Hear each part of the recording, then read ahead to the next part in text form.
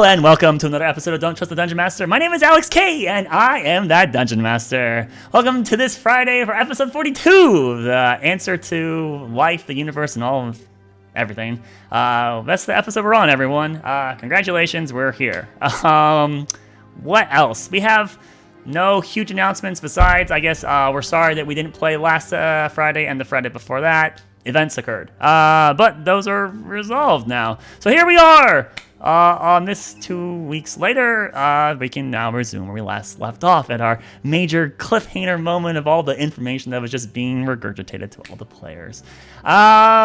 So, thanks for coming in, and then let's just do the shout out. If you want to watch our old episodes, you could go to youtube.com/Layers15, and you can also, if you're watching on youtube.com/Layers15, you can also just come to us and watch us live at twitch.tv/Layers15.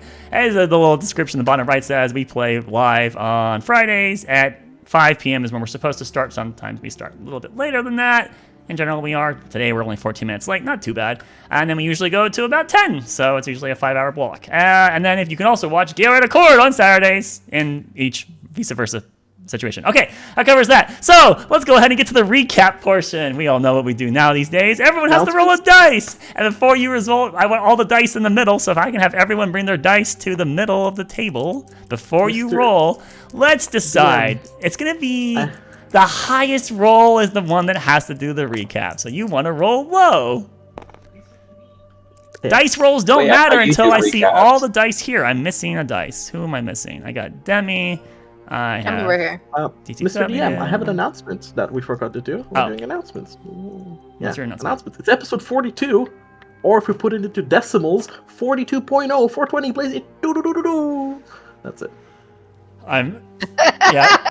Okay, so Potato has a +2 to his roll now because of that. That was the all right, you can all roll now. You may all roll. But go ahead and roll your dice. Light 42. I already did. I rolled a 7. I said rolls don't matter until we have all the dice in the middle. Oh my god. Mine was in the middle. You're 3. You're fine. You're safe. We're super safe. Potato, don't forget to add 2 to your roll. Did it make the difference? No, it didn't. He was gonna do it anyway. He was gonna anyway. Yeah. Congratulations, Potato! You win! Come on down! Love you, Potato. What were the rolls? I can't see. What were the rolls? Dagan did the first one, you did the last one, and then we've only done this. This is the third time we've done it. I rolled a 3. I was the lowest. Why is it always me after a 2-week break? Okay, that's very specific, but interesting enough, it's factually true. It's still you. Twice. Okay, good. Where's your notes? Get those notes out. Yeah. I should have had this sooner. Well, anyways, we went to the Gadgets and Gadgets Emporium of... Fuck. Lemire's Emporium of Gadgets and Gadgets. Can we just, skip the recap for the shopping, though? Like, we got some shit. No, we got a lot of cool items. We spent a lot of money. We chilled out. We did. It was really cool. And then, just as we were about to leave, Evelyn starts talking about some very important information with Relina. And Relina is like, "Oh, hey, what? Excuse me? Are you guys safe? Is everything wrong?" And I was like, "Yeah, sure. We'll just kill the king. Did a bunch of all these ridiculously dangerous things, and we're gonna do more of the ridiculously dangerous things, such as fight gods and the Conclave of Evil and." Conclave of Evil. Yes. You're typically on the corner of Brookendale. Yes. So I found the notes. Great. They don't say anything. Amazing.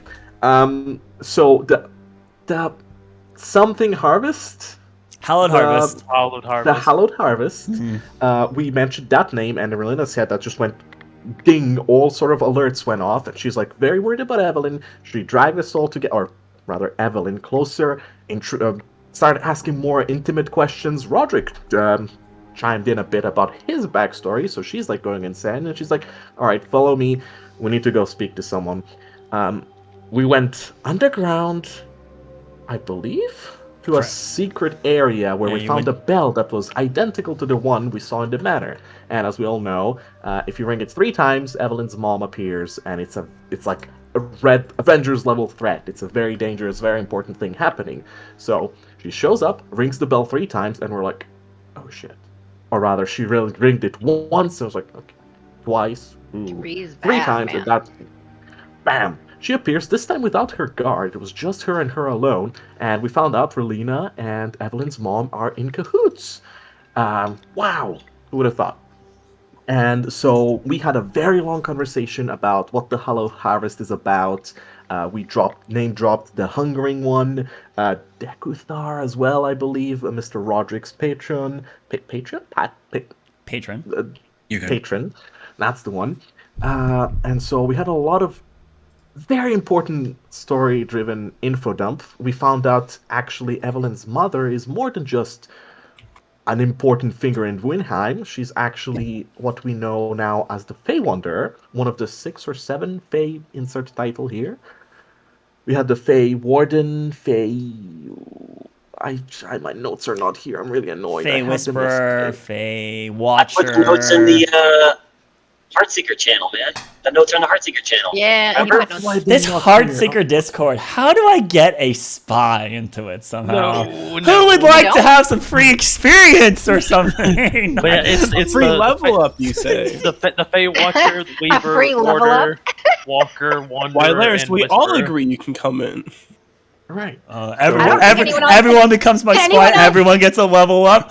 Can anyone else invite him? I don't know if any. I mean, I think I'm the owner, so I don't know if anyone else can invite him. but Oh, everyone she will know never to let invite me him. in. Shoot. I'd never let you in. That's the point. It's a super You're not allowed secret in. channel. Anyways, as DTW recounted all of them, we found out they're all dead or, missing. Well, actually, no, I'm pretty sure they're all dead, right? Correct me if I'm wrong? That's correct. Yes, she Apart from said her they're mom. all gone. They're no longer here. Yeah, so they're all gone, apart from her. She's the last one, the remaining protector. She got very, well, scared isn't the word.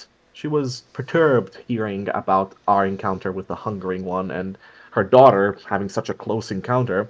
Her original intention was to have her join and do what she's doing, but changed her mind. She had a change of heart, going back and forth, and now realized before she even had a chance to introduce her to anything or spare her from it, she's already entwined with the whole thing. And she really wants to trust us, but she's not sure if she really can. Regardless, She it's her can't daughter she's trust talking to. You're Yeah. pointing to your side, So- but Denley's over here on my side. I know he's like down, right? For you. For me, he's For Roderick. literally. So she believes and she trusts her daughter, but we have a certain man that's braided to Dekuthar. That's our warlock. That's his patron. Who Not wants- Dekuthar, braided to Elrian. Elrion. Dekuthar is the Hungering demonic name of the Hungering One. Elrian is the name of the Farm creature, that which hoards. So we have a 3-way non-happy battle fight. No one likes each other. No one loves each other either.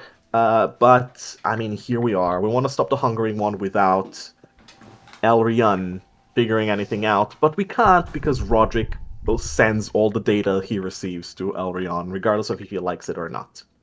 So we're in a very precarious situation. Regardless, she still gave us some information that we needed to move forwards. That's about enough, I think. There was a couple other really big info things that were revealed. A lot of personal agendas for some people. Call inquired about Kual-Taj and if Nira happened to know anything about that. And she says, not really, that's too esoteric, but she did give him a direction, probably reach out to Master Ori or the High Scholar. He would potentially know some information, so he has a direction. Doma inquired about tieflings, and she said, yeah, I've run into a tiefling. A few of them, actually, a colony of them. And then Doma went, what the fuck? And then she gave a direction that this colony was far southeast, way beyond the borders of civilization, out in the area called the Fringes. So past the east side of the Aloran mountain range, there's this very inhospitable area. And she said, past the Mirror Plains, basically on the cusp of the Maw of Jalzem, you would find their community. I think they were calling it Jotor. That's where you would want to go if they still exist. And she implied, or she stated it's been a very long time since she's been there. She would not expect them to be still alive. Adoma got a little bit pissy about why don't you scry, and she's like, I think you have it within your means, so you'll be fine. trying to do all that, like some emotional guilt tripping there. Life or death, it's very important, is what Dumbo was saying. But important to him does not mean important to the people of Windheim. So, let's see. So Doma got a really strong direction to what he wants to find his remaining sister. And then let's see. We already talked about Roderick. We inquired about Thork, and Thork revealed exactly what his full intentions are, which is he wants to break society, or rather humanity's foothold with gods. He thinks that they're a defiling source of power, no different than demons, devils, and whatever. They're all parasitical, and he doesn't want us latched into them. So we got that covered. And then the last really big important thing that I think would be noteworthy is that you guys, for one, Evelyn did info dump the entire story of your guys' characters to Niera in a quick blah post, saying I'd say everything. And so that included Roderick's background, and pretty much everything that Evelyn knows has been revealed to Niera, including the Aniel secrets that you were sworn to secrecy with. But it's too important, and you need as much help as you can to try to puzzle it out. And one of these specific entities that was mentioned was, I think it was Doma might have asked, was Niera familiar with angelic creatures combing through the countryside, closing portals? And she said, I am familiar with one such entity that seems to match this description you're describing. And then you guys asked for some more information. She became hesitant. Don't really know if I want to talk about these things. Not yet, anyways. And then one of you asked, like, well, what was the name? Did he tell you his name? And she said his name was Nadal, which got some people very excited. Very, very excited. Hand-rubbing excited. And then when she declined to inform anymore, there was these people were very, no, lamenting. So, but yeah, so she seems to know some things about Nadal, one of these angels that betrayed Aniel. And you guys are were very interested in figuring out what that information she has. How much of it is, you don't know, but she knows something about it. And then finally, you guys were like, well, for Niera to give any more information to us about some specific things, she wanted to talk to her daughter first about something very important. And so you guys left the room to allow Niera and Evelyn a moment for her mother and daughter to talk about some very troubling things, at least from her mother's perspective. So that's where we would be picking up, where her mother just decided to pull out some cutlery. I said silver fork, but it's supposed to be silver spoon. Sorry, I couldn't remember my reagents perfectly, but hey, can't remember everything. But she pulled out silver cutlery, and she cast a spell, a very powerful spell, and then a silver line appeared in the air and became a silver curtain, of which she kind of gestures for her daughter to go through. And that's where we'll be picking up. Unless there's any amendments. Does anyone have anything they wish to add or share before we begin today's session? Stupid magic mansion. All right, I think we're ready. He's going to try to eavesdrop with his mighty cat senses. All right, Kyle will be back I'm not even in into the an server hour again. and a half. In case. Yeah, it says my nickname is already in use or something. It's like the server crashed. Tabletop Sims having some issues with. Oh, Yep. I'm sorry, I fully crashed too. I did not even realize I have so much stuff. So many screens layered that it's sometimes hard to see. Knowledge. I will No worries. All right, well, good we're doing it now before I have to actually do the break screen here real fast, so that way you guys don't see the Whoa. unneeded Knowledge? things. Free knowledge? I can't give out free knowledge. What? What? Free Remember that knowledge? comes at a cost. You gotta sell your soul for knowledge. Someone's very familiar with Roderick that. did it. However, You did too. Roderick didn't quite sell his soul. He didn't. It's true. Yeah, it's very not. true. He ended up being basically accidentally braided, is what Niera proposed. Basically, yeah. Inadvertently braided, which comes with many good gifts and many big downsides. As Roderick knows, when he died, the time he did die, for certain, wasn't too happy for him, was it? So there's definitely a connection. There's a pull there, Roderick. So Well, we just gotta get our good devil friend to get his god to help Roderick out. I mean, No, well, Roderick just needs to get. Go ahead. Niera did say that she believes that the only thing that could strip this would be something of Would be a divine intervention, right? But of course, your mother's not omnipotent, so Right, just right, because right. that's her interpretation does not mean that is That- factual. Or need level 9 magic with wish. And a wizard who can cast it. Or a creature of probably equivalent power would probably be able to unwind it. She did posit that was a very real possibility. At least if it's equivalent or close to its power level, if not greater, should be possible. Table's back up. You should really get back on it. Sorry that I didn't recognize it was down. Roderick just needs to get powerful enough to be able to pull information from Elrian, just like Elrian can do the opposite to him. I know, right? Shoot. Shit, yeah. The Hungry One claimed he would be able to help Roderick break free. And then Elrian refuted that when Roderick talked about it later. But was Elrian just protecting his interests? Was Elrian being honest?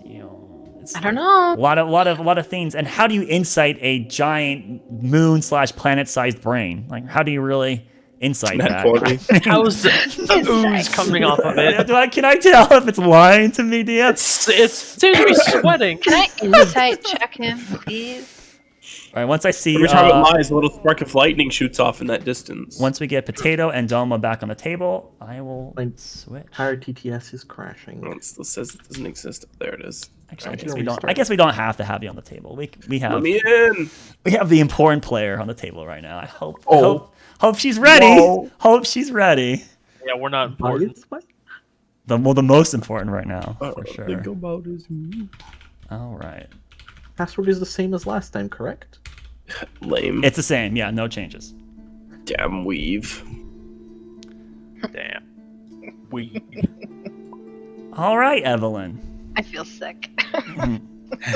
So as your mother kind of gestures for you towards the silver door, right? You're in this square room down below, deep underground, maybe 20, 30 feet below is what you'd be estimating, right? Below the surface of Windheim. To remind you, that room was rectangular long, 60 feet long, I think like 20 or 30 feet wide. And I think it was 15 or so feet tall with these like strips of effectively efflorescent light. It was an artificial light that was attempting to emulate white natural light, but you could tell it's artificial. It has that artificial feel, like efflorescent light. And so, as you saw the silver curtain appear, she gestures, and the light definitely appears different. It's a lot darker into whatever this barrier, this new dimension that you'd be going into. And your mother remarks to you, "Come, my dear Evelyn, there's much to share, to say, to do and prove." And then she walks in, and you follow behind her, presumably. Of which, when you fall in behind her, the curtain kind of just closes behind you, and you feel just for a moment like a suction, as if you're being teleported or separated from the area you were previously. A very similar feeling to that of when Rolina's shop closed, the door closed to that. There's just this kind of like dimensional space that seals itself when you seem to get into a new area. As you walk forward past the silvered archway, you find the space you're moving into much darker than the artificial light of the previous room. Your eyes adjust, and you find yourself walking across crystal glass planes, with a thin metal railing to the right. There's a gentle curve of these panes to the left, and you recognize these crystals are the foundations of a spiraling staircase. Above you, below you, and around you are deep purples and blacks with occasional vibrant slashes of pinks and violets. Far away are shifting gaseous clouds that float and drift into one another, while rivers of shimmering orbs of light blend into swirling galaxies. You follow behind your mother, ascending higher. You witness drifting comets in the distance, asteroid belts, and faraway planets. After climbing up 30 or so stairs, you notice the railings convert into a thin metal framed archway at the final step. The spirals accent and swirl into themselves that are placed on top of the arch, and it's a very elvish in design architecture of this staircase. Past this frame lies a drastically different world, a portal perhaps. The ambient darker hues from the astral space you are in now are starkly juxtaposed by the vibrant greens, browns, and yellows of an untamed forest beyond. Your mother does not hesitate and continues forward, past the threshold. As you follow after her, you are momentarily blinded by the bright colors and lights. The air swells with creatures chirping and buzzing, and heavy aromas of bark, soil, and flowers swim into your senses. The canopy above is impossibly massive and dense, and yet fresh sunlight beams its way down to the roots and the ground where you are now. Vibrant patches of flowers dot the landscape and trees, large swaths of brushes and ferns with moss and rows of abundance. You feel a pleasant warmness a comfort seep inward. Nira continues forward on what appears to be a carpet path made of tiny pink flowers. This route bends up and down small hills and winds around trees, guiding you forward. There are such resplendent vistas and sights to behold out there, such beauties, wonders, and inspirations. As you move forward, you start noticing marks of civilization. Though these structures clearly are not natural, they seem to be created in a way that blend in with nature rather than deprive it. Mute gray stone dwellings and benches covered in green growth and vines, and yet their use is not lost with the added vegetation. Continuing on, you realize you are entering into a large city, sharing this common space with the green. Your mother gestures towards several large Colosseum-like structures in the distance. Place of yearly celebrations. Festivities to celebrate that which was provided and earned. You swear you can hear just a faint tune of music slip across the wind as the two of you continue onward. The nostalgic melodies luring your perceptions, drawing your focus adrift for a brief moment. Your eyes snap forward to the back of your mother, and the two of you are now approaching a small overhanging cliff. One that is overlooking a golden field of agriculture. The nearby trees and canopy above seem to have been carved away for this spot. You see an orange and pink sky. A feeling of summer sunset bubbles within you. At the top of this plateau rests one of those gray stone benches, and your mother takes a gentle seat, her attention forward into the shifting golden waves and rustling ahead of you. I'll sit down next to her. The bench is comfortably warm, as if sunbathing for hours. The two of you spend a moment to just take it all in. Just take a deep breath. And as you do, it is incredibly, like you've had a really hot day, and you're now in the evening, and it's like 15 degrees colder. Perfect porch weather. It just feels like that right now, right?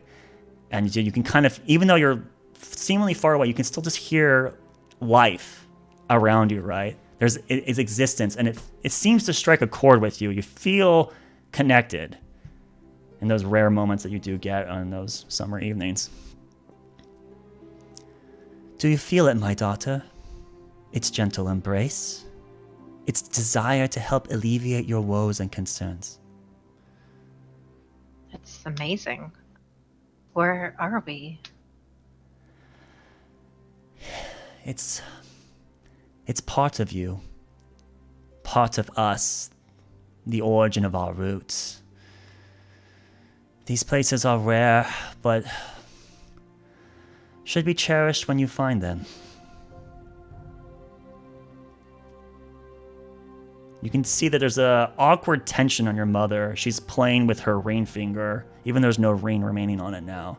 She's playing and she's fidgeting. You can tell that there's an anxiety within her right now, and it's outputting itself in this very uncharacteristic method right now. Clearly, whatever is plaguing your mother's mind is, well, it's been racking her for quite some time. Just reach out and grab her hand and... I've waited so long, and yet I feared for this juncture. The point where, if we were to go forward, there would be no going back. Surely you couldn't blame...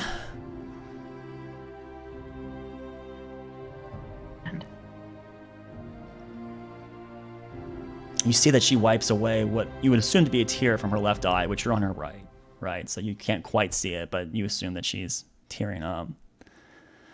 Right, your friends wanted to know about things. This celestial seemed to be a very important piece of the puzzle you are looking at, right? Doma's kind of fallen for her, so I guess yes. Right. This Nadal. Yes, I've met this man. Just once. Long ago. Before he appeared and he just casually approached.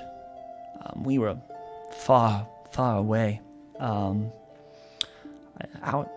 in the areas of the fringes at the time, actually. And he exuded a confidence. He knew that everything pretty much was not a threat to him. And he just approached and casually introduced himself as Nadal. He just said his name, which doesn't quite meet the MO of what these machinations of this revolt.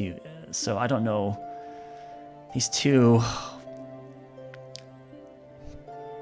But he invited me to partake in a time-honored rite and tradition, he put it. But I sensed it. I sensed it within him. His bloodlust. The desire writhing out of him. I knew that man was dangerous. Oh, so very dangerous. So of course I declined his request, not wanting anything to do with him, not knowing how he would respond or react. I was on guard. But he let me leave with no contest. He did have a parting remark, though. That is unfortunate, but one day you will, even if that means you're coerced through other means. My dear, you must be careful. That thing is so incredibly powerful, so dangerous. I didn't think I...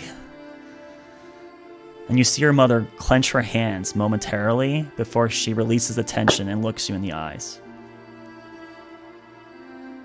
We're finally here, and yet I'm still not convinced. I have to.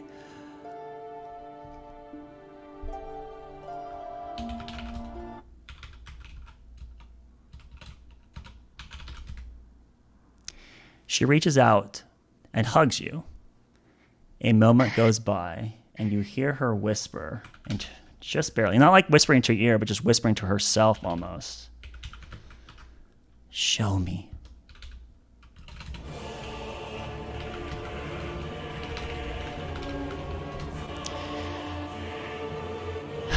Suddenly, all the light and warmth goes dark. Your mother's presence gone. You stand to your feet while everything around you has disappeared. You still see yourself, but all other images and sounds are gone. The gentle summer scene replaced by a cold and dark world.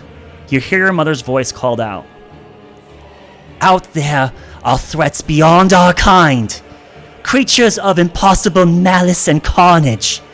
For you to step forward into the tides is pure foolishness. To wait out there for answers. Show me. Show me, Evelyn, we're on the right thread. On the right spindle. The area around you shifts and you feel it. Blobs of shadow and darkness begin to take form. You're now standing in a long puddle of crimson liquid, its breath reaching out scores of feet around you. Above is a dark red, orange-hued sun, while clouds of muddy green and black gases drift about. You can taste the sourness in the air, as if it drips acid into the back of your nose and throat. Past the thin red pool lies endless dunes of dark gray sand. And so at this point in time... No, the table went down! Oh! Yes, You gotta it be did. joking! Yeah. Why? Why did we lose the momentum, man? Why? I made this map for this and everything! Alright, bear with me here. Sorry, viewers. Sorry, We'll players. cut it out in post-production. It'll just be a seamless transition. Yeah. I have to relaunch TTS here. Apparently the full game crashed. This better not be like the whole night. I swear, our whole night. We gotta take our position for the jump cut. I already screwed up too. I was already sloppy on my delivery on several of that. I knew I should have practiced again today. I knew I should have practiced again today. Dang it. Alright, fine, it's fine, it's fine. They won't know. They won't know. They don't. They couldn't possibly. Hello, we'll be back shortly. Maybe. Alright, the table. Do I need to find my real dice? You're gonna be using electronic dice. Sorry, but you can join the table. If it won't stay up, what are you supposed to do? You just Wait, go. electronic dice? That sounds The wrong. table dice. The He table doesn't trust us dice. to roll his. So roll our yes, dice. Evelyn, you could come to the table. Everyone else can It's join. not. You can. I can't. The table's back up. No, it's my system is crashed. Close. It's like not responding. Alt F4, relaunch it. She'll let you back in. I got DTW and Potato back right now. Let's hope that this doesn't happen come again. on, I just literally closed it again and it showed up. It's being a real beehole today. I'm gonna die and it's awesome. Call breaks to the burial. The fucking barrier. Here at the end of the universe, I find you, my friend. Get out of here. You're not here. No! Oh, shoot. I have to lock the table. Yeah, Crap. you I picked told up you. the thing. Here. No one ever listens to Potato. There you go. Let's lock this so this doesn't happen again. I swear to God. All right. So, Pray it Evelyn, lives. if you notice, I drew painfully. I drew the area you're kind of in, a giant crimson puddle that's like hundreds of feet wide, right? And then there's these gray sand dunes. Yes, I know Kyle was very critical of my battle maps before, but he can't say bullshit to me now, baby. This is it, the full package, the Triple A title. Yes. Why didn't you just import an image? You actually drew this. Okay, I Justin, drew it. how did you survive this last time? I don't know what to do. Okay, so Don't look down. back to the scene, Evelyn. So you hear your mother call out there, and you see yourself in this very horrific landscape. Right? I'm just gonna remind you, the air looks dangerous.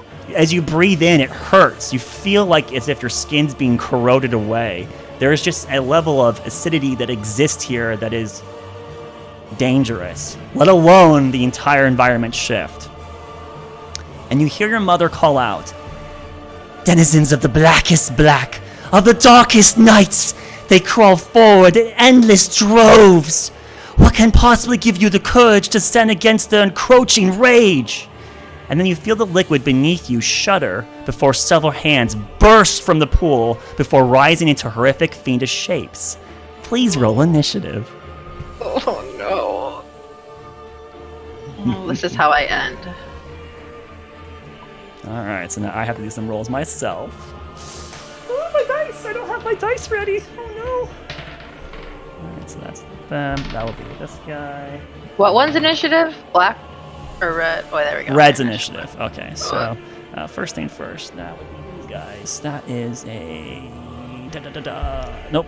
It'd be... Well, I guess we'll just follow that then. Nice. Okay. Okay, so that would be you. And that would be a one of those. And then we have these guys. Sorry, bear with me here. Okay, they're just flat. Okay, that's a very similar roll. These guys are here. Oh, you're beating them. That's very good for you. That's very good for you to be beating most of these things right now. Whew. I was afraid that I was just going to have them all go before you and that would be it. But, and then finally, the last one, it's... Wow, that's terrible. You beat all of them, actually. Holy shit. Okay. That's very convenient for you. All right. That... Okay, so you hear the splash and you see these hands come up and the liquid that kind of like forms into these entities. So you have these guys here form into a line or like kind of like around you. And then you have this guy and this guy kind of like somewhat circling around you. So 1, 2, 3, 1, 2, 3, 1, 2, 3. So that would be there. Wait, 1, 2, So happy 3. I have it's this 4. one. Yeah. So this guy's too close. Right now. 1, 2, 3, 4. And then 1, 2, 3, 4. Fireball yourself. And then 1, Do it. 2, 3. Okay. So here is the rough battle map that you happen to be in. The enemies spawning within about 20 feet of you each. Each of them. Some of them are kind of clustered together. And these demons, these fiends appear before you. And Evelyn, you're the first to go. I'll just remind you what your mother said to you before this situation. What did she say? 'Cause- Yeah, so to remind you, the thing she said was, denizens of the blackest black, of the darkest nights, they crawl forward in endless droves. What can possibly give you the courage to stand against their encroaching rage? And then they spawned. And so now, my dearest Evelyn, what would you like to do?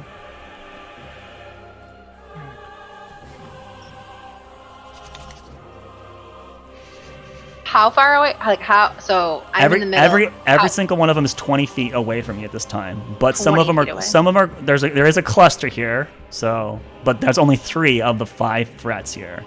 So one of these threats is this one here. It's this very small, like gremlin-like creature. It's thin. It's lithe. It's got fanged and crooked maw. It's got very stretched skin. It's very tiny. Very tiny. There's 3 repeating creatures which have thin, elongated arms, misaligned jaws. Their bones look like these things have been beaten and bruised their entire life. They definitely look like they are the dretches of society. And then you have this creature here, which is some kind of goat-like humanoid, but you can see there's like bubbles of boils on its face. They're puffing and pussing, and there's just liquid kind of oozing out of this thing. That thing looks diseased and sick. And all 5 of these things see you, and they're immediately making their way towards you. You recognize their intent is to kill you, mangle you, Okay. destroy you, devour you. How do I zoom in on pictures again? Hold Alt over the image, and you'll get an Sorry. increased image. Okay. Off again. Oh, they're so. Oh. Oh. They're spiny, Okay. they're jagged, they're chaotic and abyssal. The dude with the weird tail. Oh. He does happen to have a weapon. Unlike the others who have no weapons, the guy with the tail also appears to have a spear that's made out of the bones of some other previously designed creature. It's crude in design, crude in shape. Doesn't look like he needs to use this, but he has it on his person. Okay, I guess. So now I'm just going to offer some advice here, because, why not? Think about your environment, think about your surroundings, think about your enemies, and what would be tactically the best move that you could possibly do. And that's your cookie. Instead of having Domo Cookie that was waiting like 8 turns in a row back in the tree area against his brother. No, I'm just going to give your cookie up front. Yeah, I don't know if that helps me. I'm just trying to sit here going. So they're fiendish in nature, you said, right? Yes, they all appear to be land-based creatures, and they appear to have only one of them has a weapon. You know for a fact these are abyssal. They are fiends.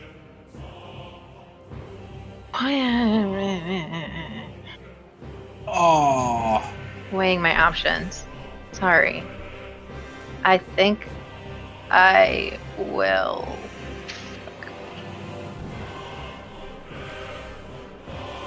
Do I just do it?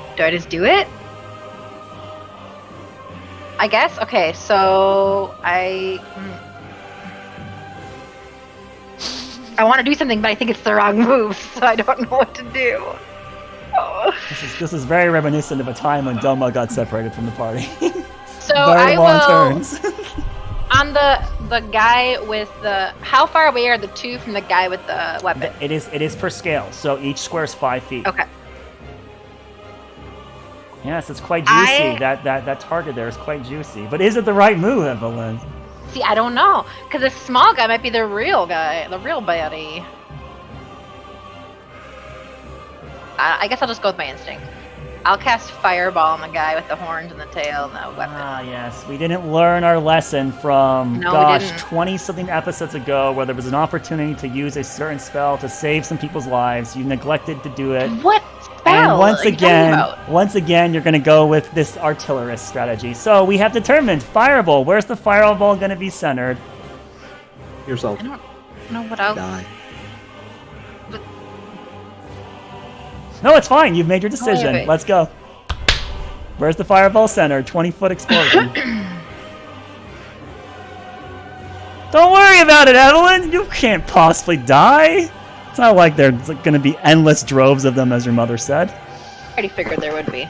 Actually, yeah. Yeah, it'll just be on him, like centered on him, but it's 20-foot radius. Right. Well, that would technically mean you're in the range of it. So you'll offset it by, because there I'll was do a it 20. back, yeah. Yeah. So we'll put Yeah, it yeah. right back here, which will be a huge eruption. All right. So we got dex saving throws to do. All right.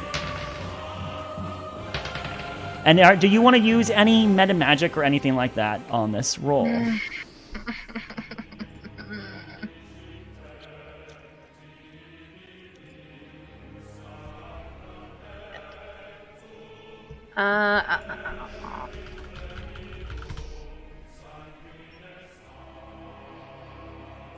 feel like I never use my meta magic. Do you even remember what meta magic you have? I do, but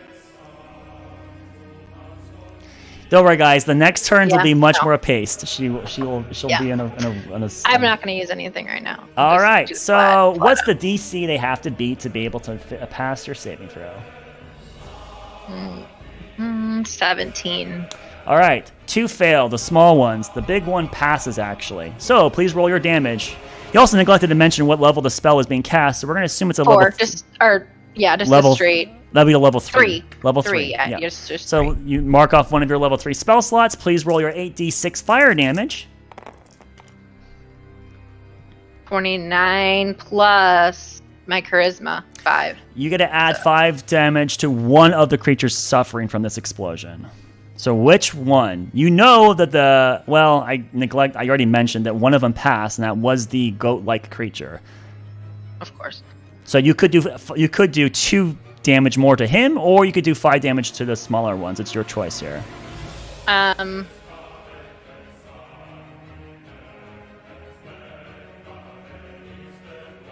I'm sorry. Say it again. So you can do 2 more damage to the goat, or you can do 5 damage to one of the dretches. I'll do 5 to one of the smaller guys. Which one? The one on the right. Okay, the right. Okay, so what's the total damage without the 5 added to it? 29 flat. All right, so both dretches hit, including the one that got hit by the fireball, are immediately engulfed in the flame, and there's just ash that's scattered. They are evaporated in a huge inferno. The goat creature, on the other hand, seems to take the brunt of it and shrugging it off. It seems to be mostly okay. So 29 damage, it passed, so that would make it 14, and it passed that again because of its fire resistance, making it have 7 damage done to that guy. All right. Actually, I better make sure. 29. Hold on a second. 29 cut in half. No, actually, they're one of them lives. Actually, now that I think about it, because they have fire resistance, don't they? Double check. They do have fire resistance as well. Okay, so that would mean that they would take instead 14 damage. Yes. So. And your 5, add 5 to 29 becomes 34. So oh, no, both are still alive, actually. All right, sorry, I redact my statement. One of them is incredibly close to death, like incredibly close to death. But, yes, so you happen to have that situation here. All right. Sorry, I forgot they had fire resist. Okay, and then that, and then... 17...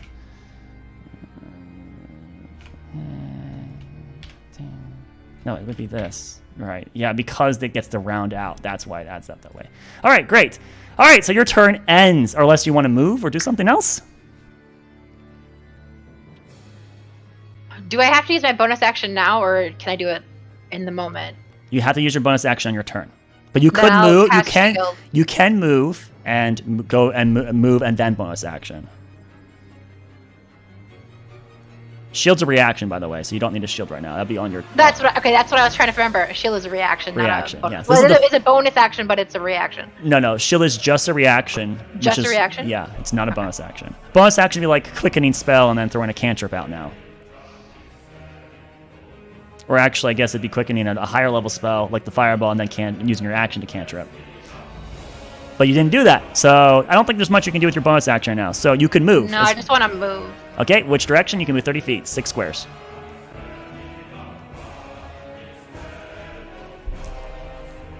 That's definitely... maybe that's not. 1, 2, 3, 4, 5... Okay, yeah, here. There you go.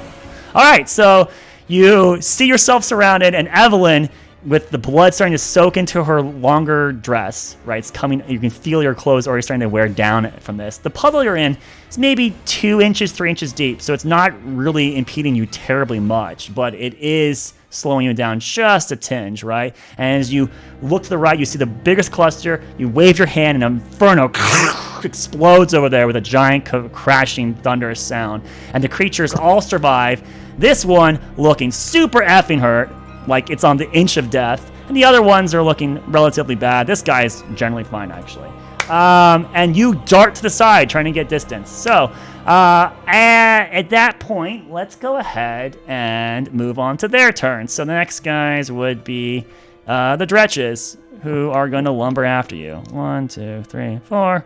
1, 2, 3, 4. 1, 2, 3, 4. And you notice these guys are pretty slow. So 2 of them have to actually dash to get to you. So this guy will have to use his action to dash, and this guy will use his action to dash. So they will not get to attack you. This one does get to do its attack, because it got to you on its turn. So he gets 2 attacks. All right, Evelyn. Does a 10 or a 9 hit you? Reaction shield. You don't need a shield if the attack is under your AC already. Oh, that's true. I'm 15, so I'm good. Yeah, so at this point, neither strikes. They come at you. Actually, that was one of them. Oh, that is the one. That was only one of them, right? The one that was a little bit closer than the others. It comes up to you and throws 2 clawed attacks at you, and you manage to just jump back with enough distance where the strikes kind of whiff over your hair a bit. That covers that guy's turn, and then you can hear the other 2 sprint, and they're right behind you, and you recognize next turn it's going to be a little bit more dangerous. Next up is the little smaller bugger, who definitely can get to you. 1, 2, 3, 4, 5, 6. And you just hear him, and he's jumping from one puddle to the other at a very alarmingly fast speed. This guy is very quick, and he gets up right underneath you, and he looks up, and while you're kind of turning over your shoulder to the 3 behind you, he darts here, so he can actually be in melee with you, and he jumps onto your like back and tries to bite into you. So does he?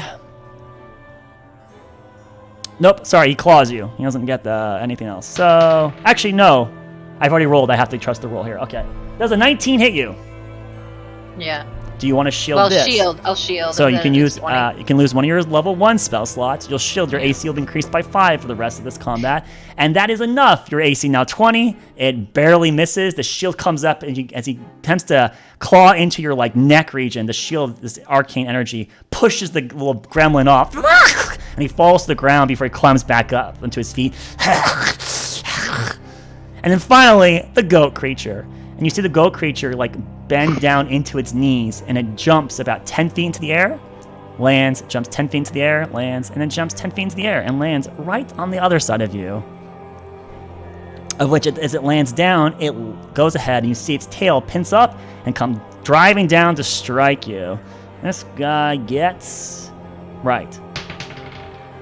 That is not going to hit. Your 20 AC is too much. Congratulations. You take no damage this turn. So the tail comes up, and it too is repelled by the arcane sphere, and the tail goes right into the puddle of water, and the creature kind of yanks it back, and then kind of licks its tongue against its spear for a moment, thinking maybe that's what it'll do next turn against you. All right, so technically, it's your turn. Here you are with a whole bunch of abyssal creatures around you.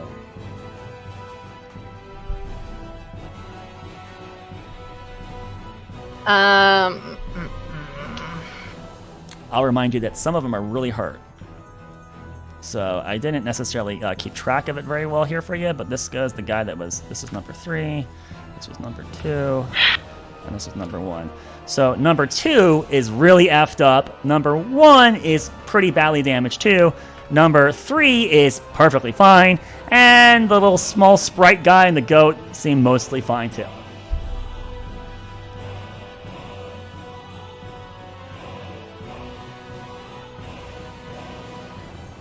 Oh, I forgot, actually. Sorry, at the start of your turn, I needed to say something.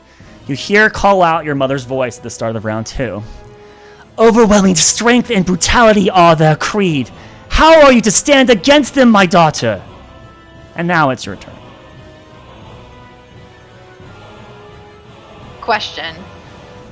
So for area spells, like Moonbeam or whatever, like those ones, does it affect the caster when you cast it? Okay, cool. It is indiscriminate unless it says you get to choose if the creature is affected by it or not. That's what I figured. I wanted to make sure. So like Spirit Guardian says you can elect to choose which creatures are not affected by it, and everything else is assumed to be harmed by it. So if you Firebolt Send it yourself, you would be blowing yourself up. So there's some things you can consider, though, in your kit. For example, when you cast a spell, you can spend an additional sorcery point, and you can give yourself resistance to, let's say, fire damage for the next hour. You could Fireball Center yourself and hit all of them, and then you would have also fire resistance for the next hour. And that might help you to spend your sorcerer What is that? point. That is part of your elemental affinity for being a draconic origin sorcerer.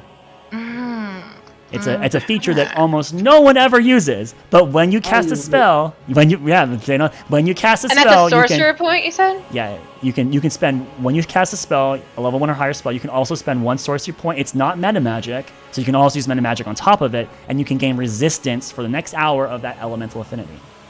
Your elemental affinity being fire, so you would be resistant to fire. I'm already resistant to that. Yes, but if you firebolt in it Flat yourself, you would. Right. Well, you're not resistant to fire normally. Yeah. Okay, so. But you would have to cast that, right? Well, you don't have to cast firebolt. You can cast any spell. No. The elemental affinity. You'd have to cast that. It's always going for you. It's a passive. Oh, okay. So it just uses a sorcery point. You can choose to gain resistance when you cast a spell. I might actually do that.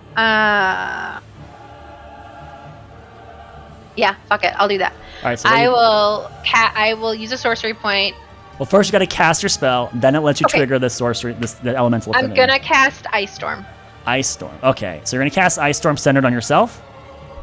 Basically, yeah. Okay, and then Ice Storm centered on yourself, which will do bludgeoning damage, if I recall correctly.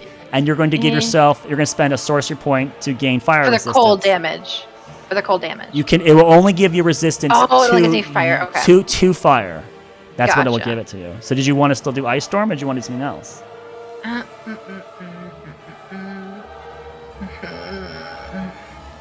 Doma, on the other hand, was just going, do I punch it in the eye, or do I just punch it?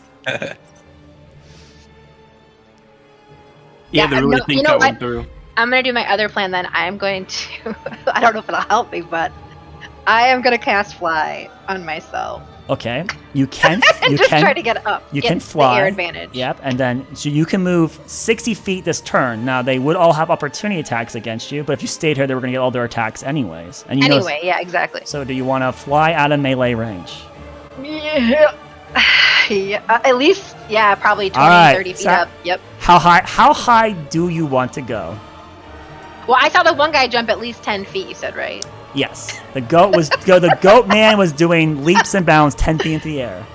Okay, so I'm gonna go 40 feet up. 40 feet up. All right, so let's see if the 5 opportunity attacks, if any of them hit, and you lose concentration and fall immediately and don't get anything out of your turn. So we'll do the dretches first. That's a 4, that's a 10, and that's a 21. Did you want a shield? It will not help you against the 21. I'll shield anyway, but we'll see if you need it. So the 21 is going to hit. The other 2 will definitely miss. Yeah. So we know that. And let's go ahead and do the claw attack. That's a miss. It definitely can't hit. That's a 12. Okay. And the goat man with his tail, he has a 17. So actually, it's only the 21 that you would have to. So you don't need a shield. It's not going to make a difference for you. So you can save that spell slot. So 1 dretch. Great to go, dretches. 1 dretch hits you. That guy does. Right. Pathetic damage. It's gonna he will hit you with his bite attack. So you take 4 piercing damage, and I need you to make a Constitution saving throw to retain your concentration on fly, as you attempt to fly out of melee. You just gotta roll a 10 or higher, 10 plus Constitution saving throw.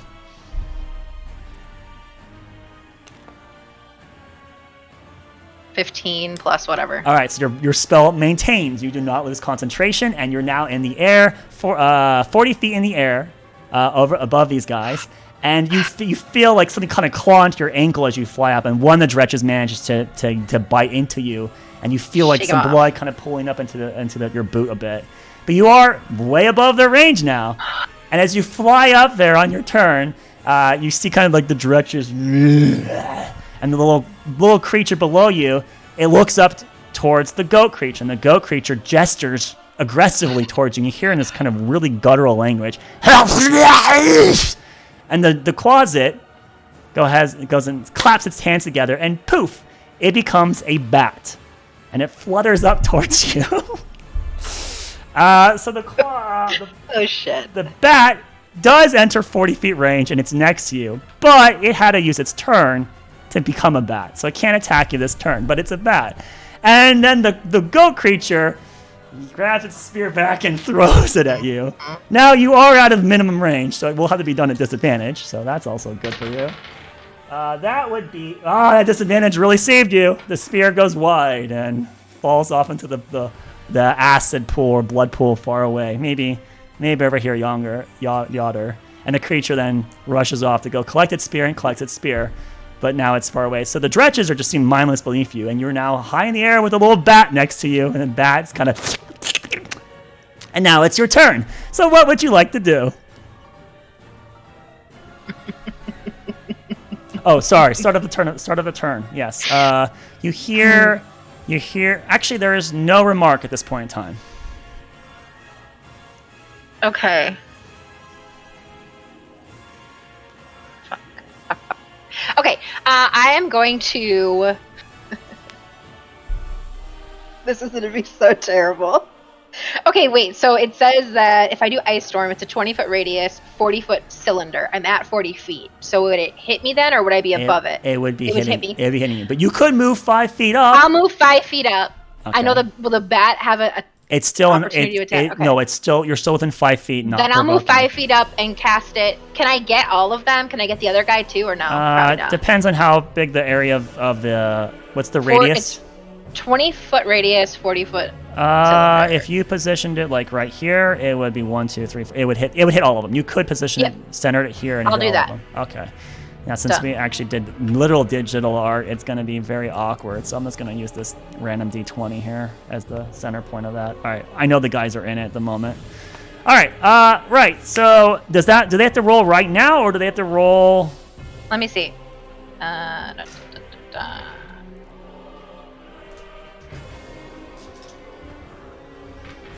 Yeah, each creature in the cylinder must make a dex saving throw. A creature takes 2d8 bludgeoning and 4d6 cold on a failed save and half on a successful save. All right, so let's go ahead and do with the goat guy first. And then the hailstones turn it into a difficult terrain. Right, the goat guy fails his save, so he will take full damage. The dretches. So number 1, that's a failure. Number 2, that's a failure. Number 3, that's a failure. Okay, so they're all taking max, and then the little bat barely in it.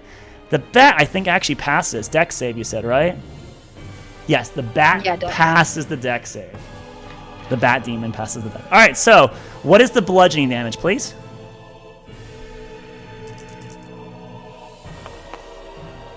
Great, 9.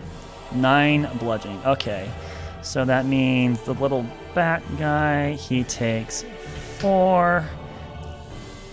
Actually, no, he takes 4.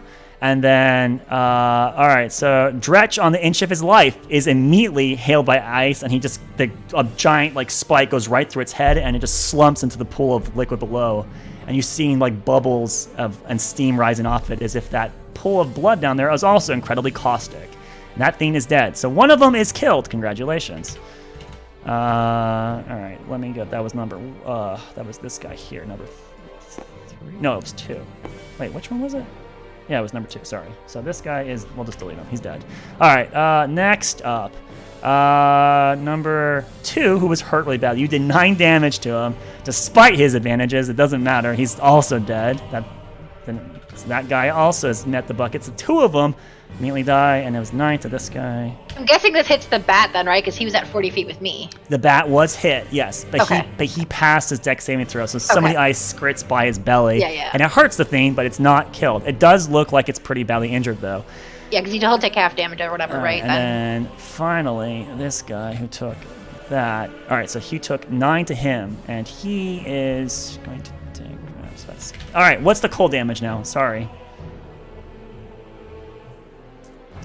That took a lot longer than I wish I needed to take. 14. 14. I rolled super fucking low on that. All right, so that was fucking awful. 2. I had 2. So you recognize the dretch. The dretch. In fact, you would recognize all of them seem to be resistant to cold damage. They take half of what you were expecting. So the dretch that's down below, the one that's surviving, despite it getting hit by ice and stuff like that, this guy is still alive, but he is super ravaged, and he is within an inch of his life. So 2 are dead, 1's remaining, super hurt. The little bat guy, he took, what was it again, 14? the bat guy, and the wave of cold wind that comes by it, you see ice form on the creature's wings, and it can no longer flap, and it then descends down into the blood pool and shatters into a bunch of pieces. That guy died from the alien, even with the saving throw. Very disappointing. Way to go, Closet. All right, and finally the goat. So, that's it. Okay. All right. So that would be here. All right. So the goat creature that remains appears to be really bloodied at this point in time. But he's still alive. That's the end of your turn? Right, so you hear your mother call out here. They seek chaos and ruin, spreading it to all corners of existence. What measures have you taken to hold firm? And now it's the goat creature's turn, who grabs his spear, repositions to be as close underneath you as he can. So he's technically underneath. Well, yeah, he's close to you. Let's say here. And then he hurls it at you again with disadvantage. Hey, all right. That would be a 18 to hit. I'll take it. Take it. All right. So with that in mind, you will take 6 piercing damage and make a Constitution saving throw to maintain your fly spell.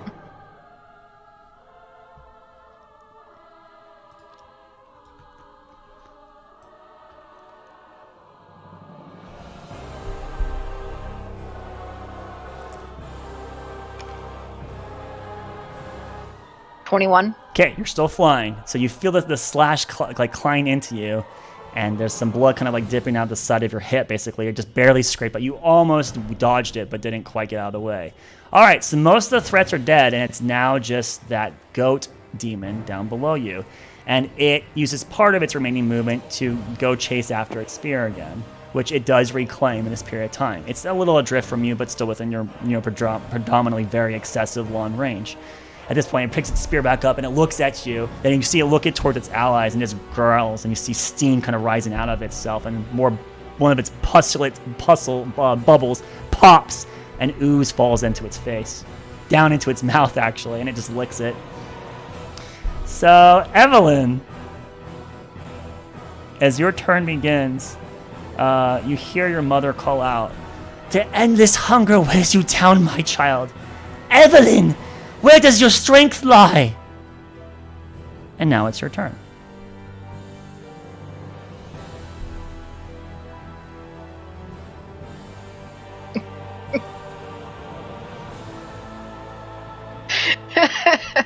Okay, I am going to... I shouldn't do this. I'm going to cast Chromatic Orb. Okay. What damage type?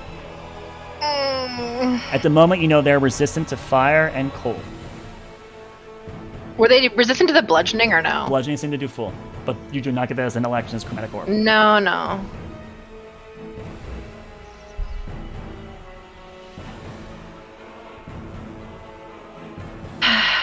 I'll do Thunder. Thunder. All right. Please roll the hit. And I'm going to cast it at level 2. Okay, so I'll be doing 4d8 if it hits. Yeah. All right. Please roll your attack. If it hits. If it hits. No. What's your total? Let's see. Don't forget you have your wand now, which is attuned to you, so you get to add Total is 15. So that was with the additional 2 from your wand?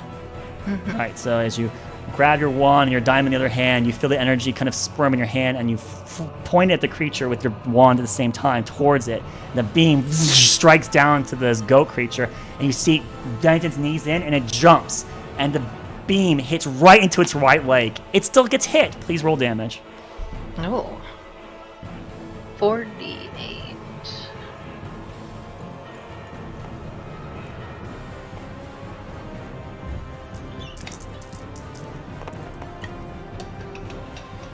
$15. 15 total damage. Thunder? Mm-hmm. All right, 15.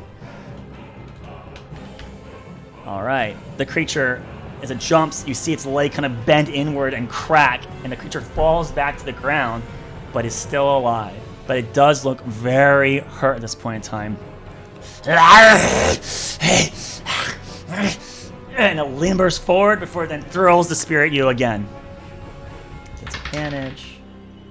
You're so lucky you have disadvantage. It's a natural 20 and a natural 1. The spear goes flying. And then the creature runs after its spear again, grabs it. Poor guy, he's just chasing his spear. Goes to the fly spell. All right, so at that point, the next round of combat, you hear out from your mother, "How deep do your convictions go? Where does your strength reside?"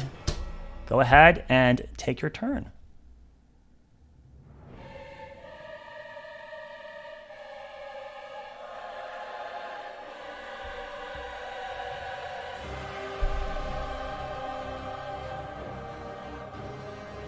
I'll do the same. Chromatic Orb. This thing is really hurt now. I'll just do it level 1. Okay, 3d8. Please roll the hit.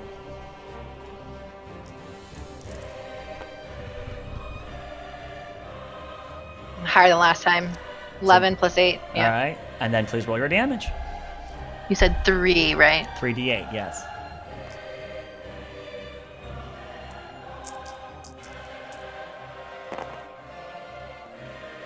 $17.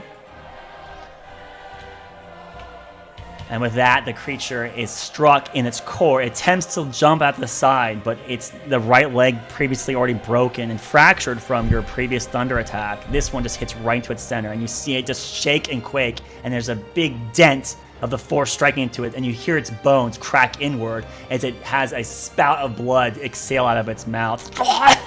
And it falls down into the puddle of blood. Well, there's now 5 corpses, and all of them have steam rising out of them and the bubbles around them. You can tell then once again that puddle is also incredibly caustic.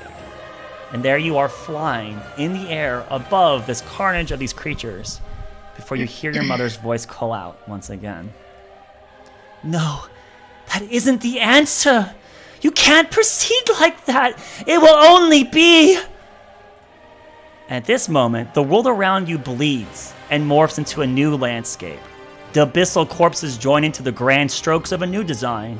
The environment takes shape of jagged spires and ruptured land. The sky glows a deep red, covered with blackened clouds of ash. Occasional sparks of lightning drift amongst them before you hear and feel the thunder within your chest. The air reeks of sulfur and decay. From famed peaks and rivers of brimstone, they feed and sow terror, their will to shackle all in tyranny. Who amongst you will shatter the chains that bind us? And then you hear it, the cleaning of metal links against themselves, and you turn your shoulder to see a 6.5-foot tall humanoid approaching down in the ground beneath you, this cracked and ruptured ground. Its form is covered in slacks of metal chains. A pair of coal-like embers burn for its eyes before it throws its arms to the side, unhinging the barbed weapons wrapped around itself. And we'll keep your initiative that you had previously, where it gets to roll its own initiative now. All right. So we'll just take off the demons, because they're no longer needed. Congratulations, guys. You did great. What, are you okay? I mean, I just have no idea what he wants from me in this fight. Don't die. All right, so it looks like at this point this guy is underneath you, so he is down below this fiendish-looking creature. And oh, I need to change the environment, so we'll grab this token here. We'll keep one of these because you're still technically 40 feet here. We'll delete that. We'll unlock this. Delete.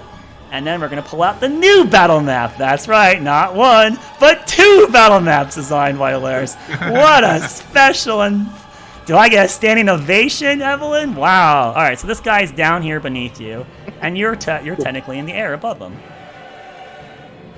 All right, so he's beneath you, and you recognize that your 45 feet difference is not the difference you are now. You're only about 20 feet above him right now, as if the environment you moved to, it teleported you somewhere else, and you could not keep your altitude height you had previously. So, it's the start of their turn of combat. And so, with that, you heard your mother make her comment, and now it's your turn. So, what would you like to do? I'm sorry, what do they look like? It is a humanoid creature about 6.5 feet tall. It is covered in chains, slacks and chains. You can see embers there would be for its eyes. It's got a reddish hued skin. You see these ears pointing on the side. This creature looks very reminiscent of one of your party members.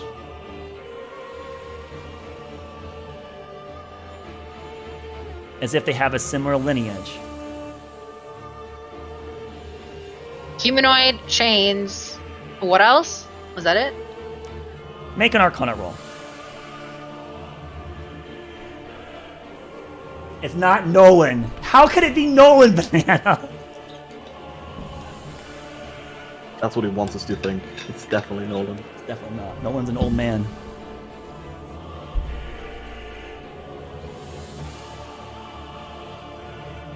$25. 25. This is a chain devil. So previously you fought demons, you're now finding a different thing, devils. And this is a powerful chain devil. It is very dangerous to try to fight one of these things one-on-one. You would know, with your high roll, this thing is resistant to fire damage, as well as a slew of other potential damages.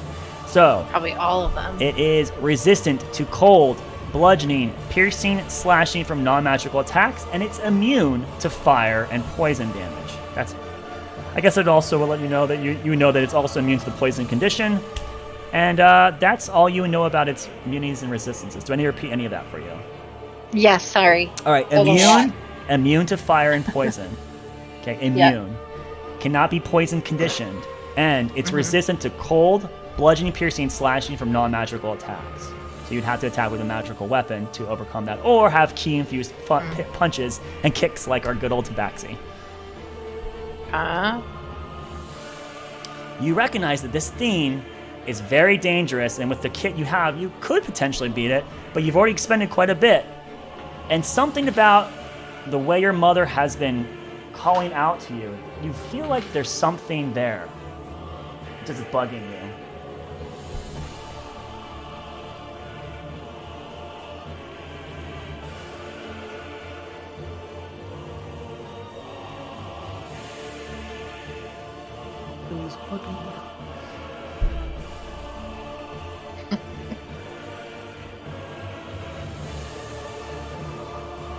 What's it gonna be, Evelyn?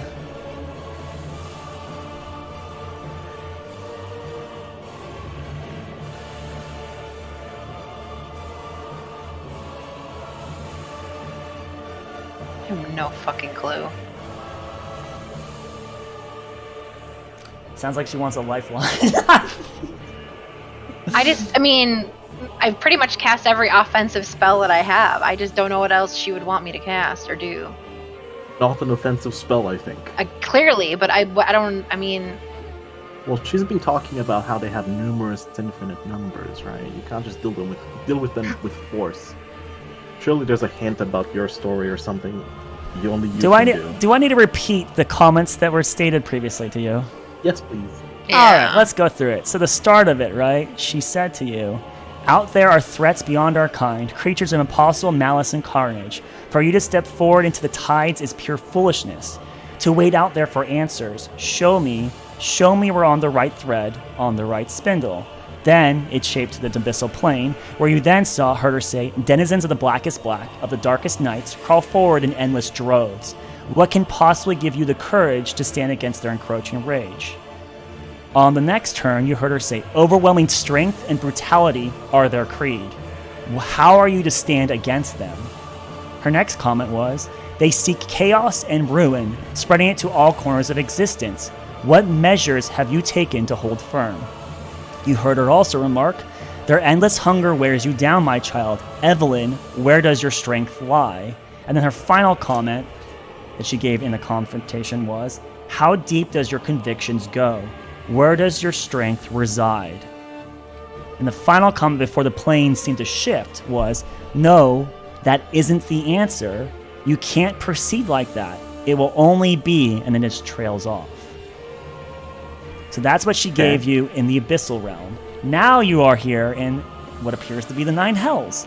And you heard her call out, "From famed peaks and rivers of brimstone, they feed and sow terror, their will to shackle all in tyranny. Who amongst you will shatter the chains that bind us?" Those are the comments she's made. I feel like I'm so much more favorable to you than I am to Doma. I don't know if I would have done that for Doma. Like it was a little bit more cruel to him in his fight against him. Hey, here's a boss fight that's meant to be you fully equipped, but yeah, you did kind of go into it completely naked, so I guess I did kind of want you not to die. You're right.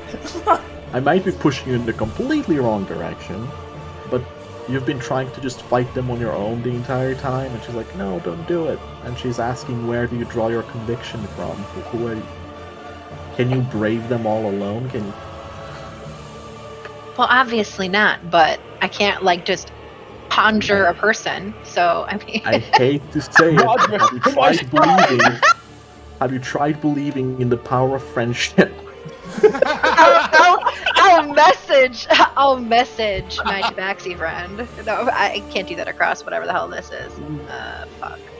Well, you can message. Where do you draw your courage from? What is your conviction? I mean, literally, that would be my group, which isn't here, so I don't really know how to answer that question. Okay, so what are you going to do with your turn?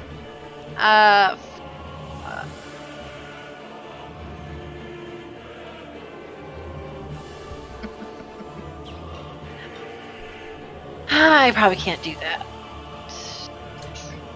You have a bell you can ring 3 times? No, I don't. Do I? I don't. Do I? Evelyn, what are you going to do on your turn? Oh.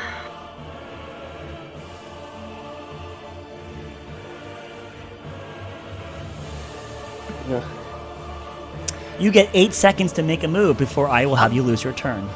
7. I don't know. 6. 5. I'll just. 4. Can I move? You can. Can I try to fly up, or is there like a ceiling? No, there's clouds way ahead of you, like hundreds of feet up. They're like just dark and ashen clouds, as if like a volcano went off 100 times, and the sky was just covered with it. And there are sparks of blue coloring of light, electricity, going from one point in the clouds to the other. There is a turbulent storm up there, but no rain seems to fall down. So there is an endless sky above you. It's not dark; it's light, right? It is. There is an orange hue light here. It is lit. So this is considered in a lit condition. It's not dim lit. It's not darkness. It's lit. So you can see perfectly fine. You can keep, if you can't think of anything, you can keep running to give yourself more time to think. I know. That's why I'm just. I think I want to go up, or just at least get back away from him. Not up. He said he's. You're gonna go into the electric clouds. That's true. Wait, how far am I from the clouds? You are. They're hundreds of feet up. Oh, yeah. 5. 4. I'll just go up. Okay, you go 60 feet up? 60 feet up. Okay. Anything else with your action? 4, 3. You can dash for 2, another 60 feet. 1. No. Your turn ends. Your character just struck by all these things happening. You cannot process the information fast enough. Nope. And you're in too much in a flight, and you just managed to skirt away 60 feet in the air. So you're now 80 feet above the creature. And you swear, even from this distance, there's a smirk on its face as it looks up at you. And you hear it speak in a tongue that's very sharp and pointed. You see him with his chains. These chains that are about 10 feet long, slanking and hanging off the side of his arms. He throws them into the ground, and you see the ground go shattering as the chains impede in it. And then nearby you, the spires that are nearby, these giant structures, suddenly chains burst out of them, flying towards you. I think it's an attack roll. Yep, make a ranged attack. All right, that is a total of a 22, which will hit you. So,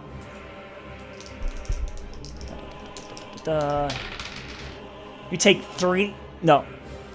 7 slashing damage from the chains wrapping around you. You have one that grabs around your left arm, one that grabs on your right arm, and you find yourself immediately grappled and restrained in the space you are, 80 feet in the air. And the chains are digging into you. So you have the restrained condition, not and grappled. It's just restrained. It does the same thing as grapple too. So you are restrained, and you took the 7 slashing damage, correct? You have been tracking your damage, correct? Right? Okay, good. So, 7 slashing, and you are now restrained.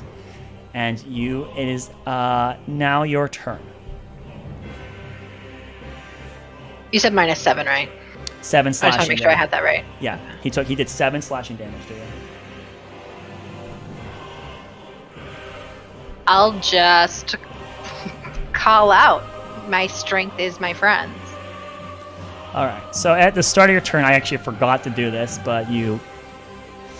Or did she say something? It's fine. You call out. You call out. My strength is my friends. Right. You shout out into the heavens around you. At that, and there's nothing happens.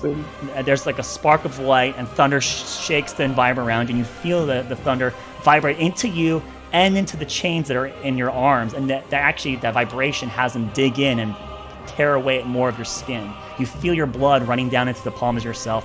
You're starting to shake. The adrenaline in you starting to waver just a little bit. Doesn't seem that it had any immediate recourse.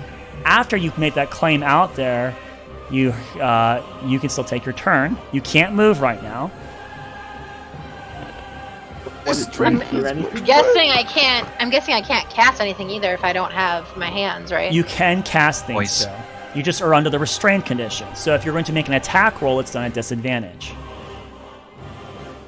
As Evelyn enters another 5-minute segue where it's really only 6 seconds of time. Well, I guess I need to roll a con save, right? Since you're right for the fly spell. Yes, I forgot to make you do that. Yeah, it was only you need to roll a 10+.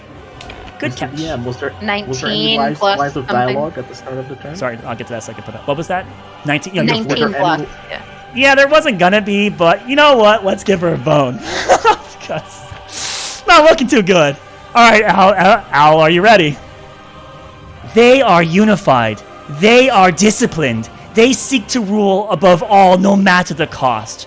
What are you willing to sacrifice to resist?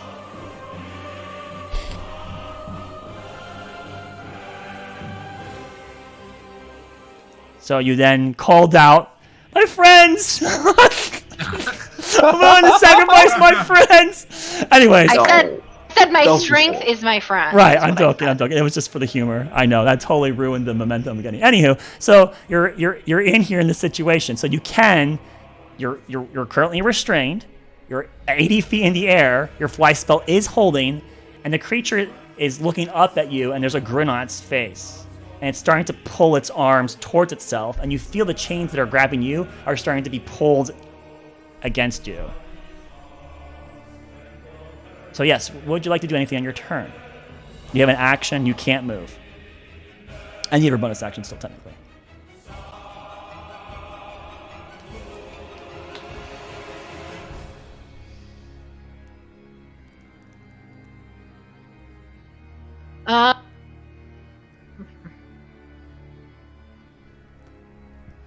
Do that. Can't do that.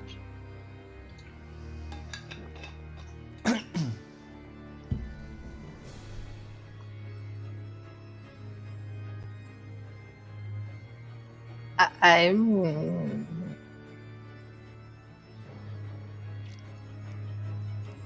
I try to free myself?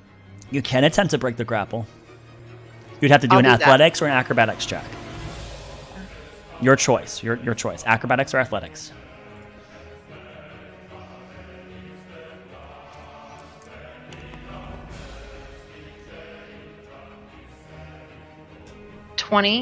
Dirty 20. 20. Okay.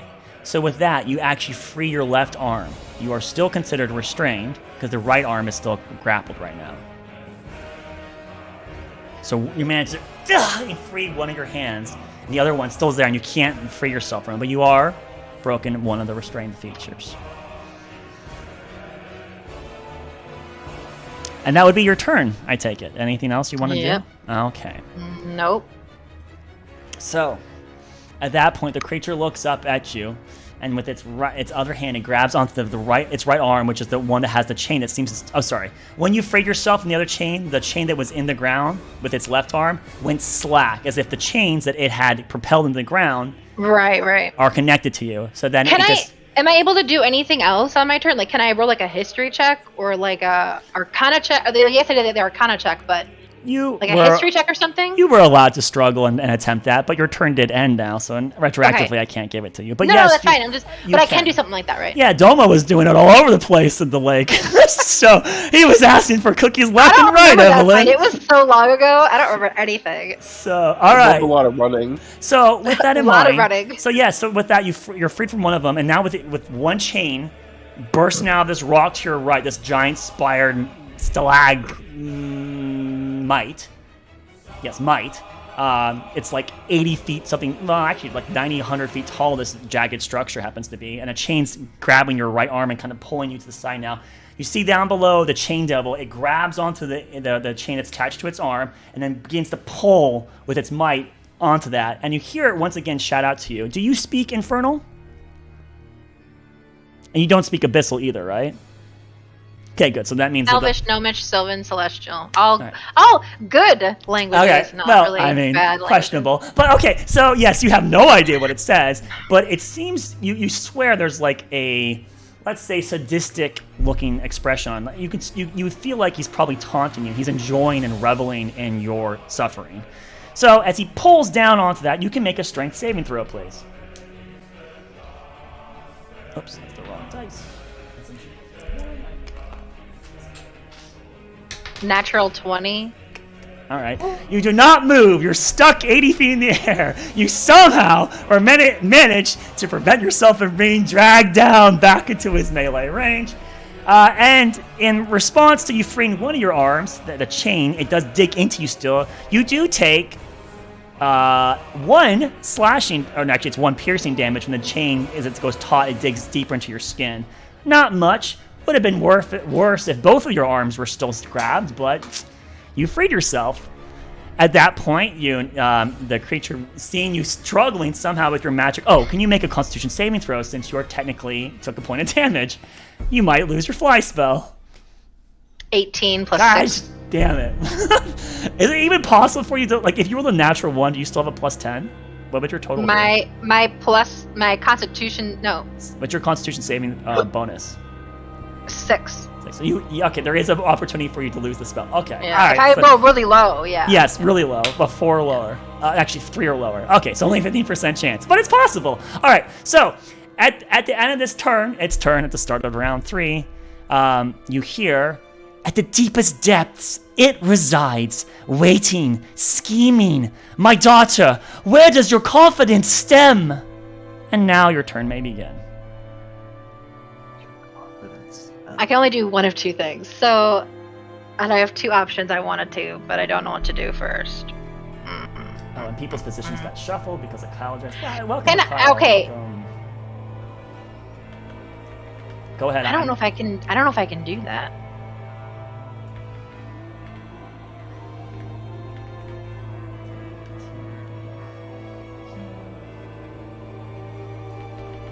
Where does your confidence stem from?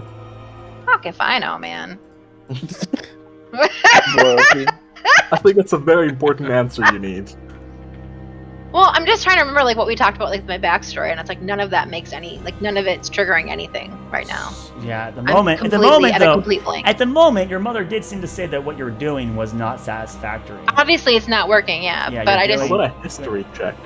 Yeah, that's what I think I'm gonna do. I think I'm gonna roll a history check and see if I can get a better understanding. Can you just make a generic intelligence check for me then instead? Intelligence check? Yes, just do it. Just roll a d20 and add your int mod, please. The classic EM Lost help check. Yeah. Please roll high. I want a cookie if we're gonna refer back to Doma at the lake. That's not gonna help me. What is it? 7. 7. Well, so you do get the following notions. Your mother seems to be not just questioning you, but pleading with you, imploring for something. She's asking you questions, and very specific questions. This seems to be more of a combat of ideology than actually a combat of skill and magic ability. Yet you're also just as much danger from the things you're fighting. So there is that notion. You said it's what? Sorry, it's what not?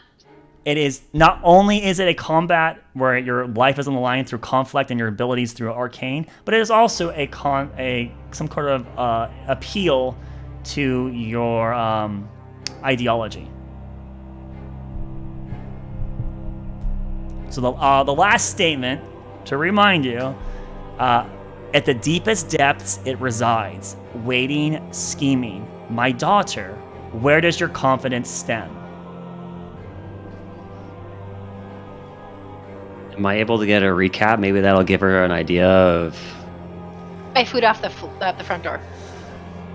She's getting up, so I guess I have to do this. Yes, so she was having a leisurely stroll with her mother through a enchanted forest and an astral plane. And then they took a seat. They had a heart-to-heart talk that was very brief. She mentioned some things about Nadal, how that's a very dangerous creature. And then she seemed to have some sort of regret and tension. And then she said, show me. And when that happened, her mother disappeared. The environment completely changed into a hellish landscape of abyssal origin, where demons came out of a pool of blood and attempted to assail her and destroy her. And she exploded most of them and flew to avoid their counterattack, and then just rained hell and destruction from them from afar before they ended up dying. I just realized something. Wait, no, actually, you know what? I should have checked that. She cast Ice Storm, right? That's what she cast, didn't she? Yep.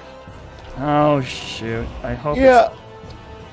Okay, no, Dispelled the whole thing, she's didn't it? fine. She's fine. There's another spell called Sleet Storm that's similar to Ice Storm, but it has concentration. This one doesn't, so she didn't lose her fly. I just thought she might have accidentally broke her fly spell. Right, so she's flying, and after she killed the abyssal creatures after several rounds of combat, and her mother seemingly to ask specific questions to her at the start of each round of combat, as well as an introduction to the abyssal plane, the plane shifted, and she now seems to be in the hells, and there's a chain devil trying to fight her, a very dangerous creature that she probably shouldn't be trying to fight one-on-one. She attempted to fly away. She was deer in the headlights, just not certain what she should be doing, and she actually squandered a turn and wasted her action doing nothing because she took so long. And the creature in response had chains break out of one of the spikes nearby her and restrain her mid-air, and it's trying to yank her back down into its range of destruction. And she still is during the headlights. She did, in one of her turns, did call out the last turn before this one that I think it was like my friends are my strength or something like that. So she did try to answer one of the questions. However, it didn't seem to be either the immediate criteria.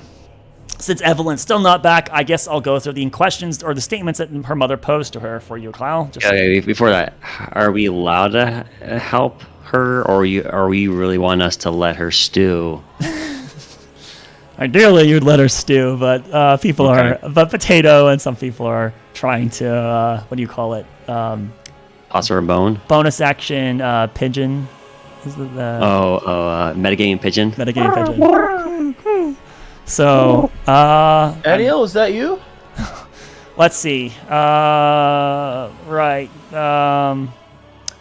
All right, so out there are threats beyond our kind, creatures of impossible malice and carnage. For you to step forward into that tide is pure foolishness. To wait out there for answers, show me we're on the right thread, on the right spindle.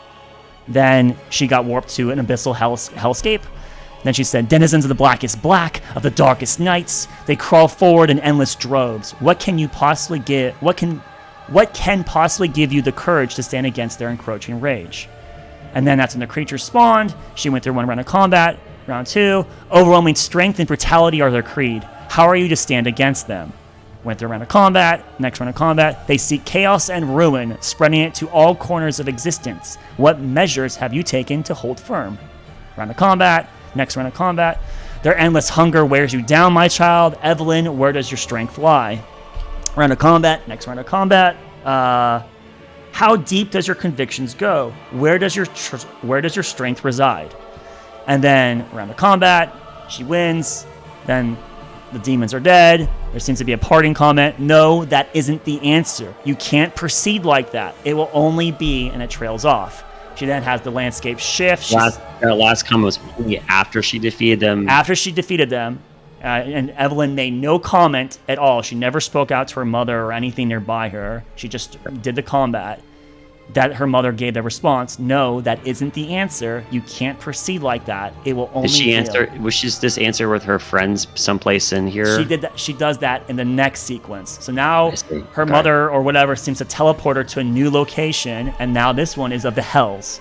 And here she hears her mother call out, where she can't see her mother, but hears her mother call out, From famed peaks and rivers of brimstone, they feed and sow terror, their will to shackle all in tyranny. Who amongst you will shatter the chains that bind us? Of which, this is the... No, I don't think this is the turn yet. No, is it this? This is the turn she says, my friends, No, it's not this turn. So she doesn't say anything. Round goes by. Next round of combat, there wasn't supposed to be something, but I gifted her one for free because she was struggling. And before this question was asked to her, Evelyn shouts out, my strength comes from my friends. But then her mother asked the question after that. They are unified. They are disciplined. They seek to rule above all, no matter the cost. What are you willing to sacrifice to resist? Then a round of combat occurred, and we're now getting to this round of combat, which is the start with Evelyn. Evelyn's 80 feet in the air. She's still restrained by one chain. It's hurting. It's trying to drag her back down, but she managed to resist it and stay suspended in the air. And while at the start of her turn, her mother yells out, at the deepest depths it resides, waiting, scheming. My daughter, where does your confidence stem? And now it would be the start of Evelyn's turn.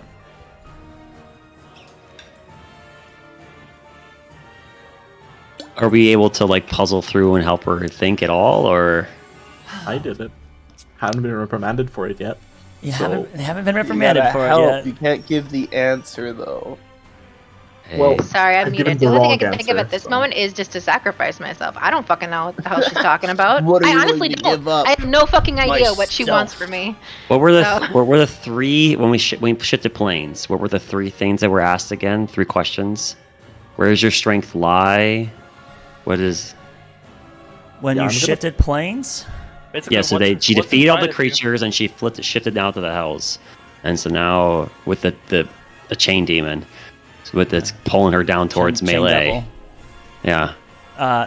They are unified, they are disciplined, they seek to rule above all no matter the cost. What are you willing to sacrifice to resist? Oops, I'm missing one, sorry. From famed peaks and rivers of brimstone, they feed and sow terror, their will to shackle all in tyranny. Who amongst you will shatter the chains that bind us? So, Who will shatter chains? Specific. what are you willing to sacrifice to resist? And then where does your sacrifice. confidence stem is the greatest question. Okay, and you already answered the confidence one though, right? You said that my friends are my confidence. Not on this turn. Not on this turn. Apparently, I have to answer in the same round, I'm guessing. Okay. What does your confidence come from? What are you willing to sacrifice? And I'm sorry, what's the last Who one amongst again? you will shatter Chains. the chains that bind Shatter us? the chains. Shatter chain sacrifice. I should write this down. Basically, fuck, marry, I know. kill, but with It's the been way party too members. much for me to try to write down, so that's why I... Okay, hold on. She's Let deer me in get the in headlights. Let me get in the Heartseeker chat. Okay, all right. Heartseeker chat. Evelyn, You know- you have. What do you want to do you in your know- turn, Evelyn? The clock's You know, ticking. There's Laris nothing is loving in the there. fact that I don't understand what he's asking me, so... What So- was the last one? Where's my confidence stem? Yeah, at the deepest depths. Sorry, let's go with your mother's voice again. At the deepest depths, it resides, waiting, scheming. My daughter, where does your confidence stem? And now it's the start of your turn. So you have your free action, your movement, which you can't do because you're currently grappled, restrained, and your action, your bonus action. What would you like to do, Evelyn? It's the start of your turn.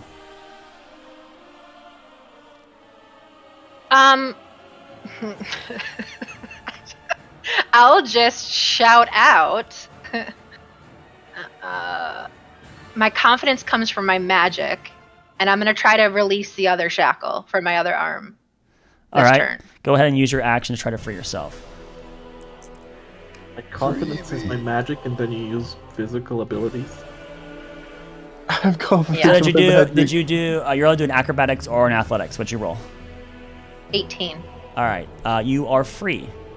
And you're no longer restrained by the creature. However, you do hear out from your mother. You aren't truly looking. Open your eyes. So, do you want to move? Yeah. Okay, which direction? Up. Up. Okay. I don't think it's gonna matter. I think he's got whatever he can do. He can do So, whatever. So. as you start to move upward, how high do you want to go? Yeah, I was gonna say, is the ceiling? Is the lightning coming down? What now? You have to make your Yeah, decision. there's a lightning cloud above me. Oh, Yeah. How far am I from that? You're currently Do I 80 know? feet. You're currently 80 feet in the air right now. But I'm saying, can I tell how far I am from the cloud? Oh, it's or hundreds no? of feet above you. The ash cloud, hundreds of feet up. But there is I want to lightning. move. I want to move like 20 feet up and then like away from him. I don't know. You're free to move your token. There is a battle map. I made a battle. Yes, Kyle, I drew a battle map. It's on the No, table. wait. So did the chains come from these spikes on the Yes. map or from him? They came from the spikes, which these things are like 90 to 100 feet tall, and the chain he had was nowhere near this length. So there seemed to be some sort of magic that helped extend its reach to get to you. So it's not unfeasible that even no matter how high you go, he could repeat the effect and do it again to you. You're probably almost always within his range of reach.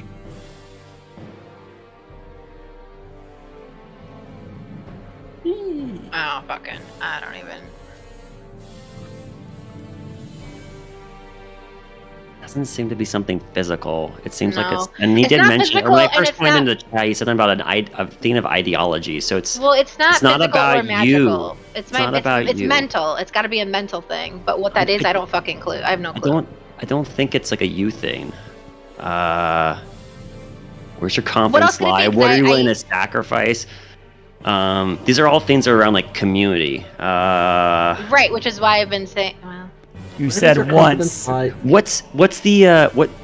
Has there been any like sort of like visual cues? Have you gotten any like free perception checks that you were able to look around to see if there's anything new, a glisten or something to catch your I did eye? a history check and an arcana check. Those are the only checks that I've done. You haven't given her one, Laris, or like No. Okay. Kyle's trying really bad. I need to help abroad. Well, you answered confidence is my magic, and she told you to open your eyes. So I'm guessing that's beep, wrong answer. Right, yeah. I agree. All right, Evelyn. So we're going to have you just move. You said 20 feet up, and you never... 20 feet, and then like 10 feet back. Like, Oh, I'm trying to find like a way to like not you be are bad. 100 feet in the air. I'm gonna die if And I as fall. you enter That's 100 feet in okay. the air, you feel the hairs on your arms rise. And there's a current The lightning. suddenly. Can you please make a dex saving throw? What's her HP at? 50 something. What did you say? What? Dex saving throw. 10. 10. Okay, you fail. Please take 16 lightning damage. Sounds awesome. And please make a constitution saving throw to maintain your fly spell.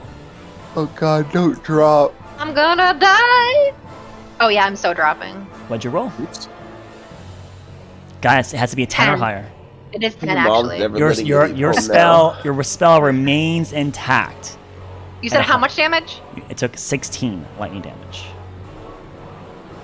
And your spell does remain, you hold your concentration on it, but you recognize staying at 100 feet, if not higher, is incredibly dangerous. You probably will want to lower your altitude. Oh yeah, I already figured that out. You still have movement Noted. remaining right now. You've only moved 20 feet. Do you want to Then I'll go back down. How far down do you want to go? Let's go back to where I was, I guess. All right, I back don't to think it 80 matters. feet. 80 feet. Okay. All right, and you did say you wanted to move a little bit away, so we'll move you over here. Just a little bit away from him. 20 feet, I think you said. So here you go. So that was Evelyn's turn. All right, and the creature, you see it sneer before it pulls its arms back, and then it runs to the side towards, actually it'd be this one's the closest one. It runs over here, and it just jams its arms into the spire that's the closest spire to you. And then another wave of chains comes bursting out of the spire at the altitude you're at.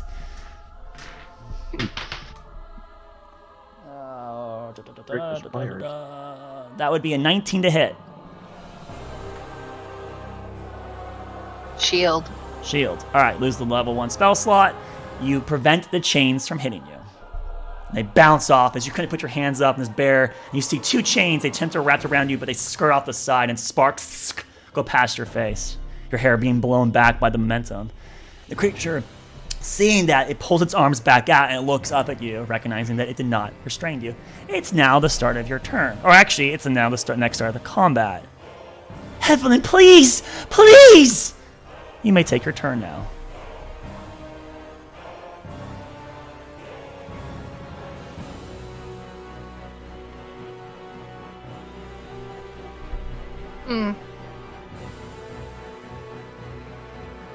Yeah, I will. This is going to be so dumb. This is what I'm going to do. I'm going to close my eyes, and I'm just going to deep breath and like just kind of meditate. And just like look inward and try to figure out what I'm missing. Because obviously I'm missing something. Clearly. That's what I'm gonna do. A cookie move I've ever seen, and I love it. You make a charisma check. Inward reflection. Yeah, roll high, please.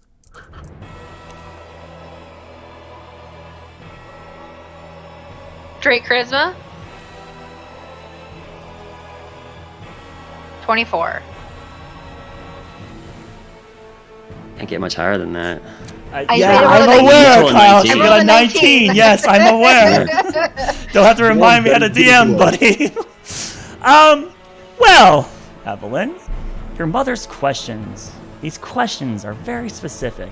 And Kyle is super on point here, as was Potato with the hints he's giving you. She's asking you ideological questions, and your answers thus far seem to be about yourself and with your own means. And this is not community. This is not. You were very close with your previous statement before. It just, the timing was wrong. That wasn't the question at time. Maybe you should approach it in a similar manner and reach out to the cosmos around you or your mother, beseech her or others nearby you that might be able to help you. Even if they're not near, they might be near. All right. That's my action that I'm assuming, right? I don't get to do anything else? That you have your free action technically still. What do you mean? Free action includes movement, picking up an item. Oh, there's also talking. There's a free little quip of conversation you can have, very short. I mean, honestly, all that I would do at this point I would probably just reach out to my mom and just try to talk to her. And I would even just say, like, I don't know what you want from me. I don't know what you need from me. That's all I would do. So you say that there's no change in your environment. You can still move if you like. I'm gonna stay where I'm at. Okay. The chain devil below you, it wraps its hand out and throws the chain back into the same spire the hole it had previously. That is a 20 to hit. Which shield will not save you, so you're going to take the damage. Take 9 slashing damage as chains once again form around your left hand and on your right hand, both coming from the same spire, well, this different spire in front of you. And you're now kind of pulled to your side. You're restrained, and you have taken 9 additional damage. You need to make a Constitution saving throw to keep your fly spell going.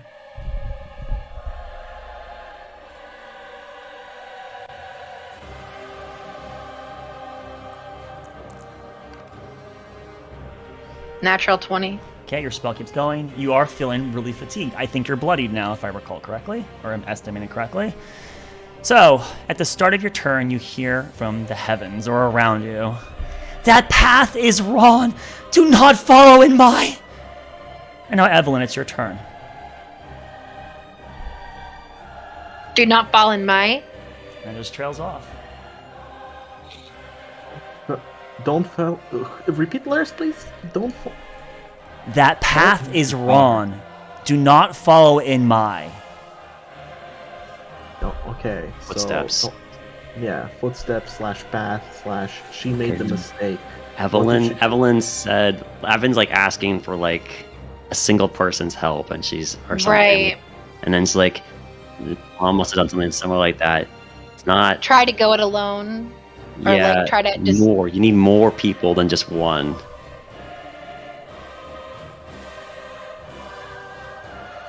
Don't fall in my... Maybe she regrets it. So, she said something else before this started.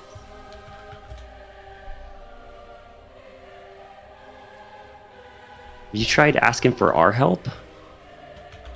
Kind of, but at the I wrong did, but at the time. wrong time. Apparently. Look at his face. His face. Yeah, but that was rounds ago, right? Right. What's it hurt to try again?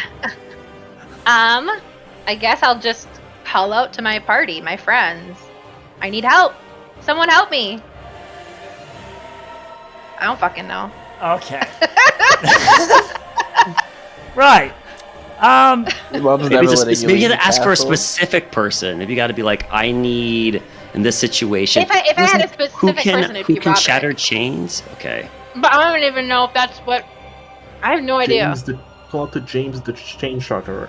Either way, I called out for the party. So that's where I'm at. you are reaching out to your party, asking for them to help you. Correct? Mm-hmm. Right. Can we hear her? Of course you can't. You're out in fucking Windhive. She's out in the Nine Hells. What are you fucking thinking, dude? So Evelyn, you reach out, you call out, pleading for your party to help you. There's no reply. There's no change in your environment. There you are, still suspended in the air with one arm taut to the side, and the other arm with the other side, and you feel yourself being ripped out from your center. The chain's digging into you, blood's oozing out of you, you're fatigued. You can't last like this much longer. You're going to die if you don't do something. Whatever it is your mother's seeking, you need to do it. What would you like to do with your action? Or you can't move, so what would you like to do with your action?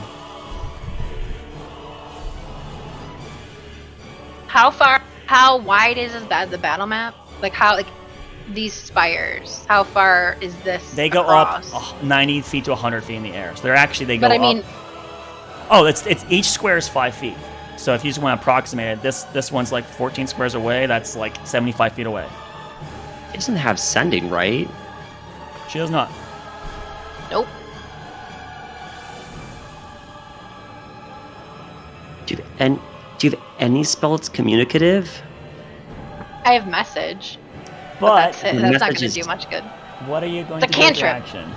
You get 20 seconds to decide. 19, 18, 17, 16, 15, One 14, figure to the range, whisper 13, message to a creature within range. A target only target customers. 11, I think only if you hear. 9, Cast all the objects 9, if you're familiar with very match with sound. I got nothing.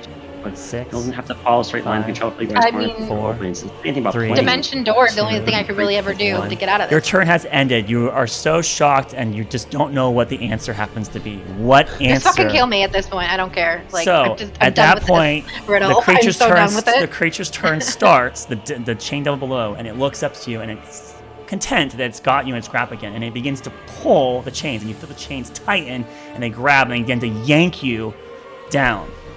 Strength saving throw, please.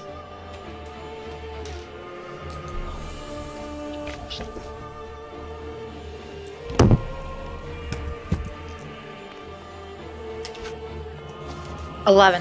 11. All right, so the chains begin to pull, and you find yourself descend 60 feet down. You are now within 20 feet of the said creature.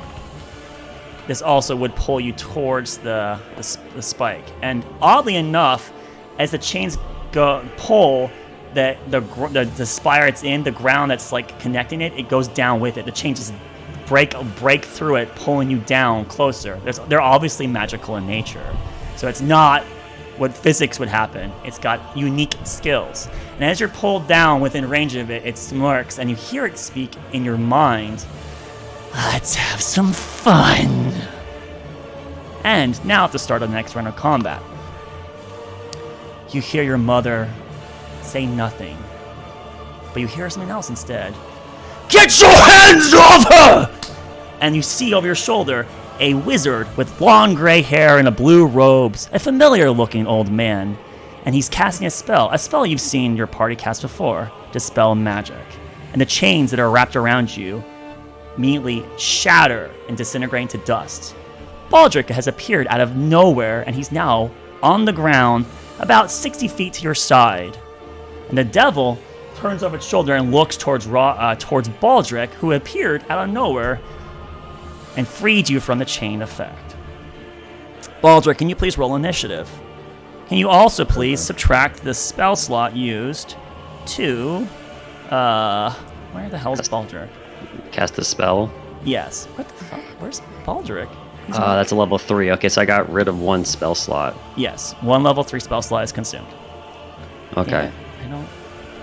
Here, but you don't. I don't see it. Whatever. Well, I marked it on myself, so I'm good. I got my Perfect. issue here. Great. That's exactly what we wanted. So yes, you need to roll initiative for yourself. 15 plus 1. Got a 16 initiative. 16. All right, so you can put yourself onto the board. You would technically be before Evelyn. Perfect. Your turn was used to dispel magic. Or was it your turn? So as your character has appeared to free her, you technically will not get this turn here because the thematic actually happened to go before you, which is odd. So you'll have to wait, I guess, after the devil. And the creature looks towards your side here, and then it looks back towards you, Evelyn, which when you were in range. And you see it attempt to lash out. But before it lashes out to you, a shadow darts from your right. And a, maybe 6.5 foot tall, broad-shouldered individual darts. And I guess it's been going on for so long. I will have to replay it. Sorry. Because I'm failing my mission. Let's do that. Happens to the best of us. Okay. A silhouette darts in front of you, Evelyn, and with a shield up, sparks fly off the shield. He blocks, whoever this is, the strike against you. As the sparks fade, you see the silhouette of a green-hued individual. It seems that your friend, Thoric, has appeared as well, and he's now also here. Thoric, please roll initiative. Okay, I'll put myself on the board. You're right next to her. Got it. All right. So at that point, Baldric and Thoric, you guys will not have turns this round of combat because you just entered. Evelyn, it's the start of combat. Allies have appeared near you. You're 20 feet closer to the ground.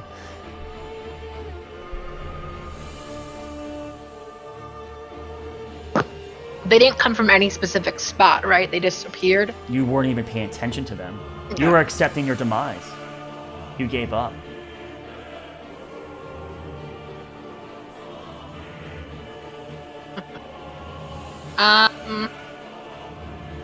I recall this creature is immune to poison and fire damage, and it's resistant to cold, if I recall, and then bludgeoning, slashing, and piercing from non-magical attacks. It's a devil, you said, right? So I can't do. How did we get this information? She rolled a 24 on her Arcana check. Arcana check. So she knows this up front. It's immune to fire and poison, and the poison condition, and it takes it has resistance against cold and non-magical slashing, bludgeoning, and piercing. Oh my gosh. Okay, well, one more time then. So that was immune to fire, resistance to all physical trauma. It's non-magical. Okay. And it's a resistance to cold. Cold, fire, and the physicals. And then immune to poison. Immune to fire and poison, but resistant to cold and physical non-magical. Okay. It's Evelyn's turn. Well, I don't know if this is right, but whatever. I'm gonna do Chromatic Orb, level 2, with Thunder. Very well. Please roll to attack.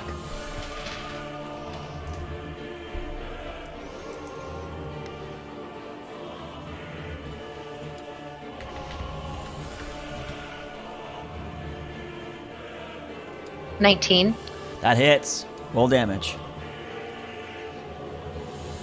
How many is it?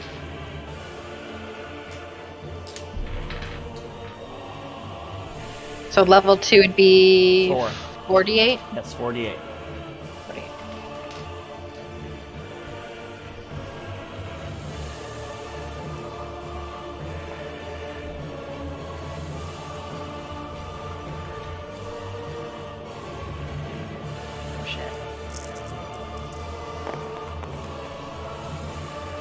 $18. 18 damage, and it's true damage. This thing does not seem to have resistance to thunder damage.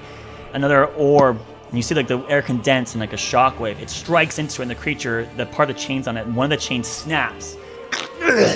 As if like you just shot with a shotgun. And it looks up at you, and it looks at the two allies around it, and it seems confused where these other creatures came out of nowhere.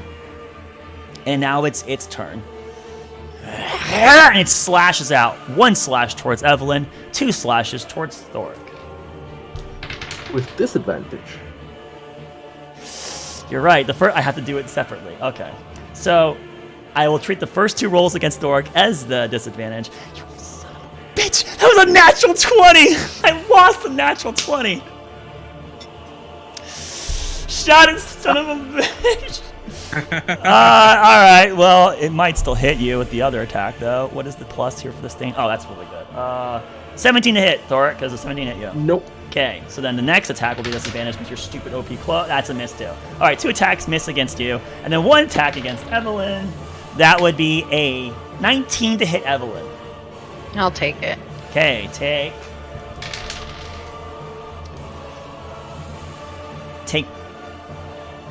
12 slashing damage. Oh. Are they flying? She is flying. You will have to make another Constitution saving throw. Okay. Is the creature flying or on the ground? No, it's on the ground.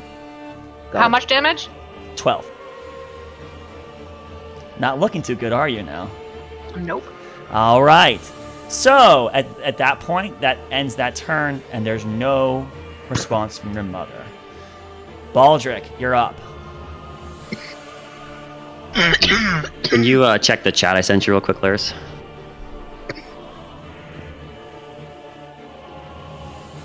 You would not know this. Okay. You could do it. You could do another creature. There are. Sure. That's why I'm asking. She said she was at 50. She took like 16 and then like another. Yeah. She's probably at 20 HP or lower. Yeah. Get your hands off of her! And I'm gonna cast Polymorph onto Evelyn and turn her into a giant ape to give her a boost of HP. Evelyn, are you going to resist becoming a giant ape? I don't know what it'll do, but let's try it. So you're not going to resist his spell? No. Very well. I'm gonna go get Polymorph. Stupid. I don't know. She's like about to die. Very well. Can you please get her the stat block for said creature so she has it? Sure. I'll send it in Discord. She'll need it to play the character. I know that. So, Evelyn Zastera, you feel the need for bananas in your stomach. Bananas! You remember your spell list? Yeah, forget that. You're a monkey now. You want bananas. Yeah. Everything's about bananas. You know who your allies are, and you know who your enemies are, but why is it not letting me? Polymorph, I keep my own mind, though, right? You do not keep your own mind. You just know who your intelligence actually drops to that of the creature that around you. Yeah, it's Druid shapeshifting is the one that gets to keep their stats, their mental stat. Cool. I'm super dumb. All right. He goes Let's do but you got 157 hit points now. Exactly. I'll take it. I'll post it in chat for you too, Laris. Not hating it. Moderator chat so you can see what she's aligning to. All right, and then with the remainder of my action. Gosh. Why? Where am I? Wait, I'm over here. I'm this teal guy, right? Yeah. Okay. How many feet am I at this guy right now? 1, 2, 3, 4, 5, 6, 7, 8. About 10 squares away. I'm 50 feet away from him. All right. I'm going to 1, 2, 3, 4, 5, 6. I'm gonna make my way. Yeah, it's fine. All right, make my way like that, and then I gotta mark that spell slot used. This is really frustrating. All right. Do I fall to the ground then? No, you were technically still flying. Yeah, you gotta keep your concentration on your spell still, then, right? Yeah. So she still has the fly spell on her. Oh boy, flying monkeys. I hate. There's a joke in there somewhere. I hate Pinterest. It makes life so annoying. You need to find a giant ape. I'm trying to get a dang URL for a JPEG, and the ones that I've tried so far are failing for some reason. They're not working.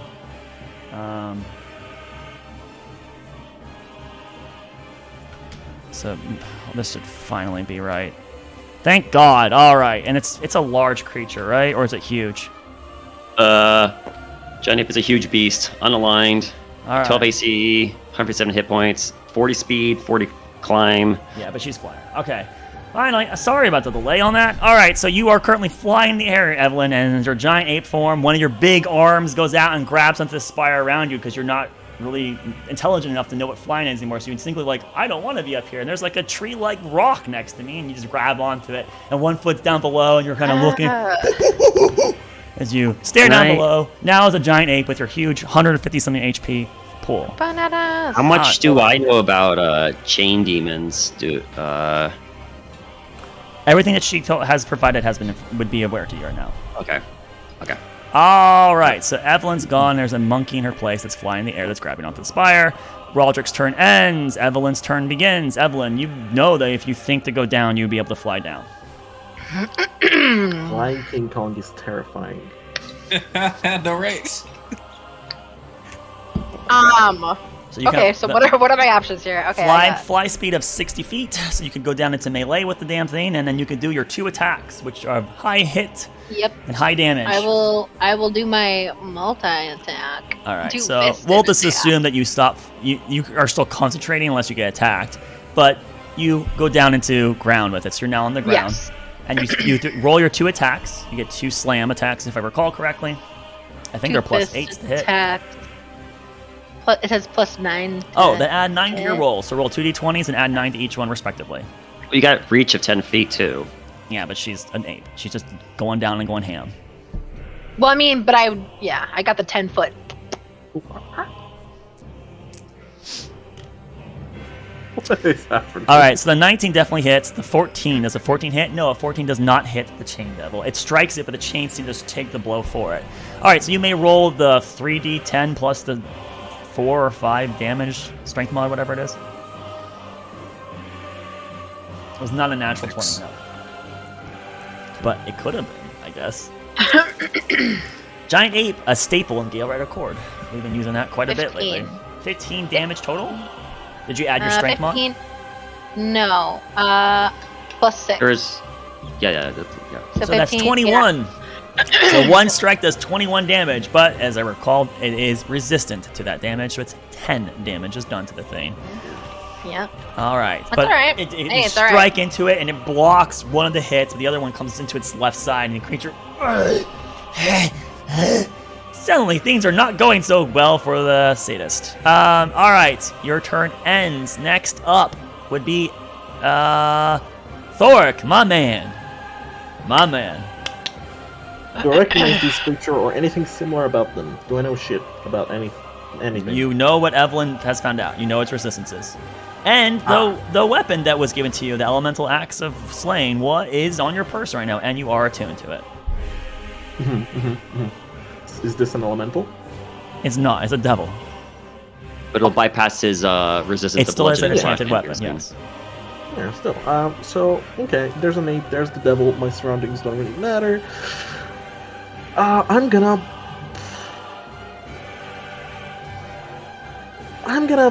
strike it with... I need to read this spell. I'm gonna cast Booming Blade on the thing. So it's gonna be a regular use your attack. action to do a Booming Blade, okay? Yes, correct. With my Axe of Elemental Slaying as a component. That's gonna... fuck me. That's gonna be an 18 to hit. 18 does hit. Aha! So that's a d8 of damage. +1 plus... Okay. So it's gonna be 2 slashing damage. And plus 8 thunder damage. You still gotta add your mod, don't you? You're right. 5, 6, 7, 8, 9. 9 slashing damage. Which is magic, damage. So it does bypass the armor. So 9 becomes... Alright. And then how much thunder damage? 8 thunder damage. And there's an additional effect on it, which will happen if it moves. He will take additional thunder damage. 8. Come on, brain. Yes. Okay. Alright. So you slash out at it. Anything else in your turn? I'm trying to figure out if it was... Can I use a bonus action to attack it again? I can't figure it out. Doesn't matter. It's been so long since we fought anything. Yes, this is the first fight since we've come Booming back. Blade's a cantrip, so yes, you can do your bonus action attack because of the Eldritch Knight thing. Yes. It was if you cast a spell 1 or higher that you can't get that to level 18, but at the lower levels you can do the cantrip and a bonus action attack. 1. Perfect. All right.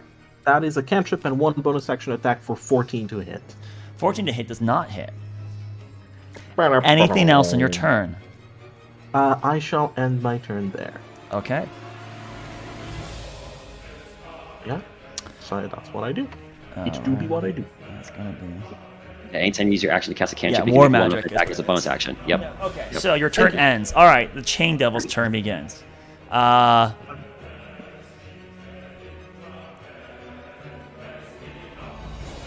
It takes a jump backwards away from you. Thorok, you could provoke an opportunity attack, but it stays within. It does stay within the reach of the gorilla. It moved, so it's gonna take 2d8 thunder damage. Right. It's gonna be 9. 9 thunder damage. Okay. Yes. And then opportunity attacks I shall not take. I shall keep my opportunity. All right. So it jumps back, but stays within the reach of the gorilla, which does not provoke an opportunity back, and it just lashes out towards the old man. Old man.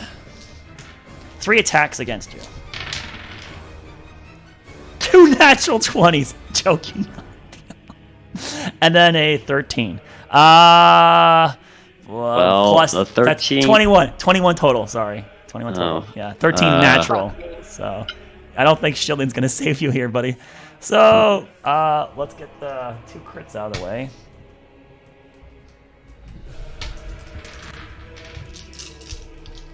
Actually, I have to do them separately because you have to do Constitution checks, right? So.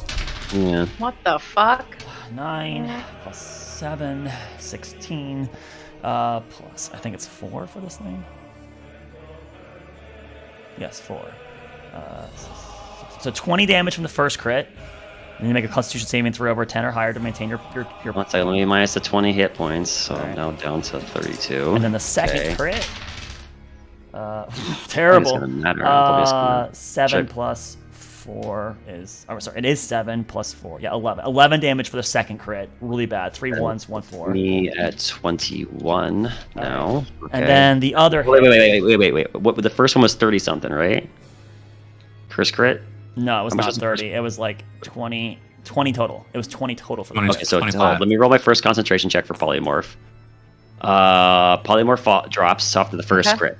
That's fine. All right, so then we don't need them for the others. And then you would take, Yeah, you correct. took, all right, so you have the damage, and then the last strike, 2, 6, 10 slashing on the next strike. Okay. Down to 10 health. Okay.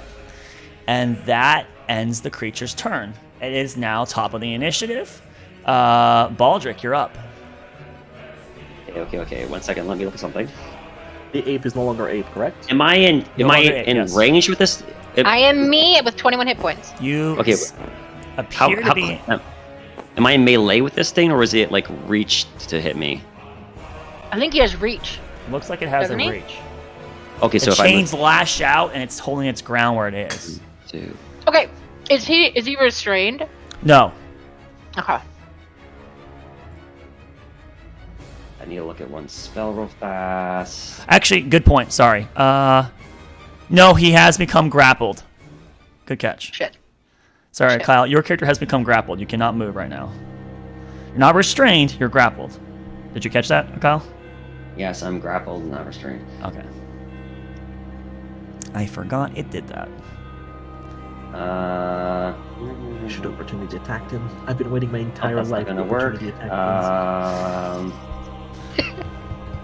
Why did I not do it? My whole life, and I missed my chance.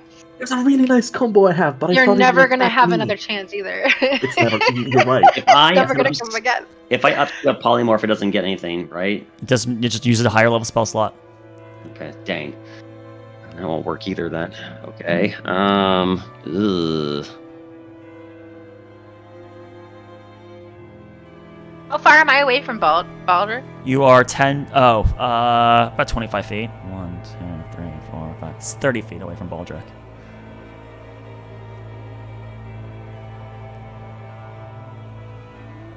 No, none of this is gonna work. Oh no. Come on, mate. 20 seconds. All right, I'm going to cast a 5th level blight on the chain demon then. All right. Constitution saving throw. Yep. What's your DC? Oh, it fails. 100%. Natural 2. There's no way it passes. Okay. Yeah. It's 8d8 plus what? Another 8 because of me upscaling it. If it's level 5, it'd be 5d8. Sorry, it's 9d8. Right? 9d8. Yes, it is. You don't need to look it up. 9d8. 9d8 All right. product damage. All right. Those d4s. Those are rocks. Let's see d8s.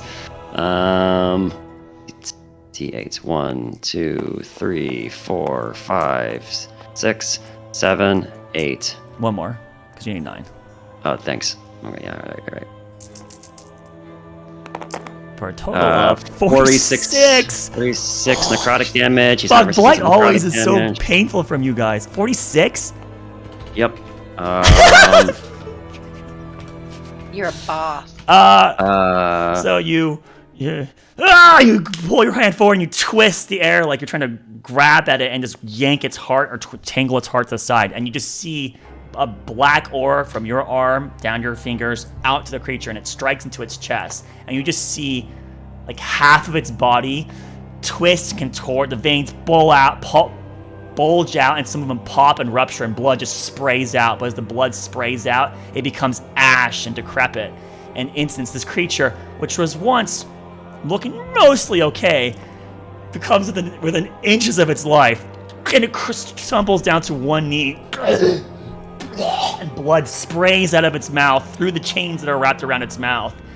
This thing, devastated by your spell, it is barely alive, and it's just clutching, barely holding on, looking down at the ground right now. Before it stumbles back up to its feet. All right, and then I'm going to use my movement. 1, 2, 3, 4. You cannot move. You are grappled. Oh, you're right. Thanks. That's right. Right. Sorry. All right. Well, then with my reaction, Thor, do whatever you can to protect Evelyn. I don't know. That's my turn. All right. Evelyn, you're up. Gonna get another turn, buddy. How does the creature look? Devastated. Incredibly injured.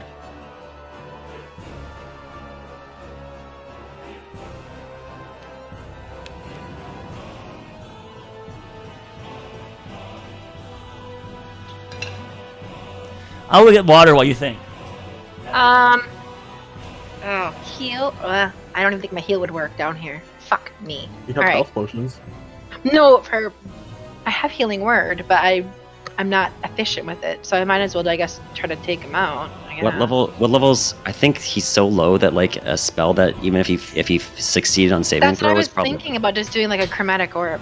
No, because I could miss and then he would get his turn again. You mean like Ray of Frost or like something like that? Something where he has a save, where that way it can't be something he's resistant to. So it can't be fire, it can't be frost. Doesn't really have anything like that. Oh no, wait, she does. I don't know. She does have a spell like that. I think. Do you have anything that's like a something check? That way, if you fail, he still takes half damage. Because if he's on death's door, even if it's going to be like a level 2 or level 3 spell, I think it's just we need to kill this Evelyn, thing. That's not the answer. Don't use brute force. I know, Trust right? in your allies. Do you have anything to help? If that thing gets in there, turn and attacks me or Evelyn, we're both dead. Yeah, we're both dead. I will, I guess, Ray of Frost him. I've never used a. So I'll remind you that you know this thing. No? You know this thing is resistant to cold. Okay. Well, he's resistant to cold and fucking fire, right? He's immune to fire. You cannot hurt him with fire no matter what you do. But you. Wait, you sent me her character sheet. I sent her a character sheet? No, it's in the Heartseeker chat. What does she have? I have no idea what spells you've used though. All right, I don't know what's all this metagaming here, but Evelyn, what do you do? What? Ray of Frost? Is that what you're doing? Sure. All right, Probably roll the hit, have a please. Sneak it chat, but tells the DM everything that happens in it. Please roll the hit. Oh, I thought. Wait. No, Ray of Frost is the counter. Ray of Frost is the cantrip. That's all or nothing. Yes. Please roll. Please roll your d20. Yeah. Can't find my thing.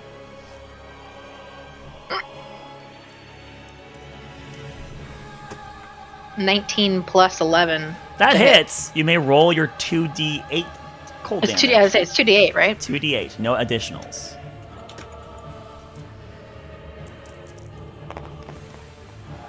$10. 10, which it's resistant to, so it takes 5. And the ice blasts into it, and there's some ice crystals kind of forming into its body, but it staggers. It's still alive, barely. I should have done Chromatic Orb. If I was rolling, I should have done Chromatic Orb. Do you want to do anything else in your I turn? thought Ray of Frost was automatic, but I'm wrong. Is there anything else you want to do in your turn? No. I forgot. I hit Evelyn. Evelyn, you're grappled right now anyways. I forgot. I grappled you last turn. Sure. Change in plans. Kyle, what was the last attack that hit you? It did 10 attack? It did 10 damage to you, I think. Is that right? Yes. No, I did 11. 11. I did 11. Add 11 health back to you. It has to hit. It has to be for Evelyn instead. Evelyn, I need you to take the damage here from the chain that was already grappled around you. It gets to do automatic damage, I believe. Sorry, I forgot. Yes, you just take. Evelyn, you can take 7 piercing damage instead of Baldric taking the 11 damage. So Sure. Baldric heal 11, Evelyn takes 7. Okay. Forgot that there was a chain that's still wrapped around Evelyn. So it has to be already placed chains. Got it. So yeah, 1 chain around Baldric, 1 chain around Evelyn, and it's still taut against him. And when it took its turn, Evelyn, that chain got taut and it did damage to you.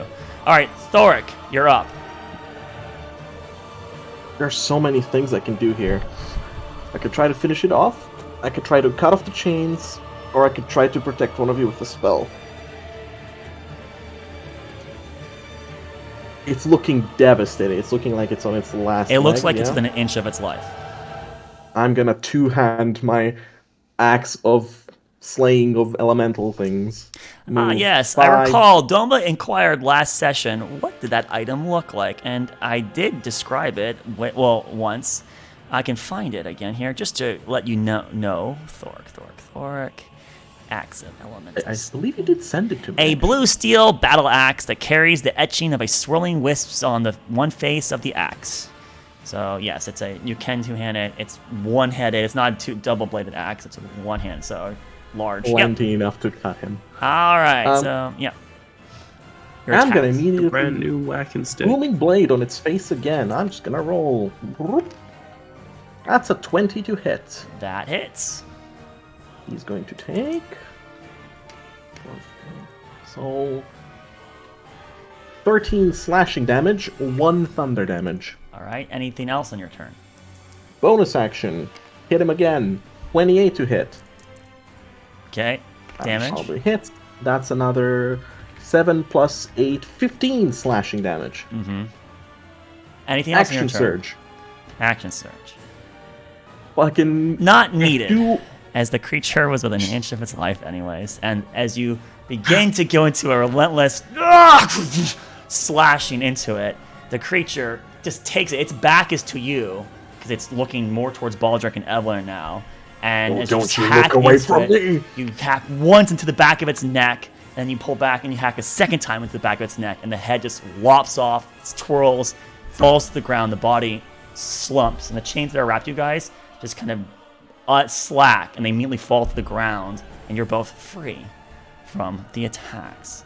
Of which point, your mother calls out to you.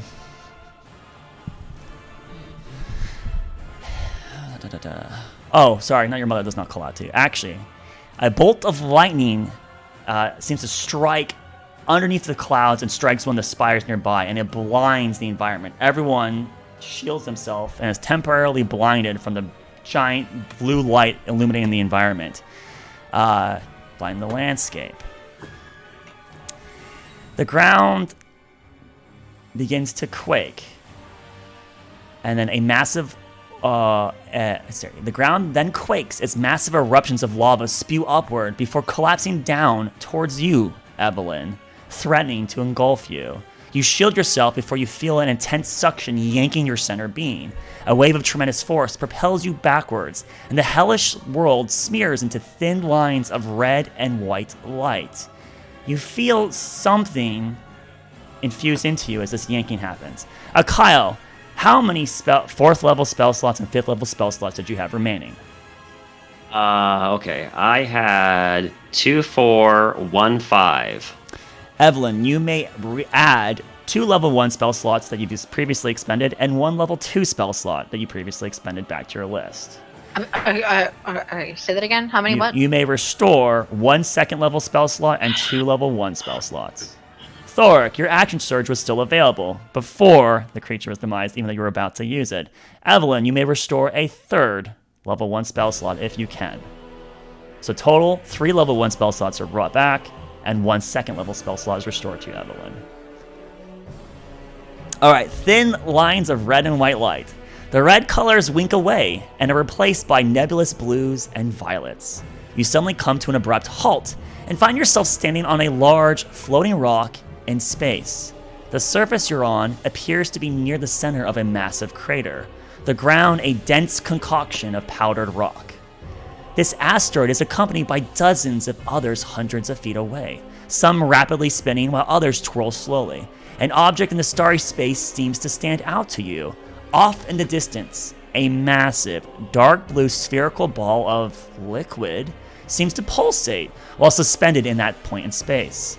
You then feel it, a presence, watching you. A familiar voice calls out from around you, despite not seeing the source. In the realm beyond realms, the ancient and primordial beings lurk. Their gnawing contradictions clawing out to deprive all creation. There is no peace, no solace with these aberrations. When will you seek the only true way to survive against these terrors?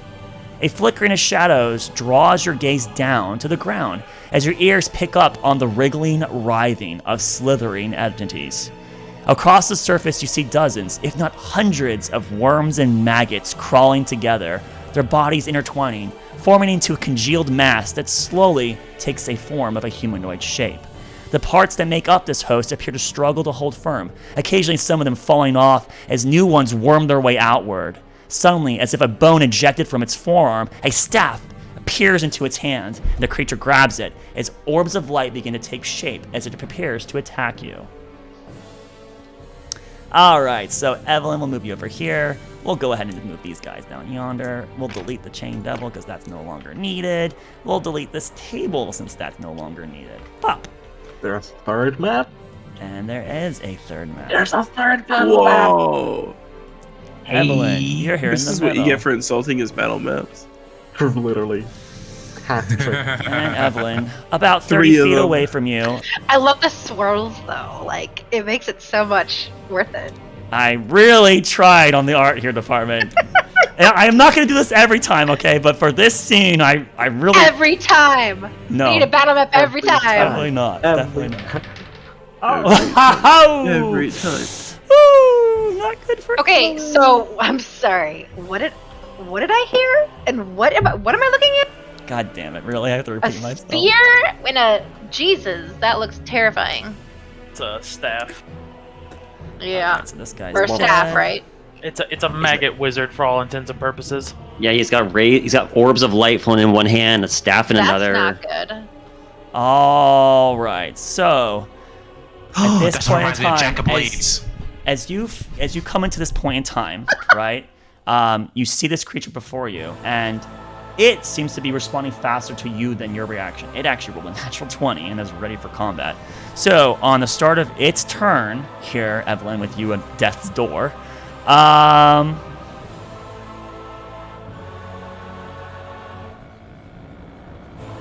Evelyn, can you please make a wisdom saving throw?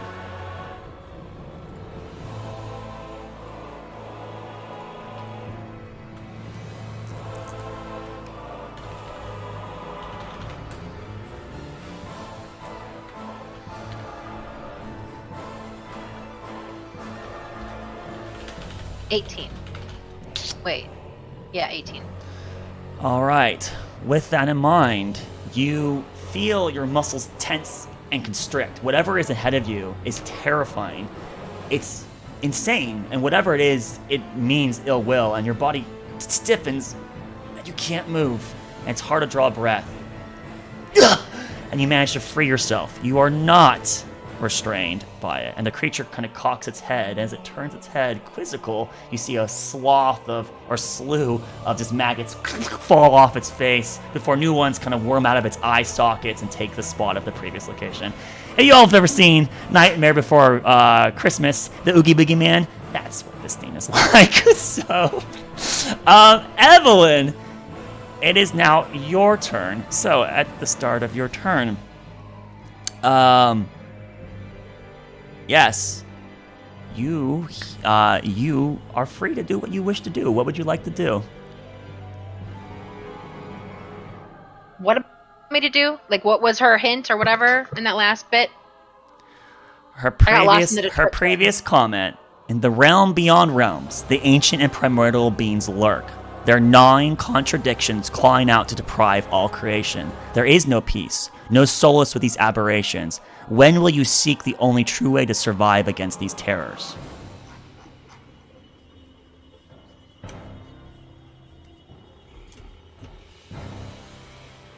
Seek the true way. It's a humanoid, you said? No. It's definitely not. It's an alien creature. You know this is an aberration. There wouldn't even be a roll necessary.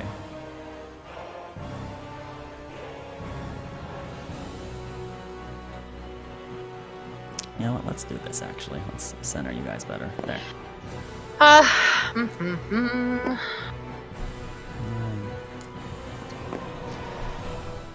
PM, lol. Yeah. I mean, fuck me.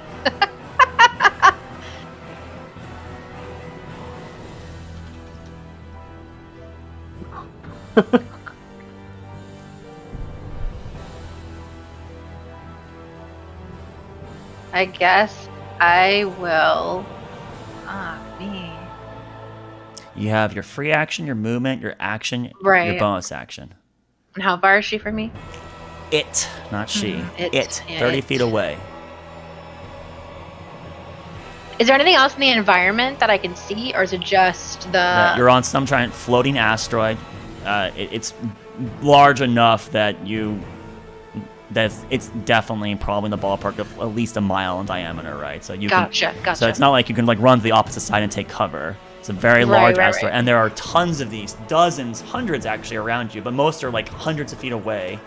And then there is this giant blue orb that's probably 100 miles away, but still massive, some kind of celestial body like a planet or a moon. A giant entity that seems to be, maybe not entity, maybe planet or something like that, but it's just a giant sphere of water, and it's rippling. And once you made eye contact with it, you sensed that there was like a presence watching you.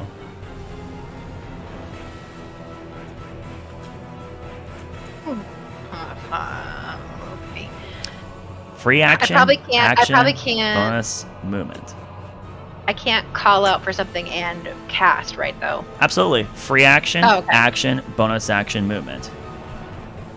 I'm gonna, once again, I'm gonna call up for Roderick, specifically this time.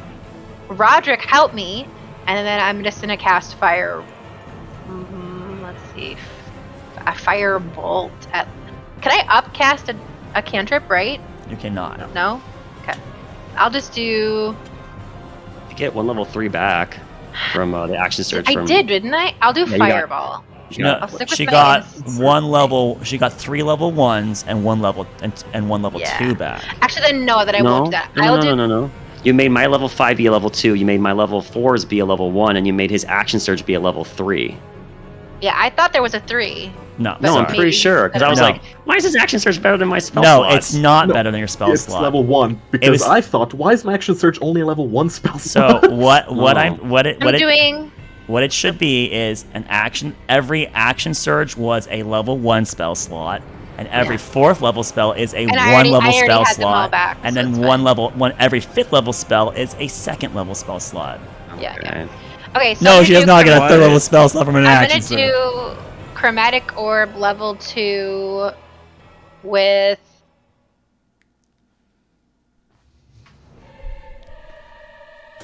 I'll just stick with fire for now. I don't... Okay. Fire. All right, so 4d8 roll to hit.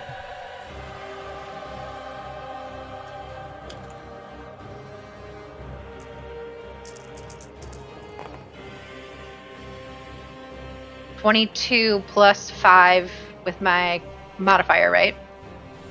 So that'd be 22 plus your attack. What's your total on your chance to hit? Oh, wait, I didn't roll the hit. Sorry. Hold on a second. Yeah. Roll the hit. Minus.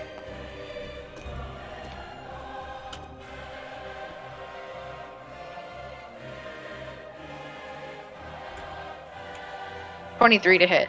23 to hit. That does hit. What was the damage? 22. Actually, no. 22 plus 5 would be 27. 27. The 27 damage that's done to it seems to be the full damage. This thing is not resistant or immune to fire.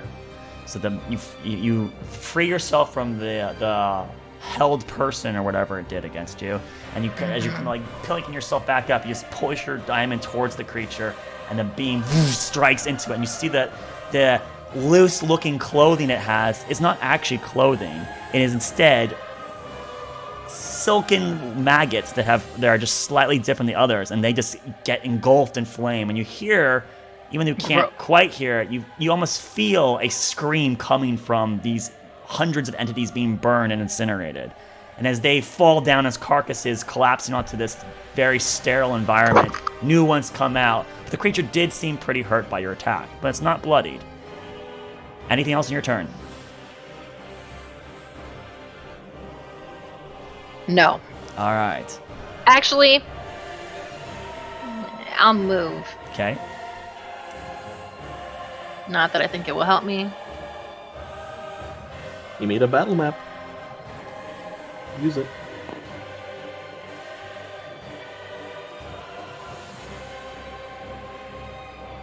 Okay, so you back off looking towards it, and you see its hand lifted up as the 3 orbs that are near it are familiar looking orbs.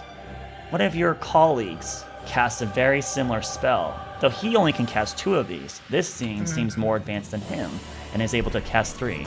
And that familiarity of what it's about to do to you reminds you of Roderick. And as the spell is about to go off towards you, a silhouette takes stage next to you, and they stand next to you. You don't see them after. You're focused on this creature, and suddenly there's a person standing in armor and with red hued skin, and he reaches down. He puts his hand on top of you. And Domo, you dump your entire laying hands into Evelyn right now, which is a total of 50 hit points. So Evelyn heal 50 HP. Anything that remains can stay on Doma's person. So I don't know how much I don't know how hurt you are, but it would how be much. How much was he? Does he give me? Up to 50. So do you need 50 hit points or less? I need all 50. Okay, so all 50 hit points are immediately consumed to you. Domo, you do not have that. Domo, you've taken the stage. Domo, you may go ahead and roll your initiative.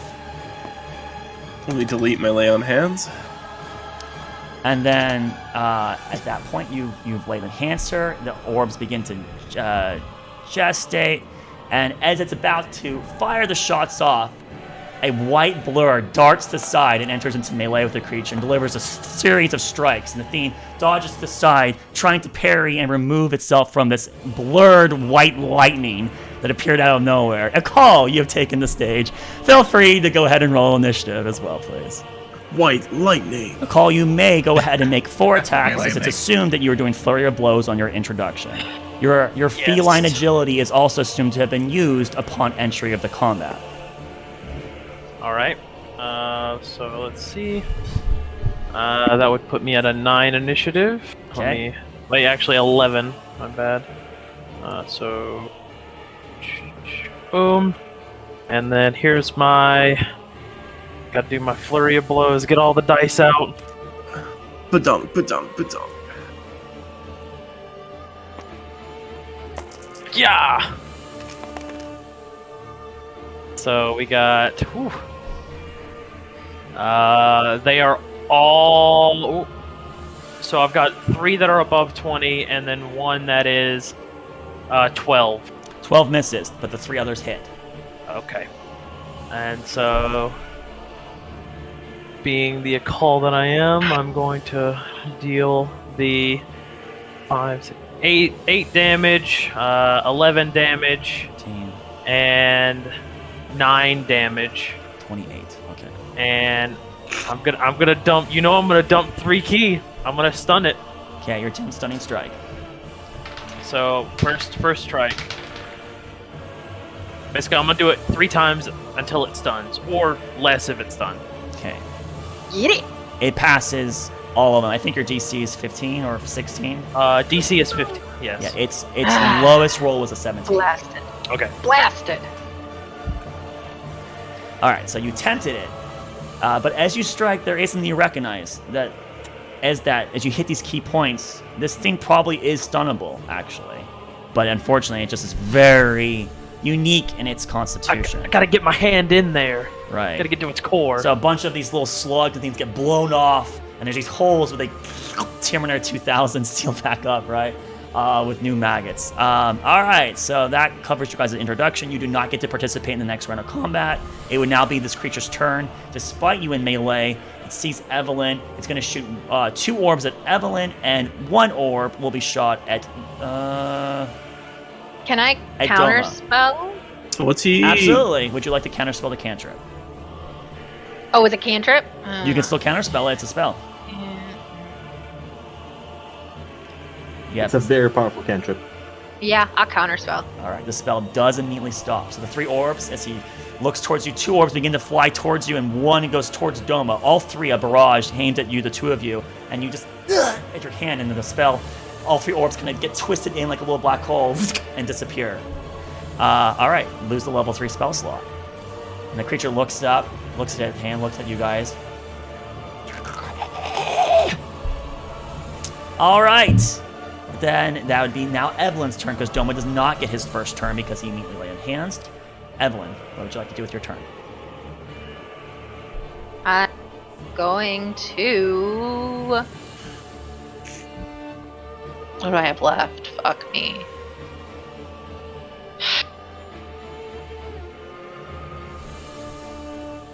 I'll do... I guess I'll go all in. I'll do Chromatic Orb level 4 with fire. Chromatic Orb, level 4 fire. Okay, well, roll. That would be an extra 3d8, so it'd be 68 if it hits.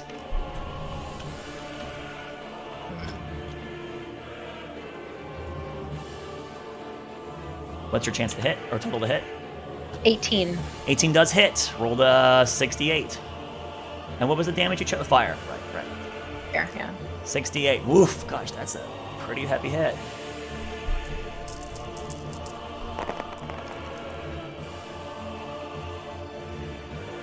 $39 plus then my 5. So 40. 44. 4. Evelyn, I would like to remind you here that whenever you cast a level 1 or higher spell slot, your Staff of Siphoning does work. How have you been using it? Oh my god, I have not been using it. You're right. How much healing could you have gotten out of such a thing? So you casted a 4th level spell. You would heal 4 hit points because you used that. Yeah. It just works. So I keep forgetting I have that fucking thing. Yeah, I just felt like I need to remind you here. Thank you. You would be probably... Such an idiot. You'd probably have an extra 12 to 15 health right now if you did. Yeah. And maybe Doma would have some remaining land hidden hit points, but unfortunately, that's not how it rolled out. So, alright, so at the end of that, your turn ends, and now we get to go ahead and go to the top of the initiative, which it is the creature, because a call loses his first turn, because he went with attack. So the creature, on its turn, sees all of you, recognizes that things are not going good. This thing, after your barrage of attacks, looks like it is, well, the equivalent of bloodied. Half of the worms that compose it are gone. Its body is shriveled up. It's kind of forcing and swelling itself at certain points to make the attacks. It looks like you have done a substantial amount of harm to it. It points its finger right towards the center here.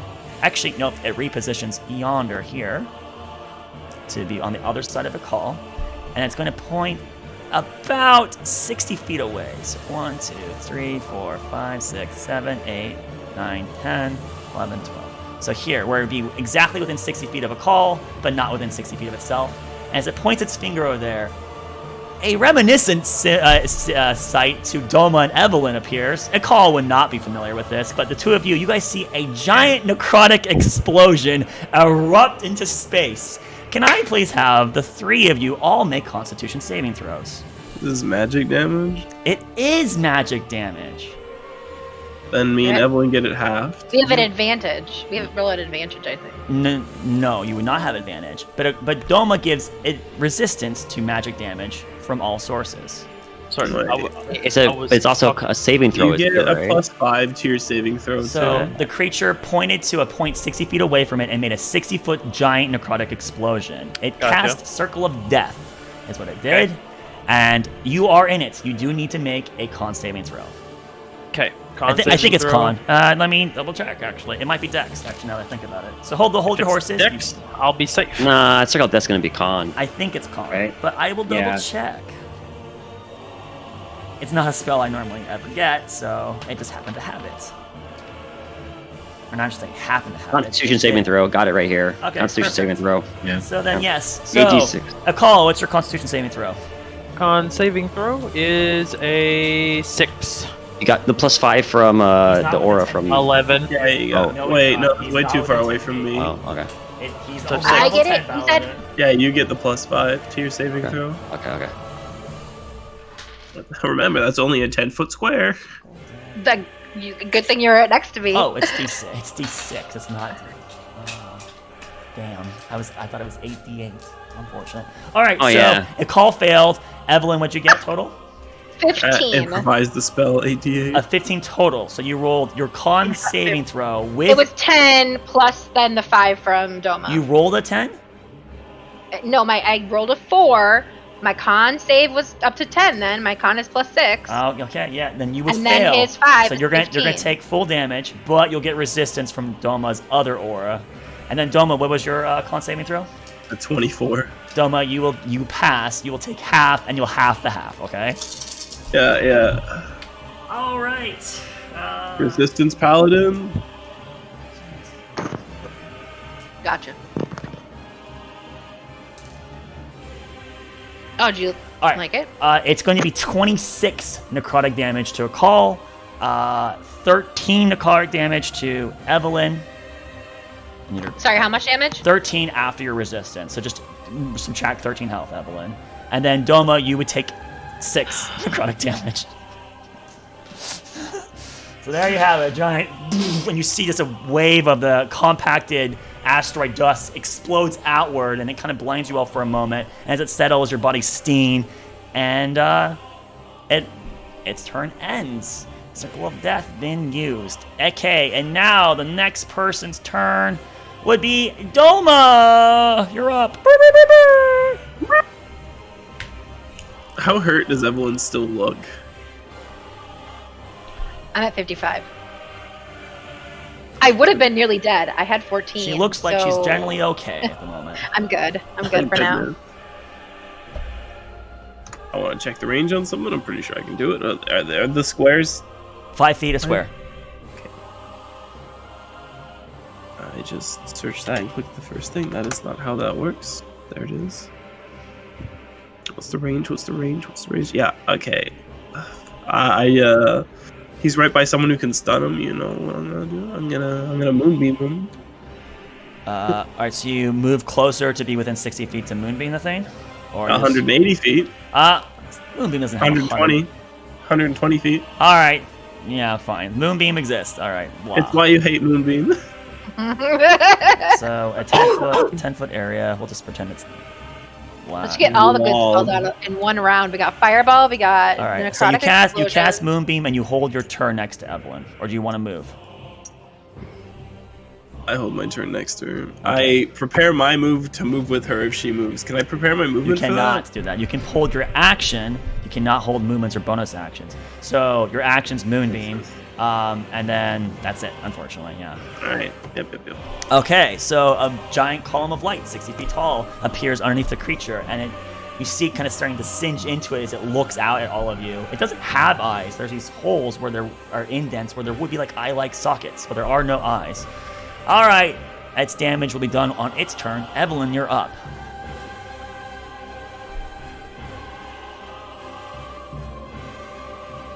How does the creature look?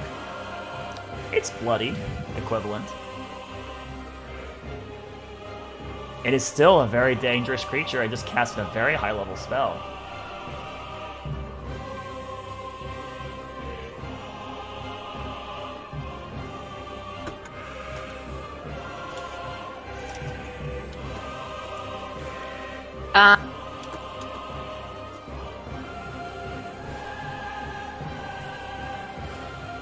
And Akal is like right next to it, right? Yes, he darted past you with his feline agility, got into melee with it before its assault came up, delaying it and delivering a whole bunch of strikes into the thing. Attempting to stun it. Then I will do.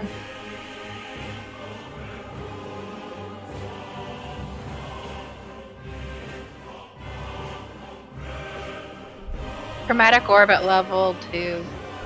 Level 2 Chromatic Orb. All right, roll to hit. What damage type are you? Fire again. All right. Oh, it's like 20 something to hit. That will hit. Go ahead and roll damage.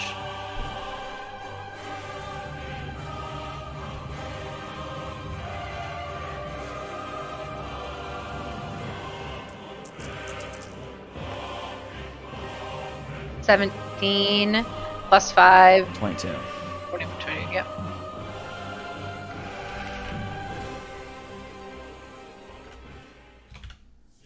All right, it is still alive. Another blast burns into it, and this thing has lost around 75% of its maggot density. It is still partially there, but you see like just chunks of it falling down, and they're crawling up in this like assembly line keeping it together. But there's like a huge like thin torso waist.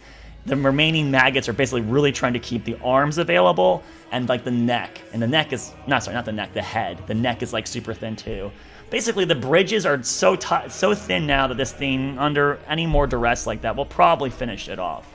Maybe. So, Maybe. Oh, I'm sorry. Akal failed the saving throw, right? And Evelyn failed the saving throw, correct? That's correct. I forgot. It will use its reaction when that happened to... Yes, it got temporary hit points to absorb 20 of the hit. So 20 of the damage. Right, Something I forgot to mention, because it's been a year, I did hit with one of my open hand techniques. I would have not allowed it to do reaction, if that's allowed. I know that's late. It's late, yeah. Because you could have done one of the other ones, and you chose not to. Right. Yeah. So I'll keep that in mind. You could have tried to knock it prone. You could have. So I can't just like default that. Yeah, I got you. All right, I know. First combat in 2 years, and you guys have not touched your characters combat-wise in a long time. But here's the show. Hope we're all having fun. All right, so as the orb hits, you recognize that there seemed to be some kind of shimmer to it, and the majority of your damage was negated by some kind of temporary hit points or shield it had. However, it is still badly hurt nonetheless. All right. So with that in mind, that was Evelyn's turn. Did you want to move, or you want to stay next to Doma? I'm gonna stay next to Doma. All right, Akal, you're up. Yep. Call will kind of do a jump shift as he does a flurry of kicks as he flies by this guy, doing of course a flurry of blows. Let's see. Ooh. Okay, I got a crit. Move that to the side. Excuse me. And then let's see. So a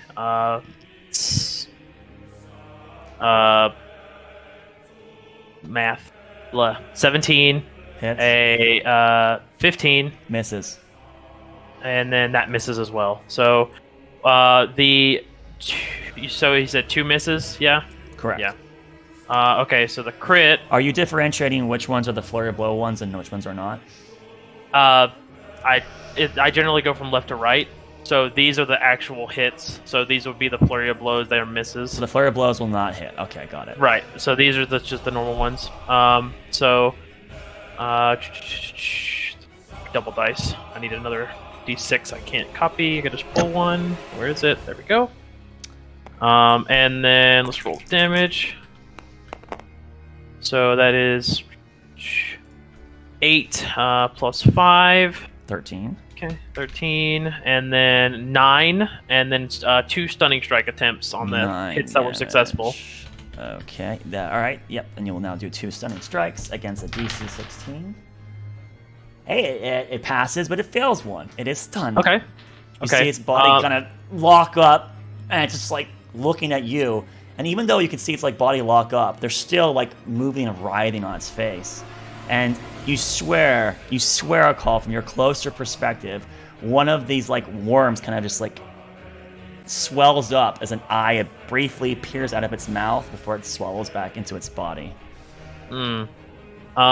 Since it is now stunned and these attacks happen later, would you allow me to re-roll them since he's stunned? Technically, yes, you'd have advantage. Because I would roll them in a line. Yes, you may roll the next 2 attacks with advantage. Okay. Go ahead.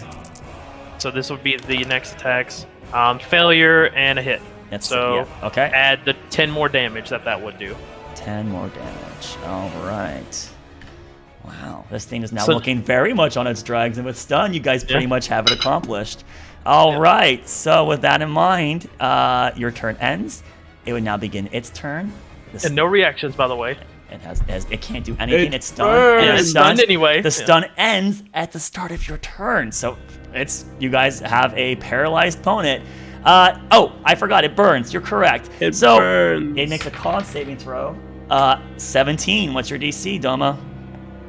My my DC is 17. Okay, so it would pass. It takes half damage to roll your 2d10. Yeah. 8. 8 cut in half. Yeah, strong hit. 4 radiant damage. All right. Burn. All right, and so now it still is alive. It would then be Doma's turn. Get him. All right. Well, can't get over there. Wait.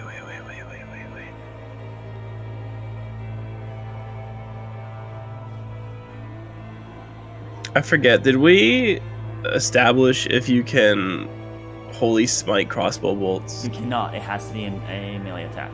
That's right. We could use Branding Smite, but not the other one. Damn it. It would also be a concentration, and it would make you lose your Moonbeam. That's true too. Yeah. Not Divine Strike, but I don't think there's anything I can do from far away. they're not meant to be far range people. They're meant to be Vanguard up front. Yep. I could have slowly started pushing them towards you. Palm strike! Because I technically can continuously do it in a line, like 15 feet move, 15 feet move. Oh god. God, that's terrifying. I don't think there's much I can do with my turn. I shoot it with the crossbow, yo. There's not much you can do with your turn, sir? Are you sure I can get closer to it. Oh, I can't, you're right. There's not an injured woman behind you that's fighting for her life here. Exactly. Alright. I believe in my friends. Friends don't heal her. Well, he did heal her, but... He did heal. He healed me a lot. I wouldn't be dead right now. Yeah, cure wounds. Yeah. Just I don't have cure wounds. You don't have cure. Jesus fucking Christ. Alright, Kenny, continue on. Did you really not... He has Lay on Hands and an Aura of Vitality, but remember he prepares new spells every day, so we don't know he has prepared. I don't believe him. I swear he had in his prepared list when he messaged me. I swear to God, I'm looking at it right now. Let me... You're right, you don't! Oh my god! Yeah, I told you I don't have it. So this is why why... We're in the fucking city. Why would we have healing magic when we're in the fucking city, like, chilling and relaxing, man? For these reasons. Because of Aniel! Aniel! He needs a healer as well. The level 1 and level 2 spell slots are completely wasted now if he's not using them on cure moves. No, I use them. I use them for fucking Prayer of Healing. Why would you Prayer Healing is a level 2 spell. Your level 1 spell slots are completely wasted. Tasha's Cauldron allowed Prayer Healing to be added to the Paladin list. So, interesting. Yes, I forgot this existed as well, and then when Doma brought it to me, I'm like, wait, you shouldn't have this, and I looked into it, and I'm like, oh, I guess you do have it. It's really good for Paladins. It really is. It's so nice. Being able to heal people. I didn't add it back to your fucking list, though. Interesting. What? Prayer you Healing. didn't add what back? I'll have to review your character sheet after this, I guess, apparently. I took away Branding Smite. So you... 10-minute cast, though, anyway. Yeah, so you just want to shoot your crossbow bolt at it, right? I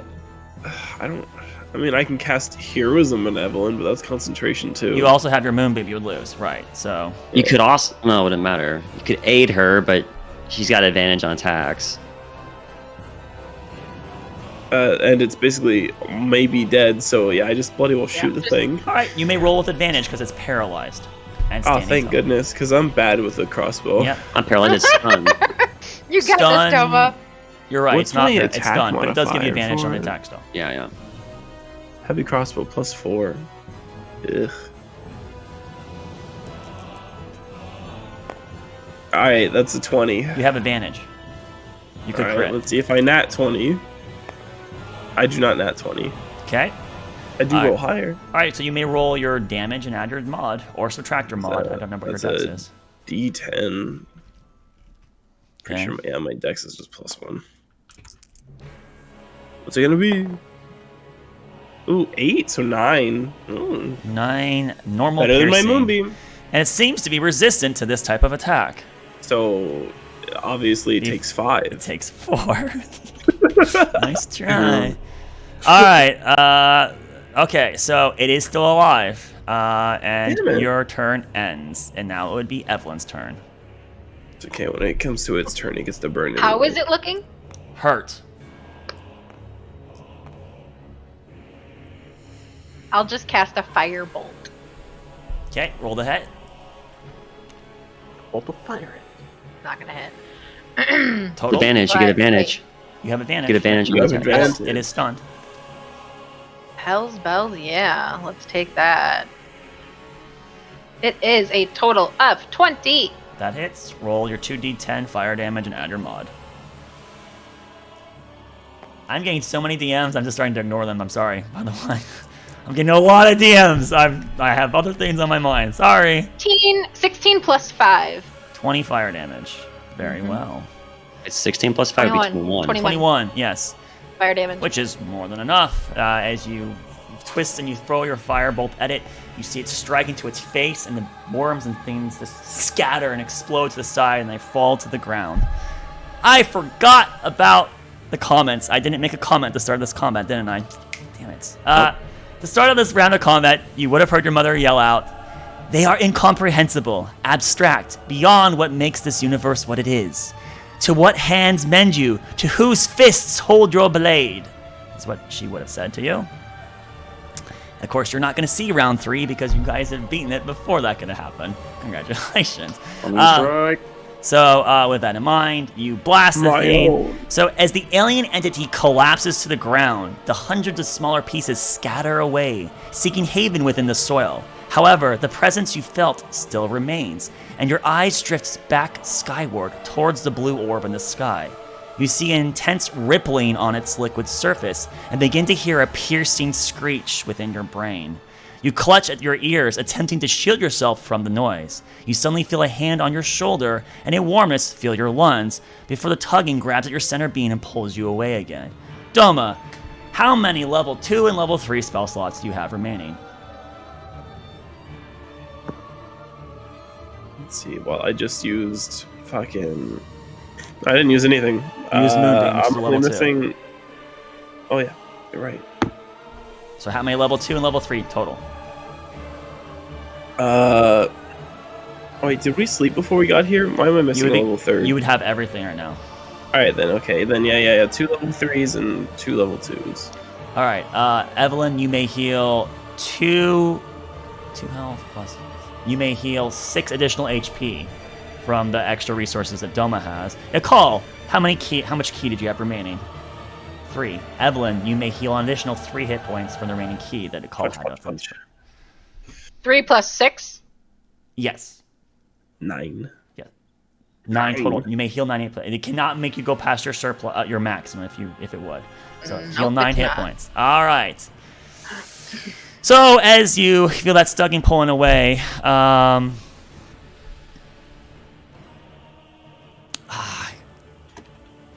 do I do it? No. I mean, I do it. Okay, so you hear your mother call out even though you're moving on. I mean, does it make sense though? No, it doesn't. We're gonna skip it. I'll just have to. That line is wasted. Damn! I only needed one more turn to get that line off. All right, so Give it to us anyway. the world around you begins to bubble and pop as if being boiled away. The volatility increases, creating a veil of foam around you, which lasts a handful of seconds. As the foam dies down, you watch it take the form of shapes. A similar world to where you were before this all began. You can see the overlooking cliff, where a bench would be up at the top. But you're down below, in the rows and rows of agriculture. However, something is starkly different. It's cold. You don't see your mother, and all the color in the world is gone. The once golden rows of wheat are instead blackened stalks of crumbling rot, most barely standing a foot or two tall. Shades of black and white and gray permeate the surroundings.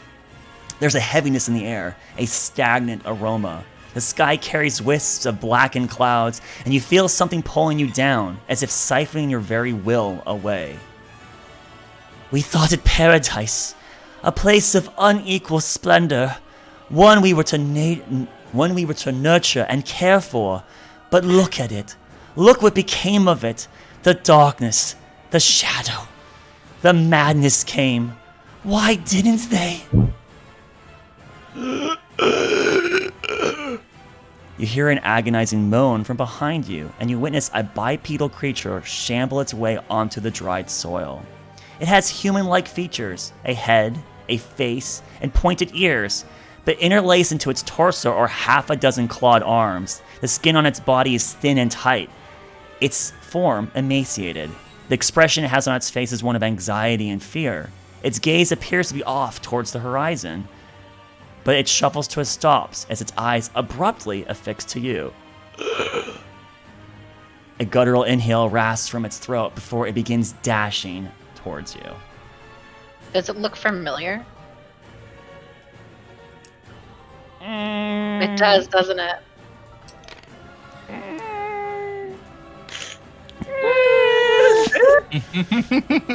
You can. Well, I will give you an. I'll give you an Arcana roll right now. This was the most painful of all of them to draw, by the way. All right, Evelyn, you are in the middle, and then we have the creature. That should be this one, I believe. Perfect.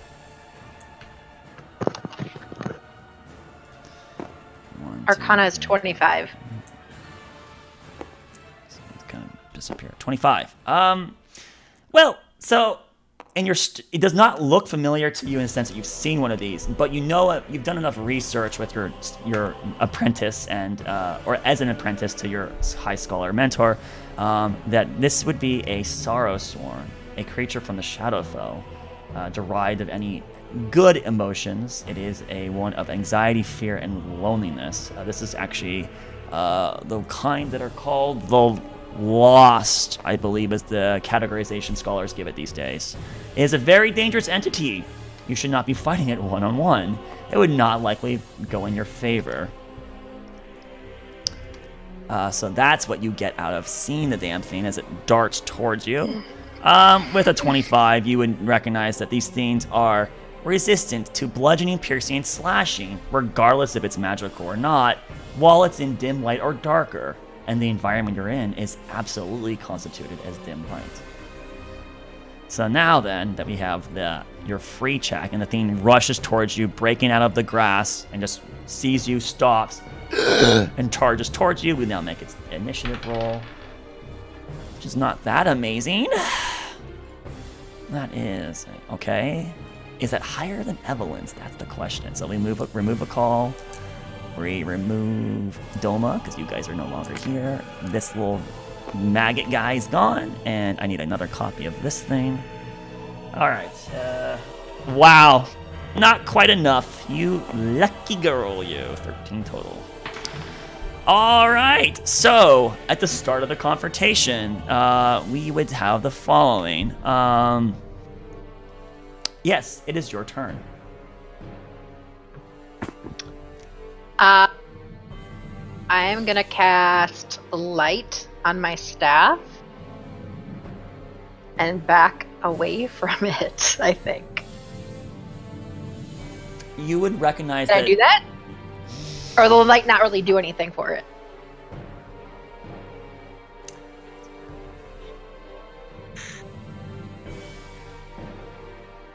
You may attempt to do such a thing. Sure, why not?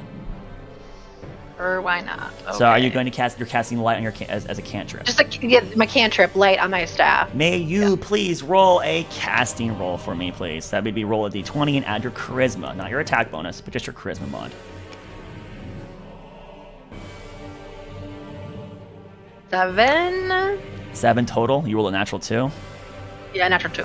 Yes. So as you weave the spell, it does produce light, but you see the environment around you is the antithesis Magical of darkness. light. Yeah. And it just eats away at it, and the light is muted and weak, and instead of it being a brilliant white that you were expecting, it's just struggling to be even a dull gray. Whatever realm you're in does not want light in it. That's what I figured. Prevents it. You may still move if you would like. Yeah. Where would you like to go? Yeah. You can move up to 6 squares. What are these things? Like just that's the agriculture. That's the rows of wheat that would have been there, that were previously beautiful golden hued on that summer sunset. Now decrepit, devoid, barely just husks.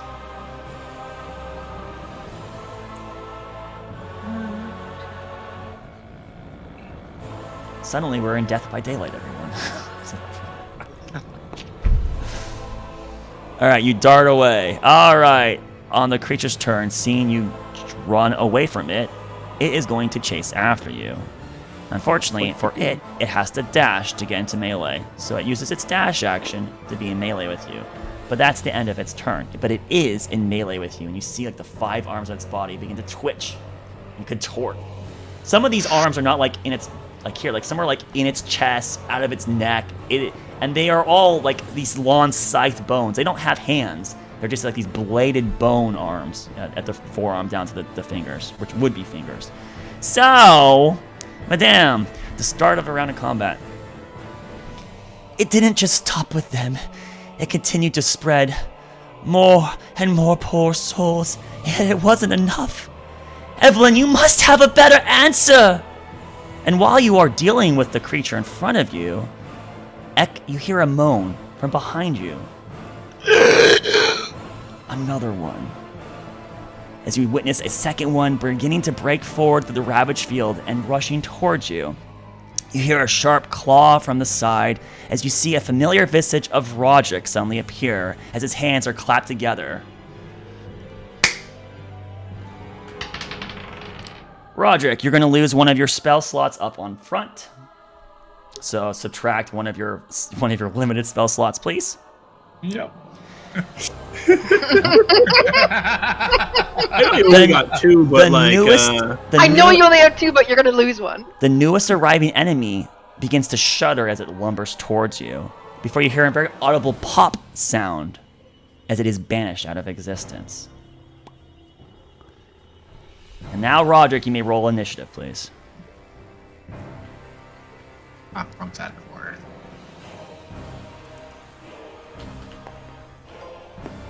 Oh, wow. Okay. All right. 21, please. 21. Okay. 21. On your initiative, you get yourself placed. Perfect. And then I do need to get the other guy his initiative, because he could come. Oh, that's really good. He tied with you. 20 plus 1. Yeah, he got a natural 20 plus 1. But that one is the one that's currently banished. And you hear Roderick announce, "As long as I keep concentrating, I can keep it away, Evelyn. We have to deal with the other." So, Evelyn, we would then start the round of combat. Roderick has used his turn to banish. The other creature is banished. It's stuck in wherever it happens to be. That's 1 turn down, 9 to go before it's permanently banished. Evelyn, it is your turn. One of these is right in melee with you. I think this is gonna be disaster, but I'm gonna cast telekinesis on it and try to move it away from me. Can I not do that? Is it too big? Oh, well, no, it's a medium creature. So if you want to try to use telekinesis in such a manner, you are more than allowed to. Yeah, I'm gonna try it. All right, so you break any concentration you have and use telekinesis. So with telekinesis, what does it say? That's what I'm reading right now. It's a strength check that it makes against her own check. If she succeeds, it gets restrained, and she can float it 30 feet in the air and spend her neck. And then every turn after, she can use her action again to try to restrain it again. Another check. It's not a saving throw; it's a check. If she does not do that, then the thing is free, and then it can and it'll drop. All right. So, with that in mind, Evelyn, you must roll a d20 and add your +5 bonus, and it gets to make its strength check. Which, oh boy, this guy probably has great strength. Oh no. Natural 20. Yes! Gotta be it had to be like a high roll like that. It had to be a high roll like that. That is bullshit! Alright, fine. You may win this one, ladies and Astera, but it's not over yet. There's plenty of rounds left. Alright, so the creature as it comes in, suddenly its body gets pulled into itself. And then I presume you want to lift it 30 feet in a direction? Yep. Where do you want to move it to?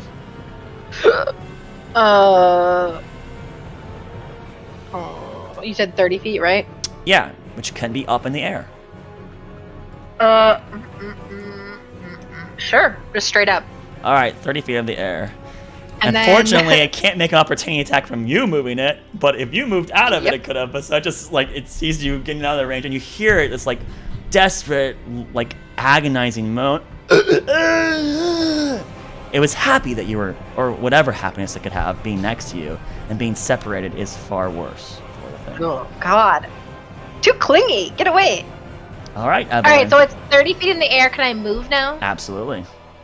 Okay. You could have moved while next to it, just would have been I know, but I'm... Yeah, so now it's suspended in the air. Order of operations is important. Okay, anything else? So you want to move. Maybe move yourself up to 6 spaces away. I'm moving the fuck away from that guy. Alright, you move over to Roderick. Alright, your turn ends, and the one that is in the one's down here with you would begin its turn, and I don't think you can try to break free, right? No, it just looks Actually, like it counts as restrained. So attack rolls against the creature have advantage. The creature's attack rolls have disadvantage. It has disadvantage on dexterity saving throws. Its speed is 0, and it can't benefit from bonus of speed. So well, it is stuck in space. It cannot do anything. Yeah, it doesn't look like it gets a save or even attempts to break free. It's on her next turn if she wanted to do her action again. They both get to do another contested check. Right, so now then, at the start of the next turn would be Roderick. Roderick, what would you like to do? Well, you know, I have such a variety of spells to use. You know. And you're concentrating already. Yeah, I'm already concentrating. So let's do something that probably has been used. We're going to use the Circlet of Blasting to basically cast Scorching Ray. All right. And basically now use all 3 to roll basically roll aim. 3d20s now. The Scorching Ray circlet does not add your bonus, right? It is the +5 that the circlet gives. +5, correct. Yeah. You do get advantage. Because it's restrained? Yes, you do. All right, let me get 3 some d20s extra d20s. with advantage. Alrighty, here we go. You got this, Roderick. Did you forget your wand of magic missiles that you just got? I believe in you. Nope, there's a nat 20 right here. Oh, baby! 15. Whoop, and what's that one? And unnatural 20. So Well, unnatural 20. Yes, hit? so the unnatural 20 would hit, the natural 20 hits, and the 15 barely hits. So all 3 hit. Alright, so. All 3 hits with 1 crit. So that would be the equivalent of a fireball damage, 8d6. There's no bonuses to it, just roll all the 8d6. Oh, sweet, I didn't realize I had 8 here. For a grand total of 35, that is an insane roll!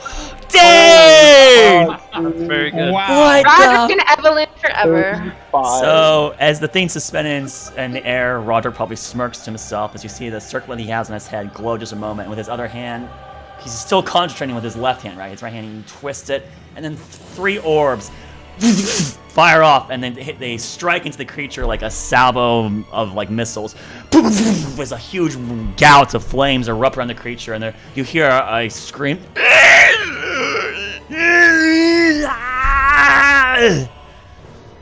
It's still alive, but that did hurt it. Anything else in your turn, Roderick? Technically... Wait.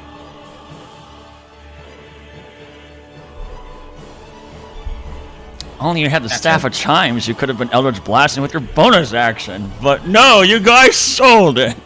Yeah, but I got us a whole magical item. Hey, so. quiet. The Staff of Chimes is really good. Staff of Resounding Chimes, in fact. That is all. All right, you hold your ground. All right, so the other one in the pocket dimension can't do anything. Evelyn, it is your turn. Fuck. Okay.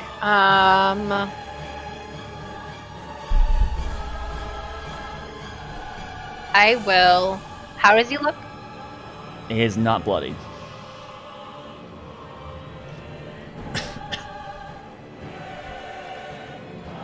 Fuck it. I'll just do. Yeah, whatever. I'll do Fireball at level 4. Okay. That means that it would break free of your telekinesis at the start of its turn, or right now, Kyle. It's just start of its turn. It's at the end of her turn. It'll. It's at the end of my turn. At the end of her turn, it will be. We recontest for it, right? No, you have to use your action. You have to continuously force choke this guy up in the air. You know what? I'll do that. All right, so then you'll have to make another check to try to contain it. Oh shit. No, probably not. What'd you get? What was my? It was my roll plus it's what? Plus 5. It's your charisma. Your spellcast. So yeah, it's 8. Wait, my spellcasting modifier? Yeah. So plus 5. Spellcasting ability. So yeah, it's 8. Okay, the creature is going to be free. You tried that. So at the end of your turn, it falls and it takes the 3d6 fall damage, which will be bludgeoning, that it will be resistant to, but... dang, 9 damage! That was... Alright, 4. Alright, so it takes 4 damage. It's no longer flying in the air. You can attempt to grapple again while you're still concentrating your telekinesis, by the way, so it's not completely gone yet. So, 4 damage. Alright. The creature now looks bloodied. That was the threshold. Literally, that was the threshold. The fall. It gets back up. Alright. So now it would be that was your turn. It's now its turn, and it's gonna just dash. She gets movement. Fuck, you're right. You do get movement. So now. Hells yeah.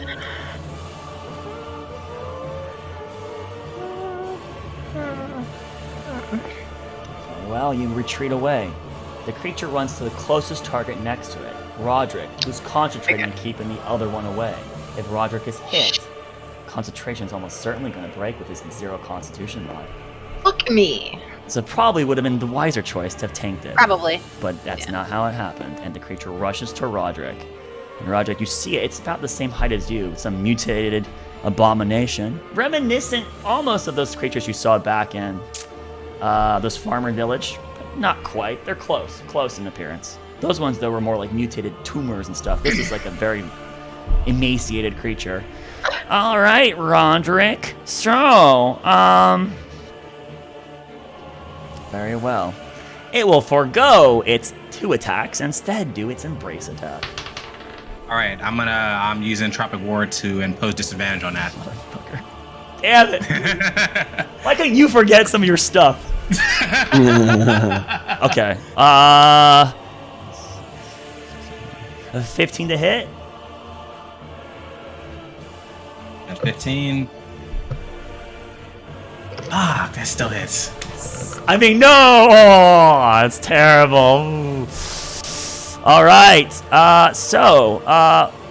With Jesus fucking Christ. All right. Painville coming up for you, my friend.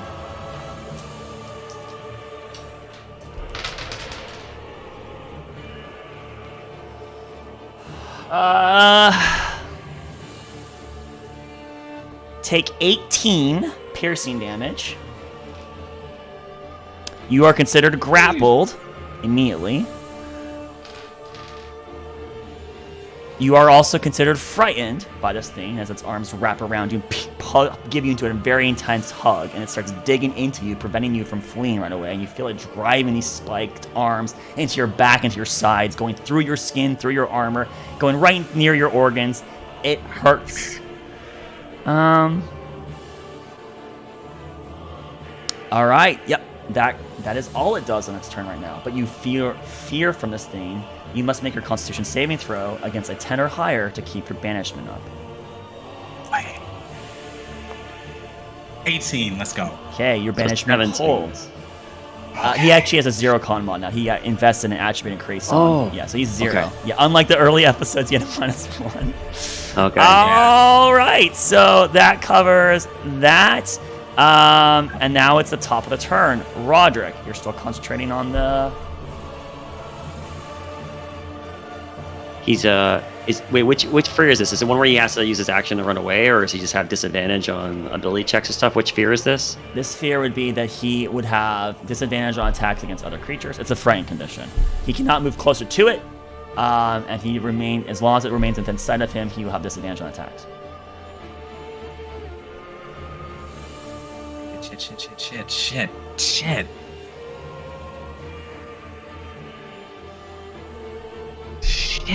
You said he's what? Grappled and what? He's grappled and frightened. Frightened. Which means he has Grappled disadvantage. means he has no move speed, and frightened means the creature has disadvantage on ability checks with attack rolls while he's in sight of the creature. And he cannot move. And he cannot willingly move towards it. Right, which he can't move anyways right now. Why would you want to willingly move towards anything? That doesn't matter. Anywho, so Yeah.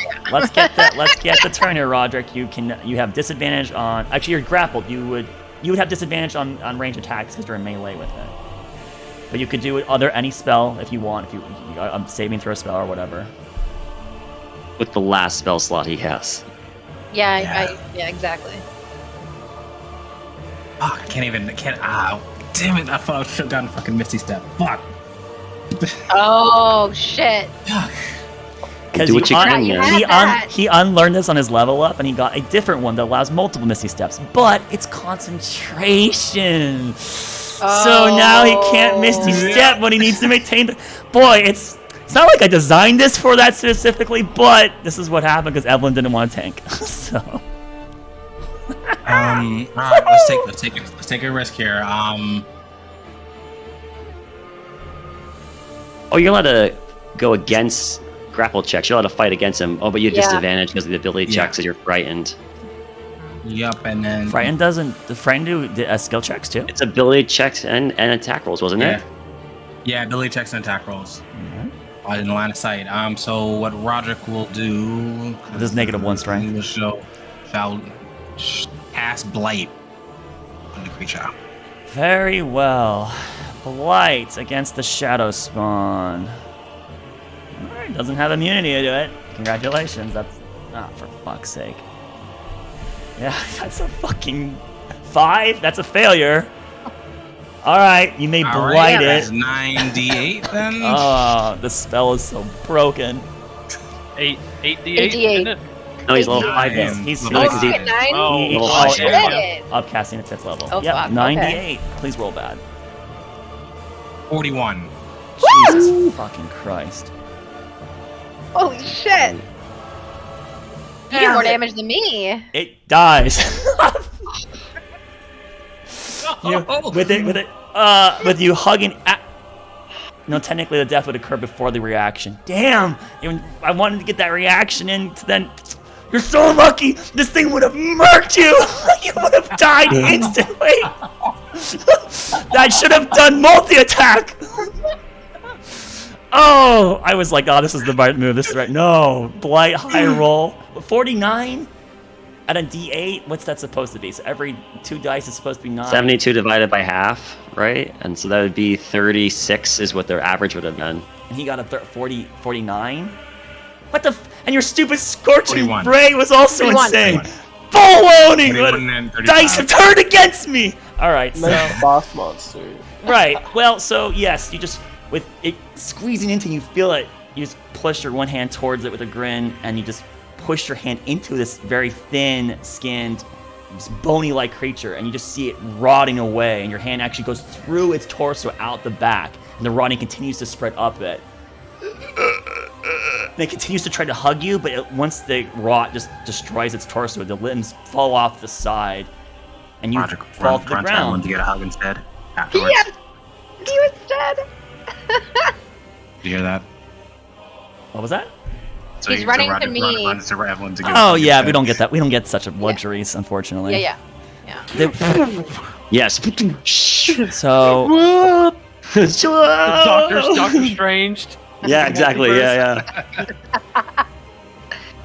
All right. So as you destroy the last creature, it tumbles down. And technically, you would have multiple rounds of combat with Roderick needing to maintain concentration. But we won't go through that formality because you've won. As it tumbles to the ground into an unmoving remnant of what it was previously before, whatever this thing was. And for a moment, it is all quiet and still.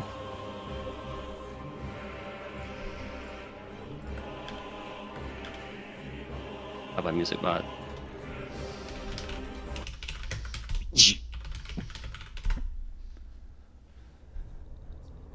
Whoa.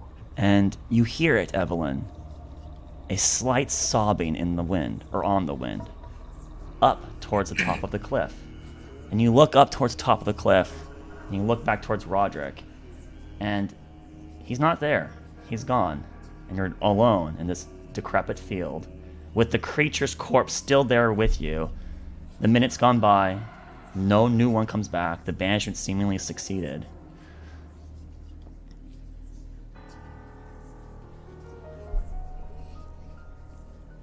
And what do I see when I look up?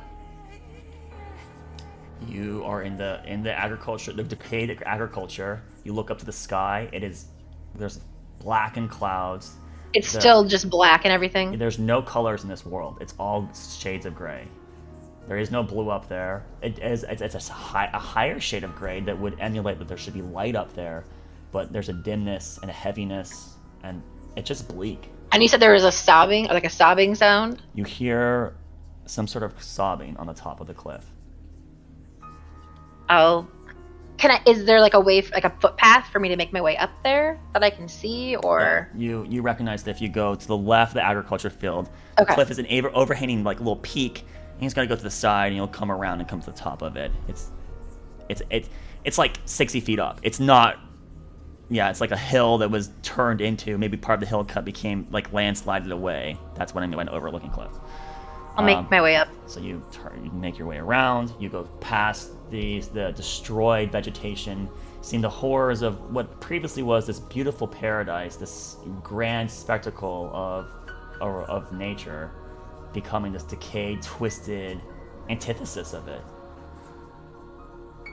And then, as you make your way towards the top, the crying gets louder. You hear sniffling, and the voice is familiar. That's your mother crying up there. And you eventually see the bench, and there your mother is with her head in her hands, just weeping. I just wrap my arms around her, just sit next to her and wrap my arms around her. She does have color, but the color is bled out. Like if you had clothes washed in the dryer too many times. It has this kind of faded look. And you even you see yourself, even your color seems slightly faded too.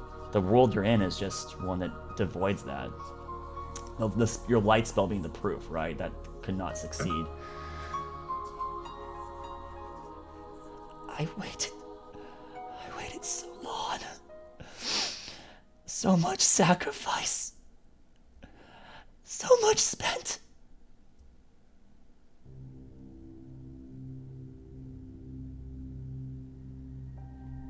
Mom, it's gonna be okay.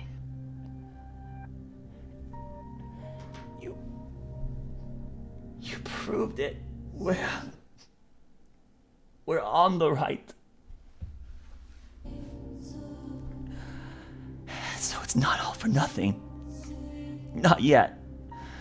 There's still a chance, Evelyn. There's still a chance.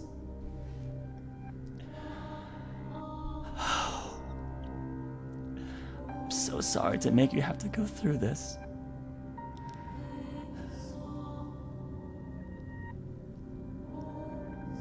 It's okay. I'm terrible. It's okay. I'm terrible. Mom, it's okay. I understand. Well, kind of understand. I want to help. Let me, please.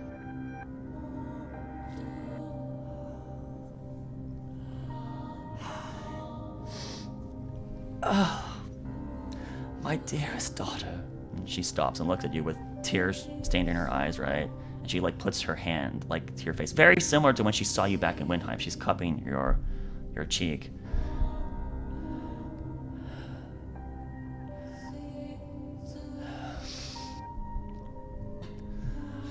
The road ahead of you is not an easy one, and only you can walk it. But you can't do what I did, and you've learned already. To go alone is futile. It will not be different for you.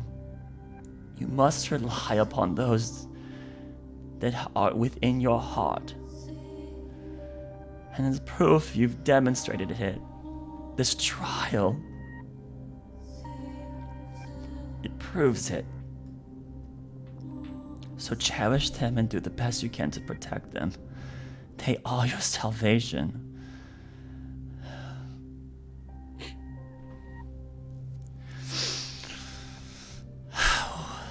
So I guess I can reveal everything then. At this point, I can reveal everything. Only a select few would know.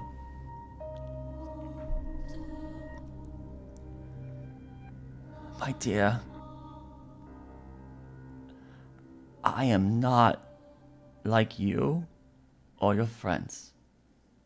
I am much more like that of your newer acquaintance, Aniel. I am not a denizen of this world.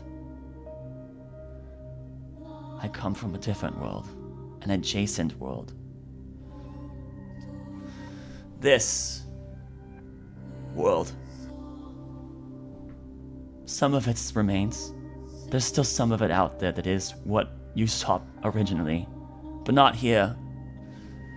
This half is lost to oblivion, and there's no salvation that we've learned.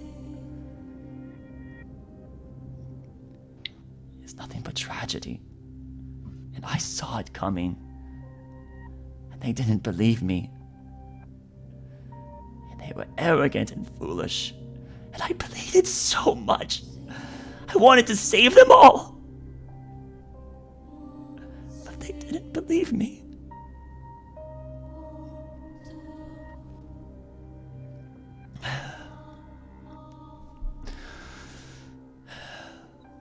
Sorry. You are a descendant of half mortal, half archfey. I am one of the few archfey that remained in the Feywild. But the Feywild is half lost to this. The Shadow. Scholars of your world refer to it as the Shadowfell. Devoid of life. It corrupts and sucks all of you out of you. And to our kind, it's even worse. It is the source of malice, violence, madness. To be in it, even one of my potency, I will succumb, as did they all.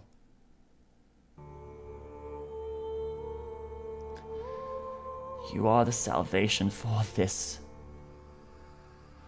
Or at least potentially. For it is not guaranteed, my dear, that you will be triumphant.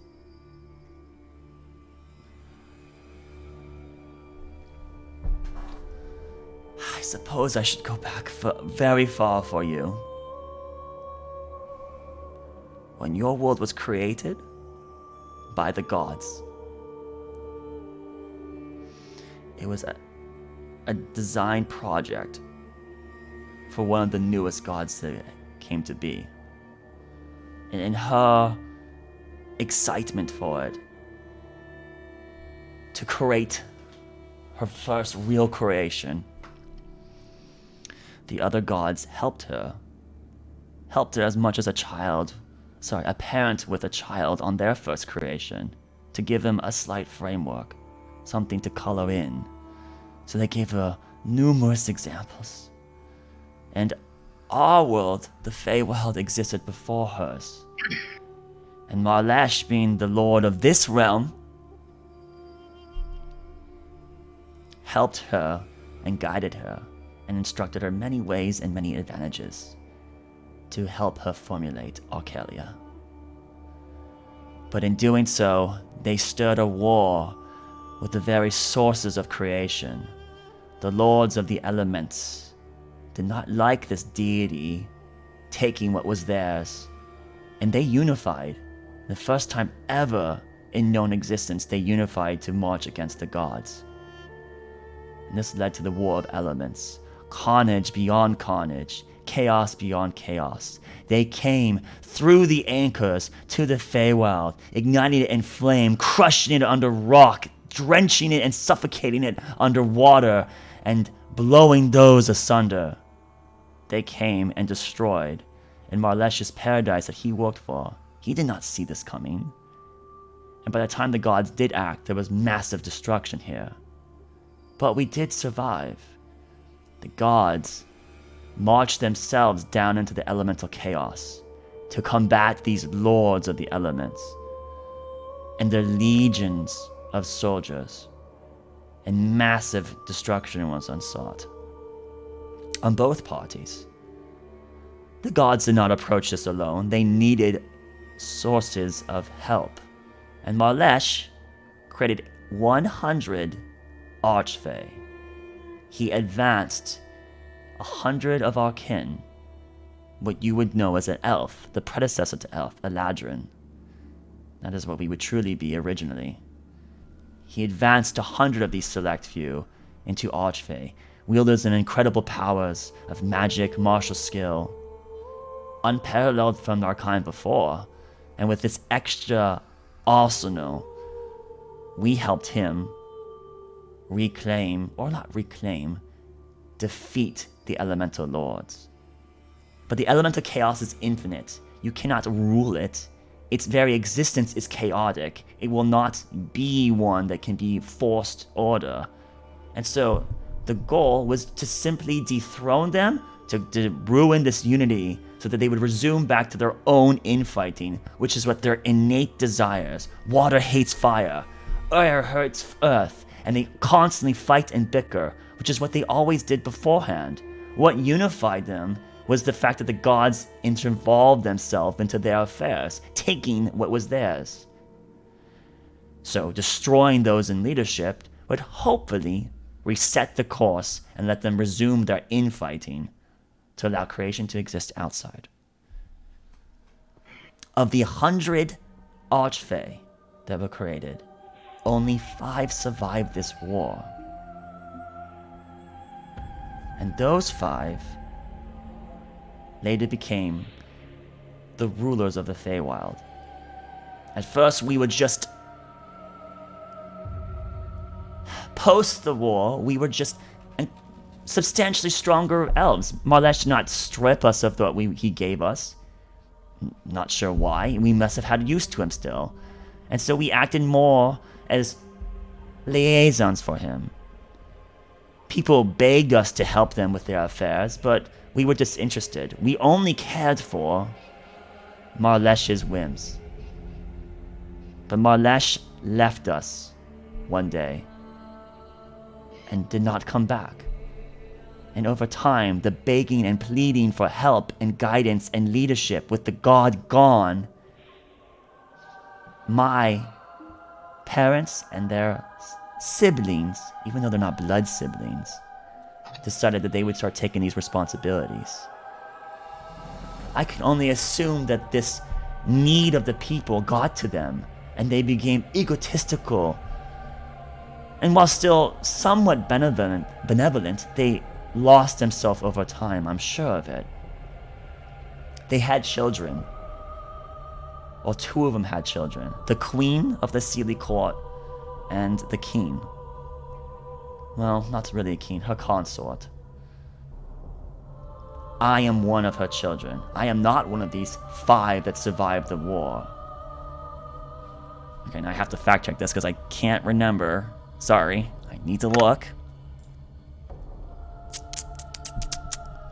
1, 2, 3, 4, 5, 6. They had 6 children, Evelyn. 6 kids. 3 girls, 3 boys. This was the one of the 5 Archfey, the queen of the Sealy court, and her consort that had the 6 children. My mom is one of them. your grandmother, the Sky Queen Arkelya, she was one of the original survivors. And your grandfather is Norfun, the Lord of the Hunt. The other 3 survivors were Valadrian the Resolute, Nigael, the daughter of Vines, and Thalondicus, the Dubious Dancer. These were the 5 that survived. Now, there was a 6th that was on the verge of death. He took a blow at the very last confrontation that saved Marlesh from oblivion. And he was destined to die from the strike from the Lord of Thunder. But he persevered and survived, and through the numerous trials that he proved himself, constant tribulation, the gods decided that he deserved rewardance, and he was approved to join the deities. And thus he became Valad. So his origin was he was an archfey that proved himself in the War of Elements. Gotcha. This was a long time ago, much before your world was even fully shaped. Before your ages and eras.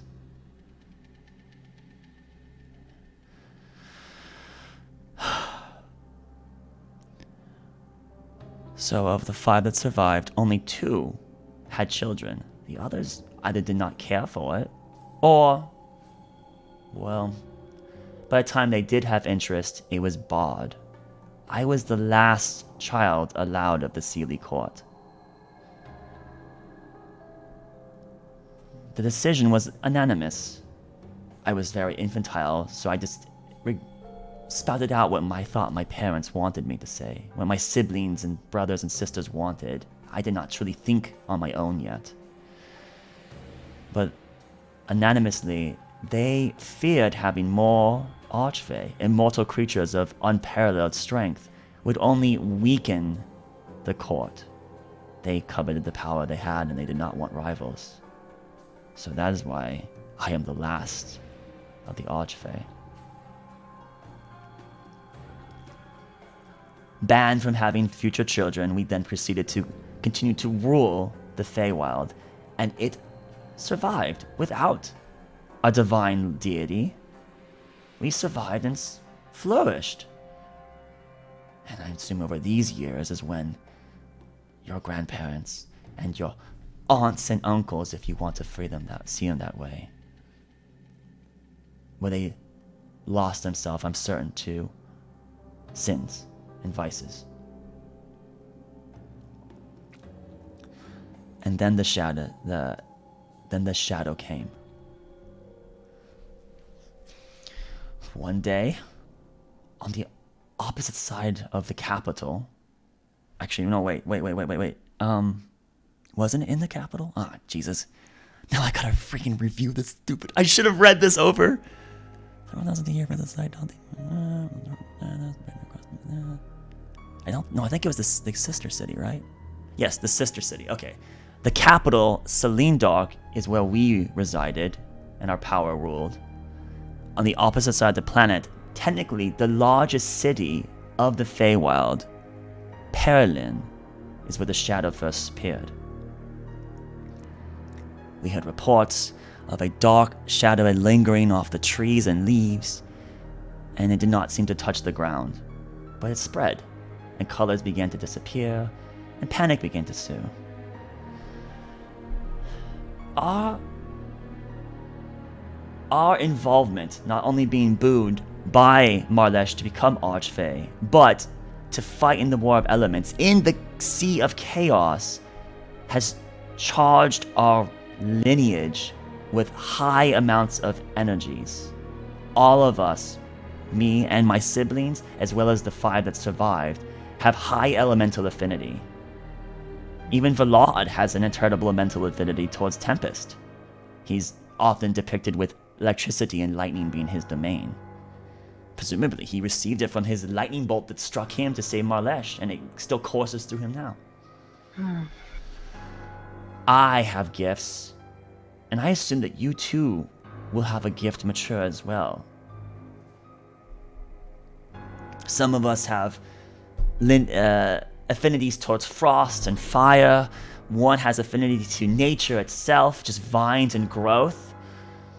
We all have incredible affinities to the elements. My gift is seeing beyond what is present, the future. But it's not as easy as knowing the exact outcome.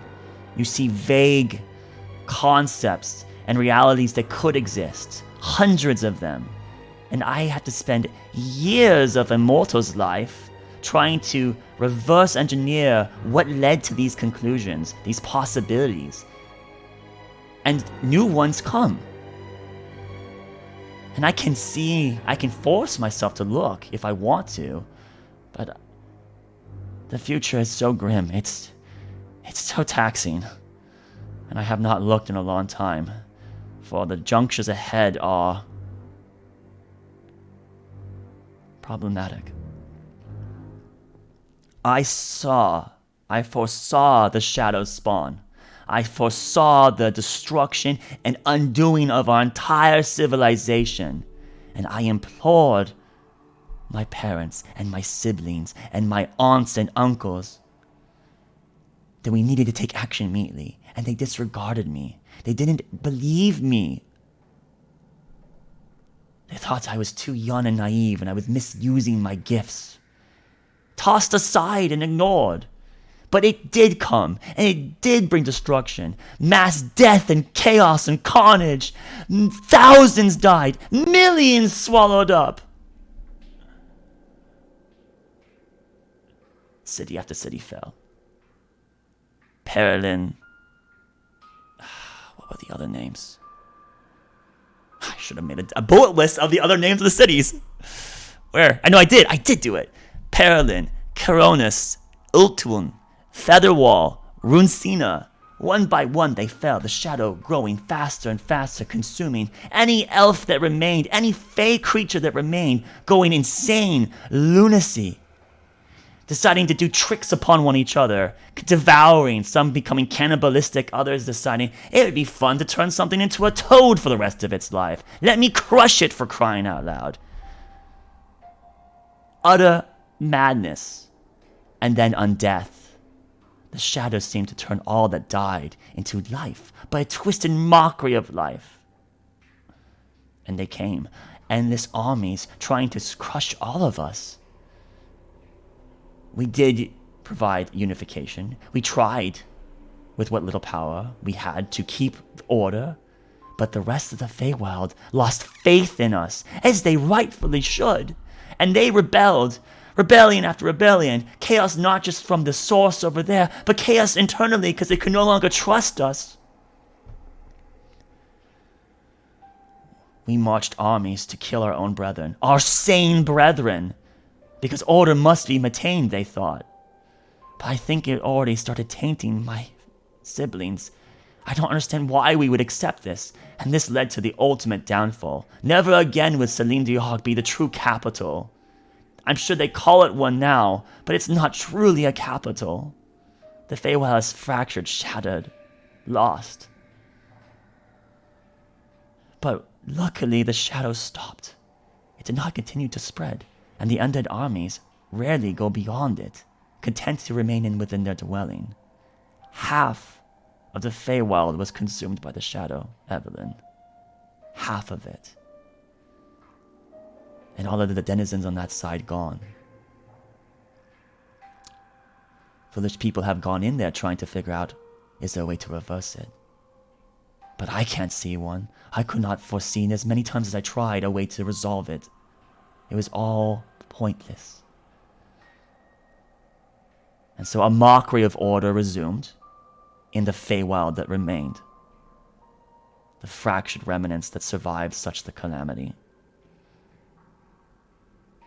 But then, the madness came again. This one's slightly different. Much more of that of the kind I mentioned earlier, the trickery arrangement. Not so much mockeries of undeath, but losing all morality. No longer caring for your fellow man. Some people stopped caring for themselves and let themselves starve to death. And I also saw in my visions that we were not immune. Even us were not immune. I still remember the picture. My mother on an overlooking throne and her father on the opposite side of a court staring down at a checkered board. A game of chess, but with real people as tokens, pleading for their lives and magically being puppeted across to murder one another. They were gone. It was coming. I pleaded, I begged, but they didn't believe me.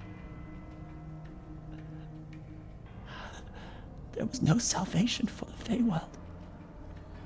Doomed for this. I remember the War of Elements. I remember the anchors. And if they would not run, I would. And I would try to find a solution. And I came to the sister world, Arkelya. And by this time your world had grown great. Well, greater. The gods had left already by then. The era of divine that your kind perceive as the creation of Arkelya, long over. So was the age of Arcanum, also gone. We were in the ages. Sorry, not age of Arcana, era of Arcana. Era of divine, era of Arcana. Sorry, correction. We were past the eras and we were in the ages. And I came after the age of rebirth. Your first age post the calamity, the rending. I came during the age of conquest, when elves were trying to control all of New Ulso. The anchor that I goes to get here,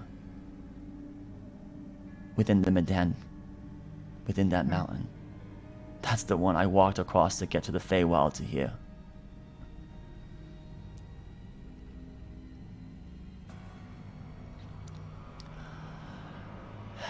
And I just tried to hide for a period of time. I was afraid that your grandparents or my siblings would pursue. They don't follow morals anymore. But they didn't come. They never did. They must care about other things.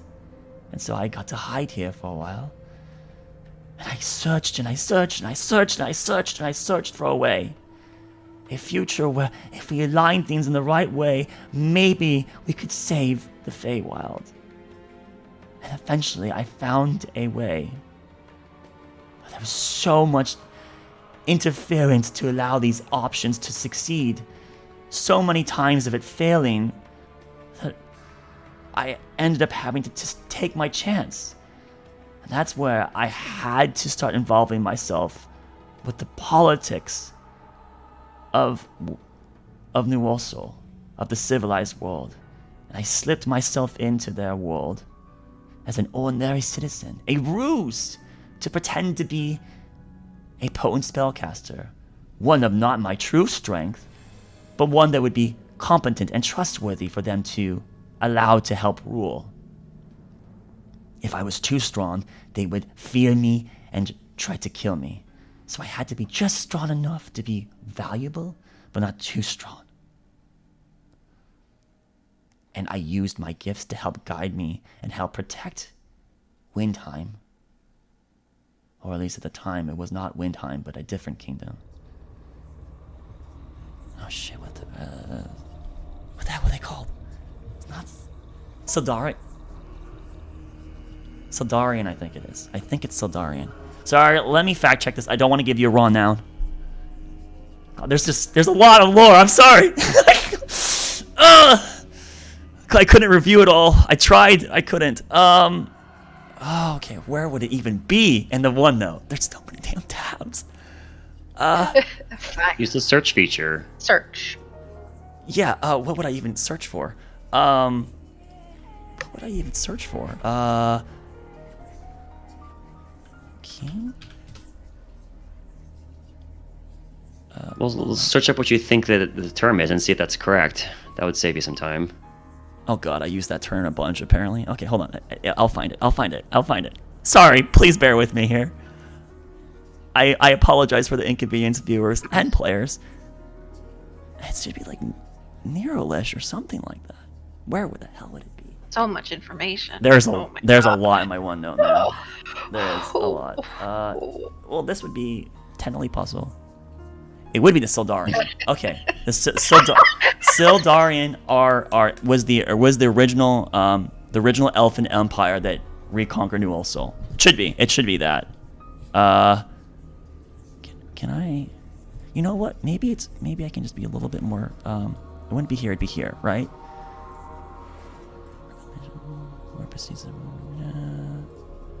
No.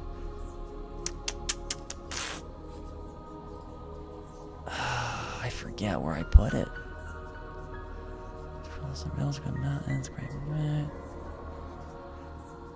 Right.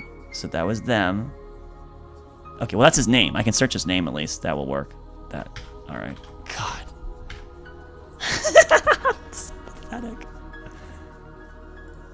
I can't even remember everything that I've written. Oh yeah, of course it'd be here. Duh! Idiot! Jesus Christ. Alright, where would it be on this massive page though? I should have told you guys to take a break, is what I should have told you to do. Hey, we can take a break right now. Yeah, I feel like I'm over halfway there though, is the thing. Wait, what? Is this halfway? Holy shit. So much information. Holy shit. Can we get this in a drafted PDF? It's there. All right. TLDR. It's not. It's important. the Sildani is the name. The reason why is that just to explain, there are 2 Elven dynasties effectively, and this one was renamed in honor of the previous one, is what it happens to be. So they're similar. It's not the Sildari. It would be the Sildani.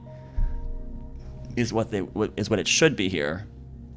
So in the Sildani attempt to exert dominance on all of New Ulsul, I brought my way into their government, and they had some good rulers and some bad rulers, but I had to allow bad things to happen to good people, or the futures would not be right. I had to allow it. I had to allow people to do terrible things. I had to allow leaders that should not have been seated to lead. And the Sildani was a monarch. I just squeeze her hand while she's saying this. So it was established as a monarchy, and it lasted as a monarchy through 5 or so generations. Maybe even 6. But to avoid suspicion of one arcanist being prevalent for hundreds of years, I had to make aliases. I had to let myself die, disappear, disasters, assassinations, and take new ones. The Fey Wanderer was the first one I took. Oh my gosh. Christ. All the other titles are me, Evelyn. My other aliases. I helped stop the rise of the Ravenous, but I feigned my death as I needed to recycle a new identity. I knew it was coming. I had posed myself as with illusionary magics as an apprentice to Naomi, Lulea Gudeas. I think that's the one. Oh my god, I have to fact check so much. I'll just say that's the case for now. Maybe we'll. So, no, I'll fact check it now. God damn it! He's doing it because he put so much time into writing that he's the one I did, my man. You gotta get it right at this point, right? Okay. No, it's not Lulea Gudeas. Holy shit. Okay, it would be after Naomi Clowenest, who dealt with the rise of the Ravenous, the Hungarian one. It was actually Yerika Kikanola was the new alias. That was the Fey Whisper. So, the Fey Wanderer, I used the name Selena Harpblossom. I don't expect you to write notes on this. No. But the second one was the Fey Watcher. That was Lulea Gudeas. The third was Naomi Cloveness. That's the Fey Walker. The fourth is the Fey Whisper, Yerika Kikanola. The fifth is the Fey Weaver, Melomi Grove Tender. And now you are looking at the sixth, nearest Astera, the Fey Warder. These are all me, all titles that were appointed to me by others.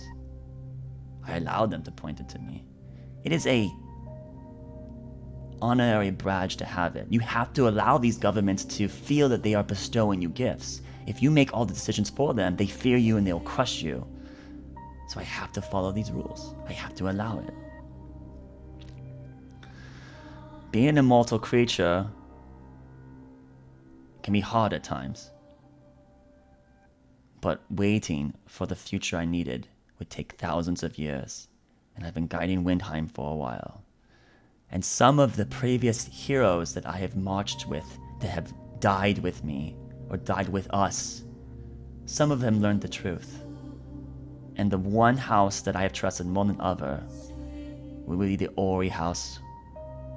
They have known this secret for a very long time, and have remained faithful for a very long time. And conveniently, they are also a booned lineage of gifted individuals.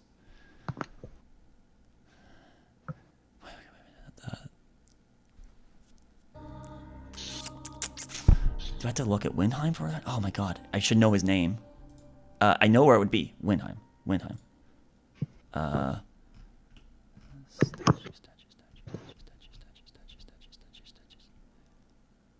Yes. Okay, and that was for Evelyn. The Elven madness does not stop in the Feywild. It is coming through the anchors here to Windheim. But we stopped it. We don't know why it came. I saw it coming. And me and a bunch of others, and the first Ori I worked with, Halpert Ori, he was a roguish individual. But he had gifts and he learned magic quickly. He was an arcane trickster. And, yeah. And he was the sire of the rest of the Ori line that has led to your master and your best friend, Relina. They have continued on with the practicing of magic and have continued to help us rule in the High Seated for a long period of time. That's why I trust that family. They have not leaked my secret. I trust them with my life. And Relina knew this was your future too. When Relina joined it was Vitreous Veil. I got it right the first time. The Vitreous Veil. I really had to think about it too. I was about to call it Virtuous. The Vitreous Veil. When Relina joined the Vitreous Veil, she learned. But only because she was an Ori descendant. The rest of our kind of that order does not know. Only Relina. Very few know this. You are one of the few that know this now. We marched to the Maw of Jiaozem. And we fixed something there. And in fixing the Maw of Jiaozem, the madness faded. That's the second calamity that has happened on New Ulso. The first is the rending that shattered our continent into the 3 landmasses as it is now. That was some 6,000 years ago. It predates my arrival. And then we have the Elven madness coming to our soil to bring the same destruction and chaos. But I'll remind you, this is the Elven madness, not the Shadowfell spreading. It's like the Shadowfell's existence will eventually bring lunacy with it, contaminate like some sort of radiation or something. The Feywild was not in the Shadowfell, but yet the proximity must have somehow allowed this chaos to come with it. Through the air or something, I don't know. And it only makes sense with their other acres going through the Feywild to get to the elemental plane, to allow those elemental energies to become the very substance that fueled Arkelya's creation. Of course they would follow the 2 chains that are directly in the Shadowfell, let alone potentially radiate through the other 2 chains that are not directly in the Shadowfell.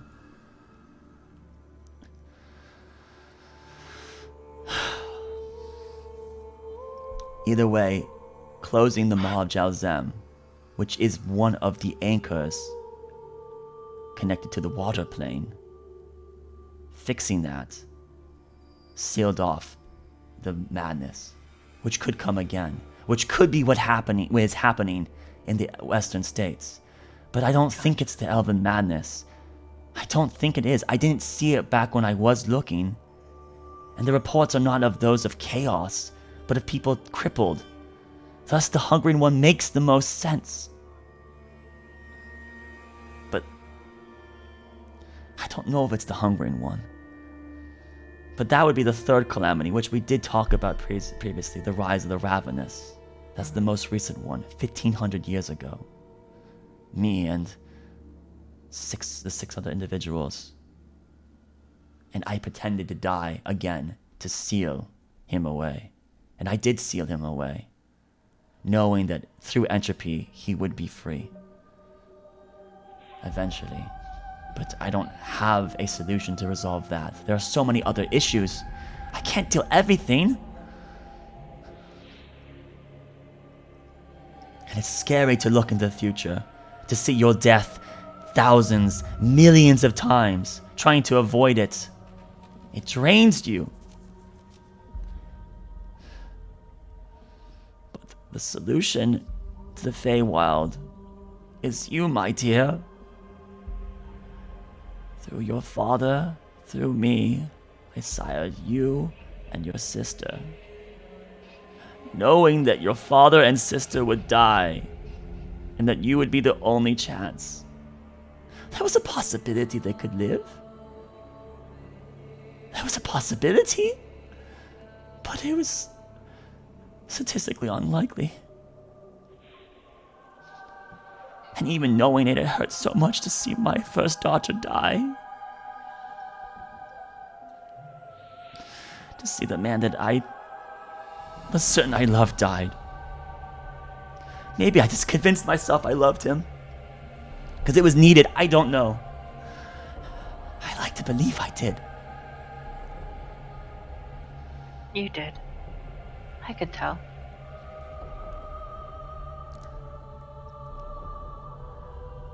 So, here we are now.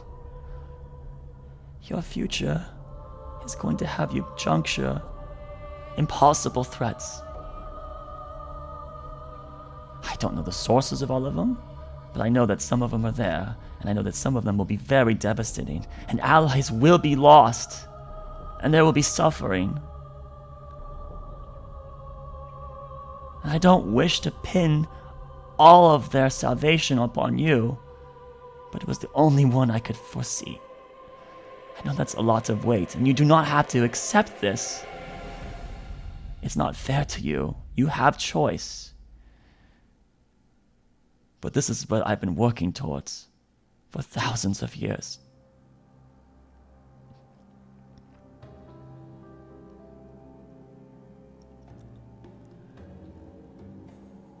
If I was you, I would hate me.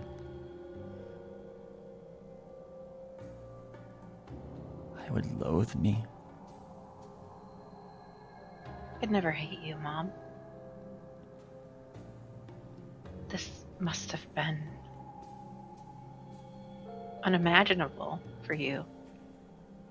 I'm sorry you've had to burden this all on your own. You are too kind. You must have got that from your father. Aiden was such a good man. He was. He was skilled just enough in the arcane to make the matrimony work. To give a progeny that would be capable.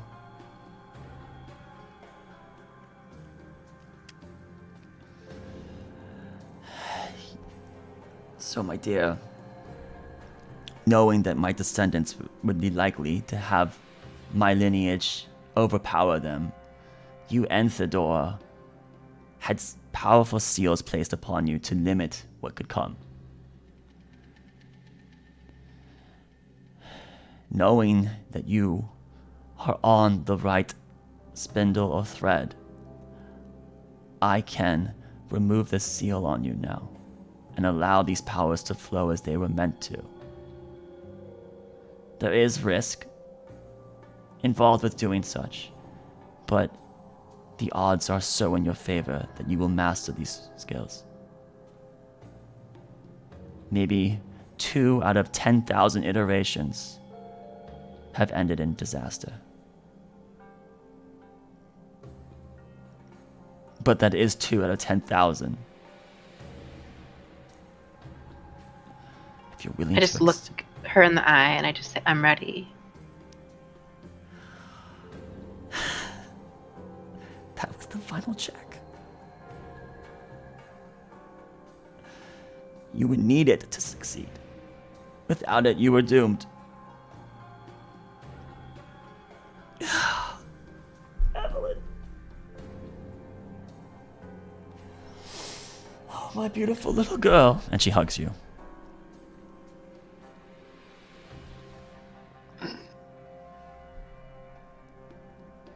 And I just whisper, I love you.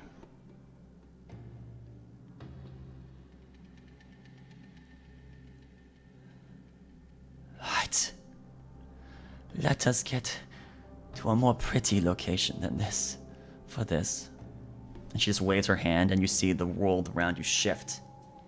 And resume back to that pretty, beautiful paradise you saw before. Of lush trees, golden fields.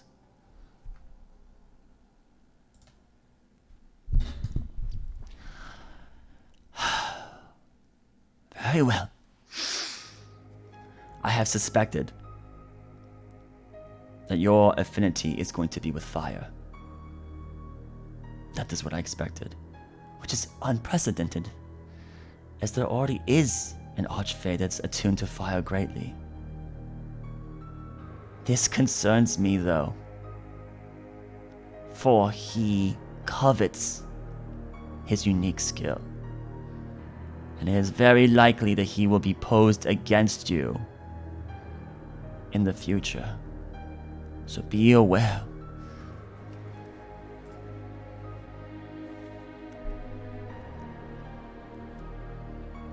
Where's his name? Sorry, how did I? Yes.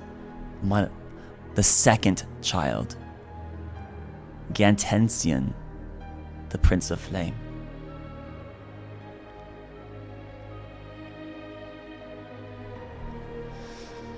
Very well, my dear. Are you sure? She's cupping your hands. Yeah. Close your eyes, please. And you hear it as if teeth biting into flesh, but you don't feel pain on yourself, but you hear it. And then you feel a warm fluid on your forehead and a very intense pressure being pushed into your forehead. And there's a dripping. It starts going down your forehead, down your nose, and into your lip. And then down your lip and off your chin as it congeals and then drops past you. And then you feel an intense heat within you. I need you to make a charisma saving throw.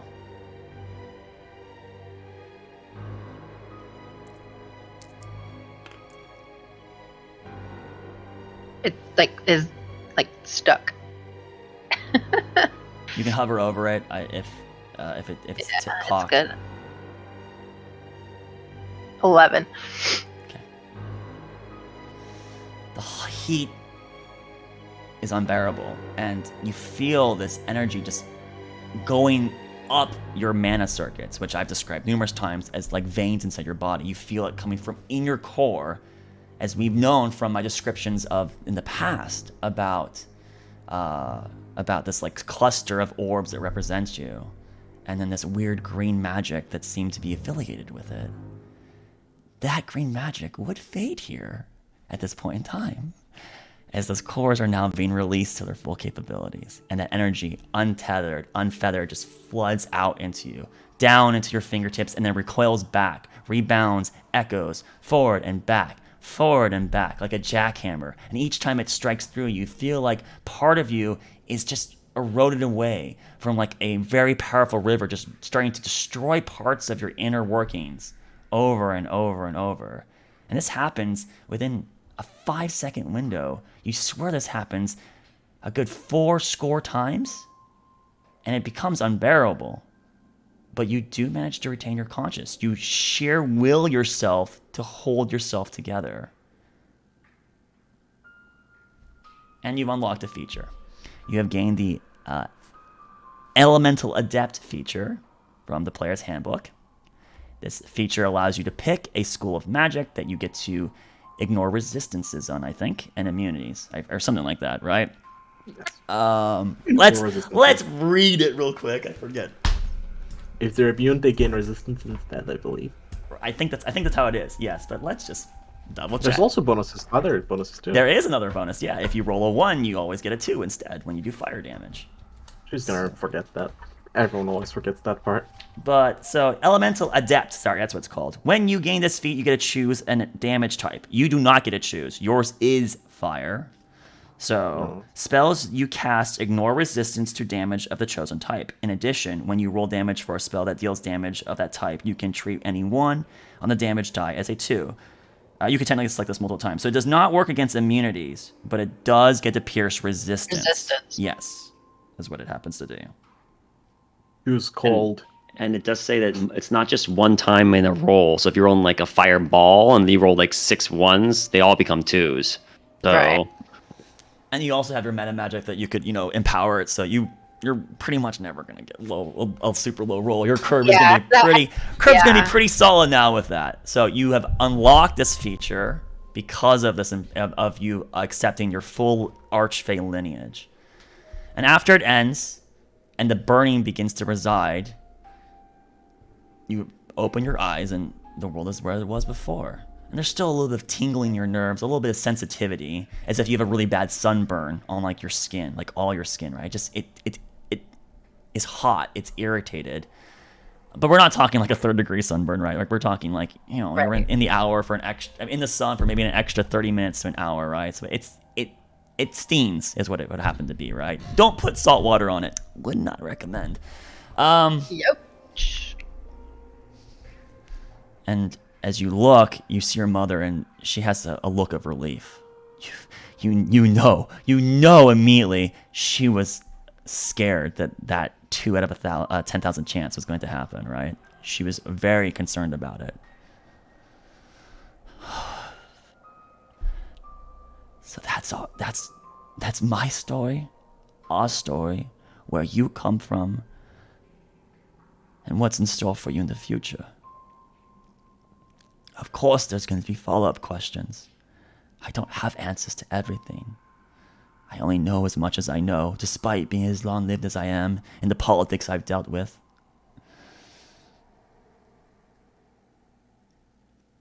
I've rehearsed this so much, and yet I still haven't. I can't get it mastered down.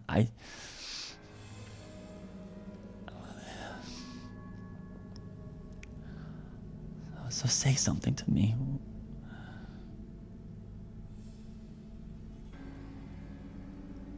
I don't even. So many things you knew. So many possibilities I knew too. And when you do it too many times, it's hard to figure out what you're truly on anymore. It's a blessing and a curse.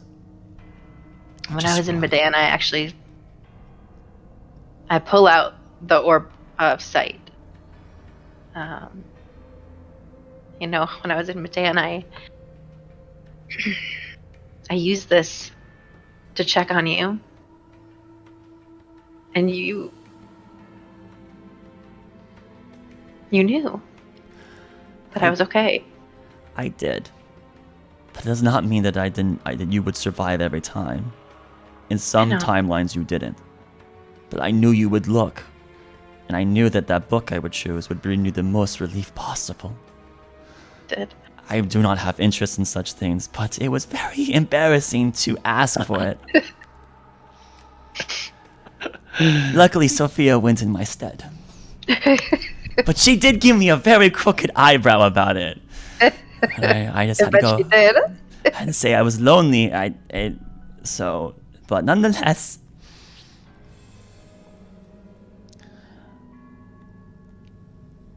I knew that statistically you would survive. But there's no guarantee, even though it's statistically. I know. And the mountain, in the inner mountain, I did not get to see what was happening in there. I'm sure that Agnir Exactly. messed with your visions. It stops even my gifts. Have limits. That place is dangerous. It was...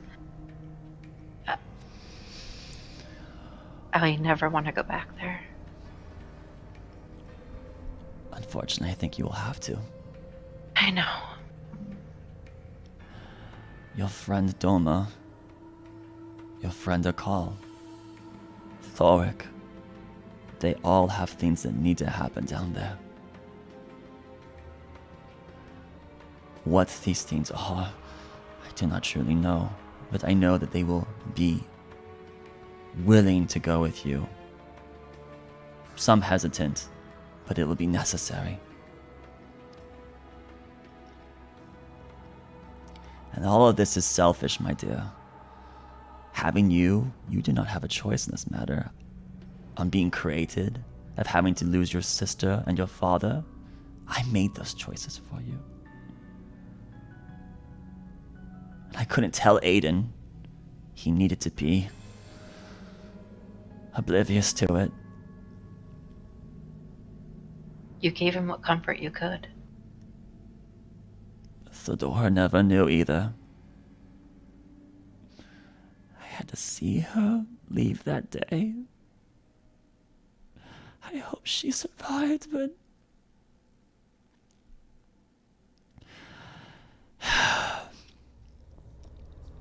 I just wrapped my arm around her. All right. I have so many questions. I don't even know where to start, but... I don't hate you. I could never hate you. And I promise I'll do what I can to save our home. Save our friends.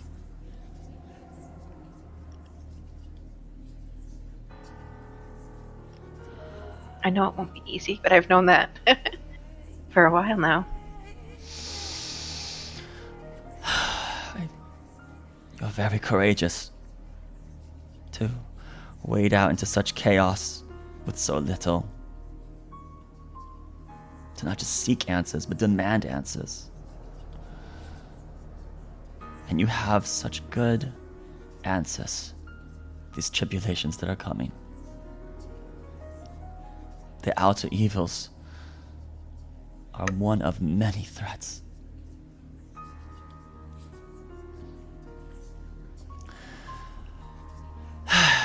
So, this is why I cannot talk about all these things in front of your friends. I know. For these are decisions you need to make. You are free to tell them, but the more you tell, the more you put at risk. The timeline converges, the spindle unweaves.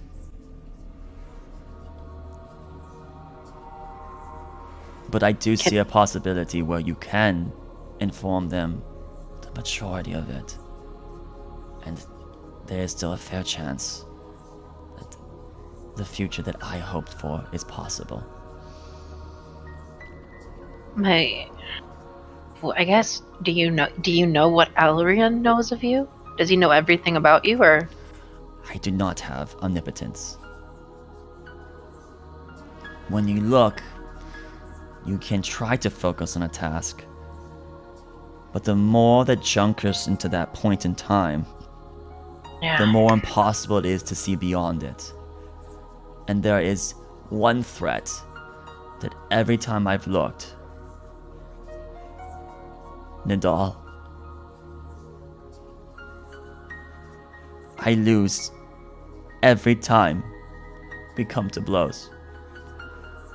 I can never beat him. Even when you know, and I show I will not beat him, I will die, and I do not know what happens after my demise. The gift will not go beyond that. And so you will have to deal with this thing on your own. because I cannot see beyond him.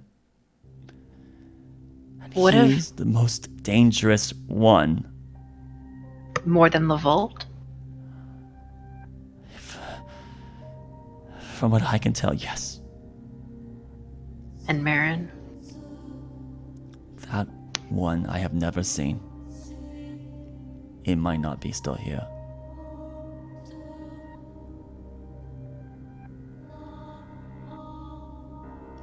Those entities have so many strands of fate through them, so many junctures that are guaranteed almost. Right. It's impossible. I will... Do you know what he wants? What Nadal wants? I do not.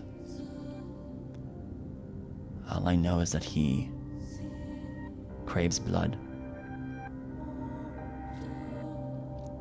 And he wanted my blood specifically. He needs Archfey blood to do whatever he's planning?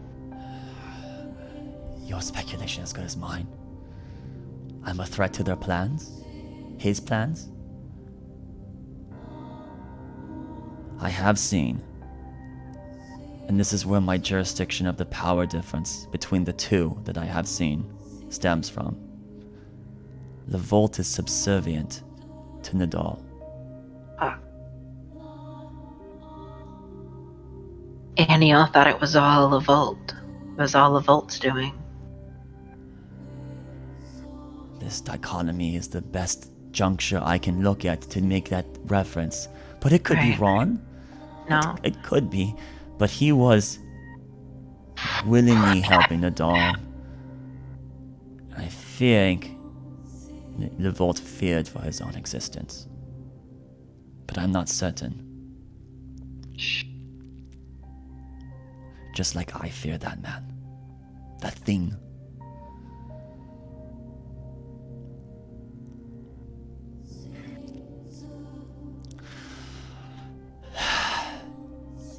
Do you think we could save Aniel?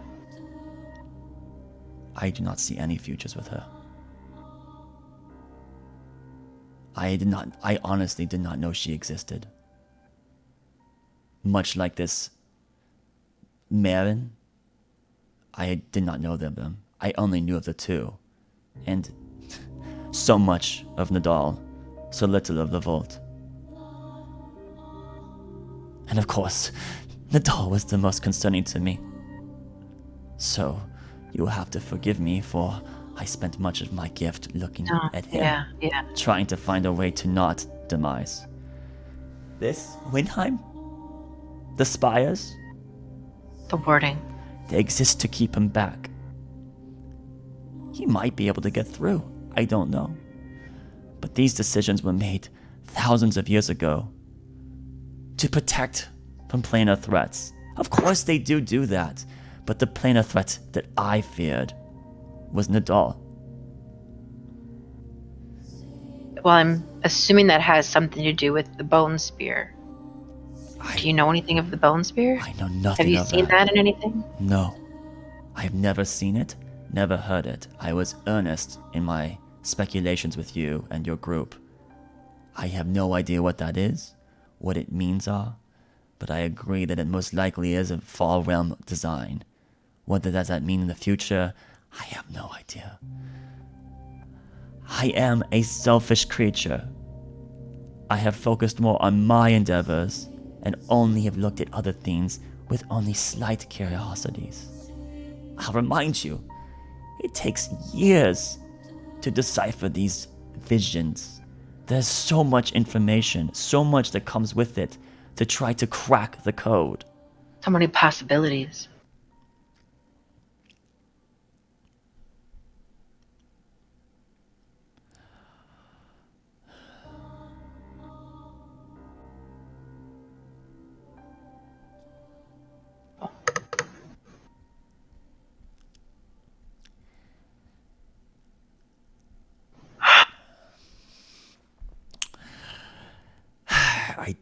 I don't know what's next here.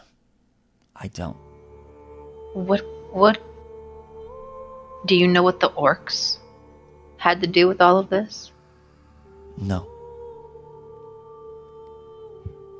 Something has twined that juncture as well. A winged one. Winged serpent. I couldn't tell. Yes, Baldric made a statement, I think, recently. There are many winged creatures. Some are benevolent and some are not. So I have a sneaking suspicion that it involves the two. But maybe that's just paranoia? It almost certainly is. Why would it not be? But there are other threats, my dear, that are winged.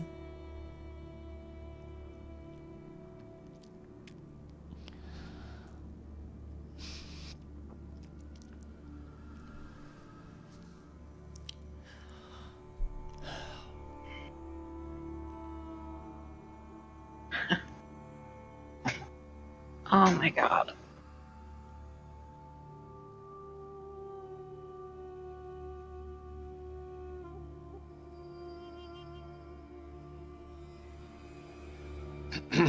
I guess at this point, what is the next step? What? I don't know. I don't get to see it, or I haven't seen it. I don't see imperfect clarity of each day, of each minute, of each hour. No, but I just mean... This is for you to decide. What I know is that you are on the right spindle of fate, which allows for the possibility of success, as well as the possibility of failure. And you will need to earn succeeding. It will not be destined to you. You can die. You will die. I've seen it.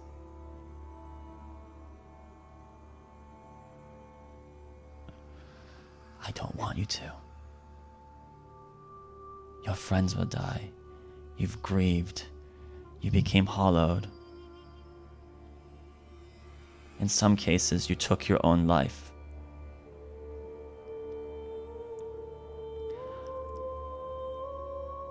I saw these things, but I do not see the steps that you would take to be the best path for you. I think you're too intertwined with these other junctures that they help shroud you. This is the last one that I could honestly make a choice in, which is why I had such trepidation for this point. Do you know there was a possibility that you would return to Windheim, and that you would not have mentioned the things you did to Relina, but instead you would have uncovered clues that were left behind meticulously by me to help spur you into finding out. The statues, the jewelry I wear on them, the connections, they were there. If you could see them.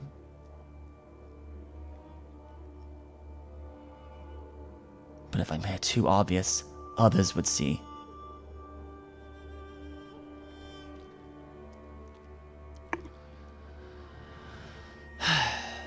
You see, like, she's kind of playing with the 3 bracelets on her wrist. Mm-hmm. 3 bracelets on her wrist, 3 anklets, rings, earrings, necklaces.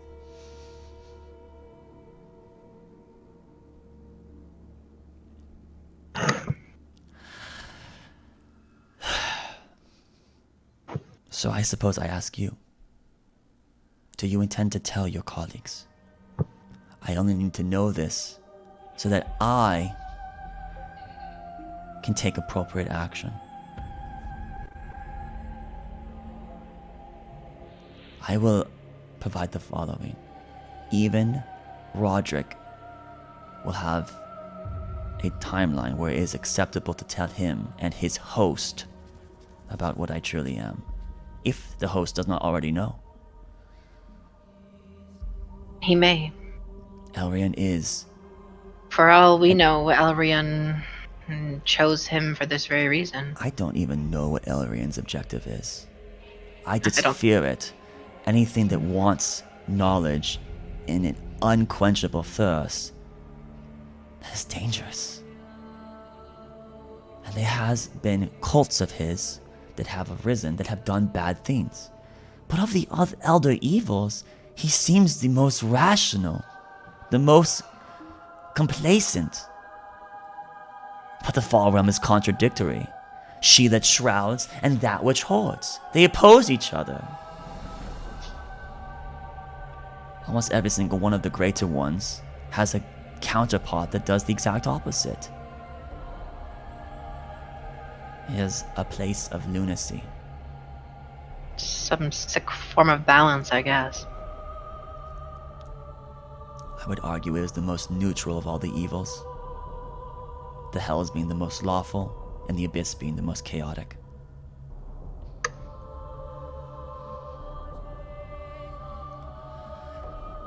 So, I would argue to you to tread trepidation around Elrian. I don't know what his goals are, what he wants, what his true desire is.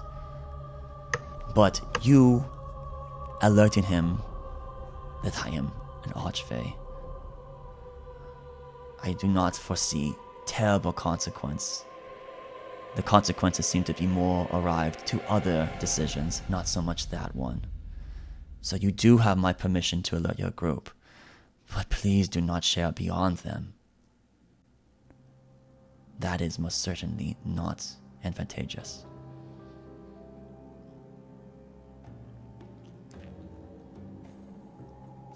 Yeah, I mean, I trust them. So I'll likely tell them in time. I think I need some time to wrap my mind around everything. With your unsealing, my dear, there might be changes upon you. Right. You will not be accustomed to deal with. Well, they'll see it and she, as soon as they cast. She lifts her hands to the side, and there's a wave of light behind her, as if an illusion magic was there this entire time. And then you see a pair of 4 wings, butterfly-like, behind her. I'm certain you will have such things in your future. And she brings her hand back and they disappear.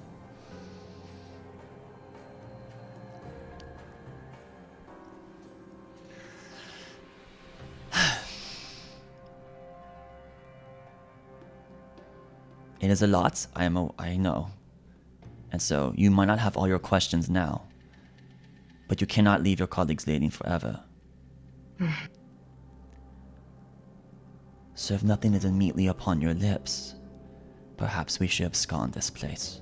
Return back to Windheim, so that you may resume the march in whatever direction you see best fit.